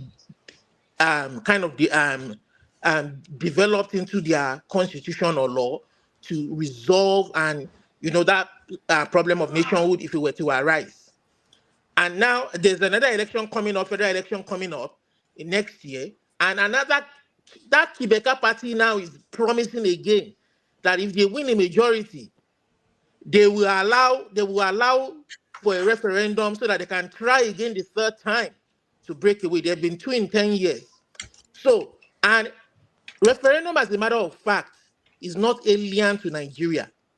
If you want to, in the 60s, the Midwest region broke away from the Southwest region through referendum because they said they were being marginalized. Project resources were not being utilized. It wasn't getting to them, and they broke away. We did that successfully, and they had their own region, and there was the premier for that region. From the Western region. Sorry? The Western region, not the Southwestern region. From the Western, Midwest okay. Well, yeah, from the Western region. But I know there was Midwest region. So now what we are saying, in order to avoid war, is just if they organize the referendum, if they want to do technology, it might make it more expensive. If they want to do manual, if they want to do option A for whatever they want to do, this is crucial to lives, preventing war, silencing those who are clamoring for a breakaway. That's the only way you can silence them.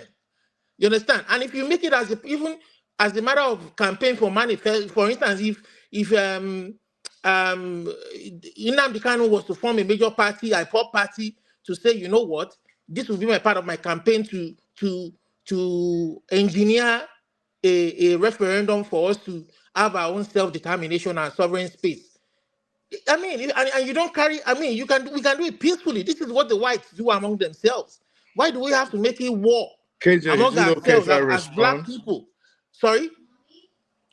Is it okay? So Olumide, you've said a lot, and all you've just done is rehash things that I believe all of us on this panel already know, which No, you said you didn't. which hasn't addressed. You still haven't addressed what I actually asked, which was the cost issue and how was the land going to be divided. You still haven't I mean, explained I that. am saying that the cost issue is immaterial, but we can decide to minimize the costs. You understand? By not maybe using technology or you understand? I'm even telling you the kind of technology Nigeria employed and spent that 300 billion was even a bogus and overbloated budget, where they used the opportunity to siphon money and they didn't even allow it to work for the people. So I'm telling you that we can get it done, most especially because this is for the benefit of saving lives, preventing war, you understand, and letting us make progress and look forward and put all this behind us. You understand? That is the only way we can forever put it behind us. So that if the majority of the Igbo people vote, it will be like a campaign. Vote and say we want to still be part of Nigeria the way it is structured, the way it is right now. Those opposing it will be silenced. Then you can then see them as an enemy of the state. But when you allow people to self-determine, to aspire, it's part of aspiration. You understand? We can do it in a civil way. I understand, Olumide. What about the second part of the question? So the second part of the question is this: we have ancient landmarks. Today, there's no fight about over border in a larger majority of Nigeria.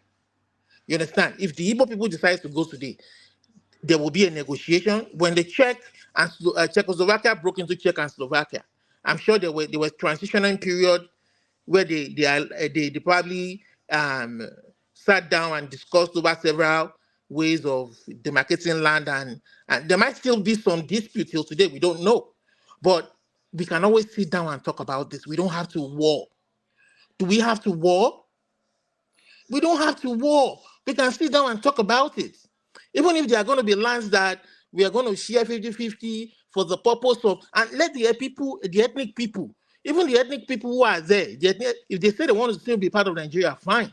If they say, well, they want to be part of, like Midway, if Yoruba decides to go now, but because of a historical landmark where the Midwest region has decided to be part of that, we can't force them. We can't force that Yoruba part that went with the Midway to come and be part of Yoruba, even though they have Yoruba heritage. You understand? We can't force. These are common sense things that we can sit down and talk. We are all, we come here, we shout every day, but if we calm down and let people speak without, gouging them or let them speak freely. People come in Thank you, and Olumide. saying that they don't want to be part of the Thank you Igbo very nation. much for that. We're going to take a short break. Before we do that, I would like to thank those in the comment section, those on the panelists. For those who wants to like and share, please like and share, and to give people opportunity, we'll also avail of the super chats and super chat. It's just a 50 seconds break, less than 1 hour. So I'll just take a break shortly and we'll be back in about 50 seconds. Thank you. Thank you so much for watching. Thank you. Have you subscribed? Yes, you. Have you subscribed? You. Yeah, before you go, click. It's free. Click. Just that's it. Have you subscribed? You're laughing. Have you subscribed? Have you subscribed? Thank you. Thank you. Thank you. Hey, madam. Thank you so much. I can see you. We have to get to 100,000 subscribers. By the end of the year, how are we going to do that if you don't subscribe? Yes, you. Yes, you're about to click off. Why? Have you subscribed? It's free. If you don't, ask your son, ask your daughter how to. Just one click. Thank you. Thank you. I see you. Aha. Thank you very much. Thank you very much. I'll see you tomorrow.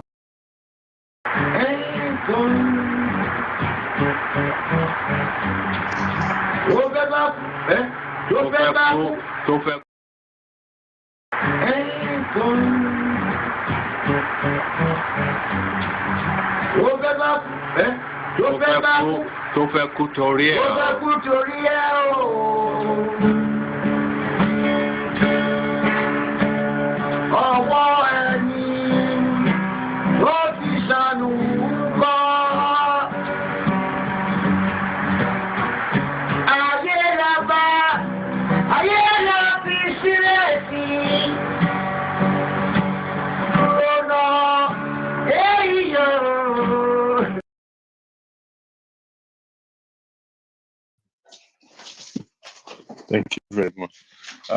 Jonaba, you wanted to say something? Okay, Jonaba is not there. For those of you who were not here earlier, we had someone on the platform here. His name is Christian, and he made a very, very valid profile solution to our issue. KJ was here, some few of us were here. I'm going to cut the tape and we're going to play it. Jonaba, you have 2 minutes, please. Thank you. Oh, okay. Well, I'll be exiting soon because I don't want to stay here listening to Olamide, what he's talking about. The argument is becoming more not intellectual argument. So wasting my time listening to Olamide, I will be depressed more because I want to have adult and mature conversation, not a man sleeping in his bed arguing with me and his brother Ferrari. That is only active on chat. He ran away when he saw me, and that's I like that he ran away because he have no argument. So let me have a good evening. I have to leave. A righteous mind is waiting for Yam from Benue, and now even worse, whether is it the moon behind his door? I don't know where righteous man is. Is waiting or is waiting for Yam from Benue and he slept off. So I would love to have spent time. My brother speak the truth, why, but Olamide have depressed me beyond bearing this. Because you have a good evening. I may join later if I have somebody that. Jonathan, I'm taking that as a positive, though. Yeah, it's a positive. No, That you it's don't nothing have negative. you I don't want have you a to know I defense. will never, people like you will never offend me. And You don't have a defense for my speech. No. I don't have to defend anything from you now. It's okay. You have at this level of my life, there are people that will never offend me. So it's like you will not offend me, you will not surprise me. Righteous man, the yam is coming by air. So don't even go out of your bedroom. See you guys later. Bye now. Gentlemen, we're going to call it a night here. I'd like to thank every one of you and have a lovely week ahead. Thank you. No, not yet.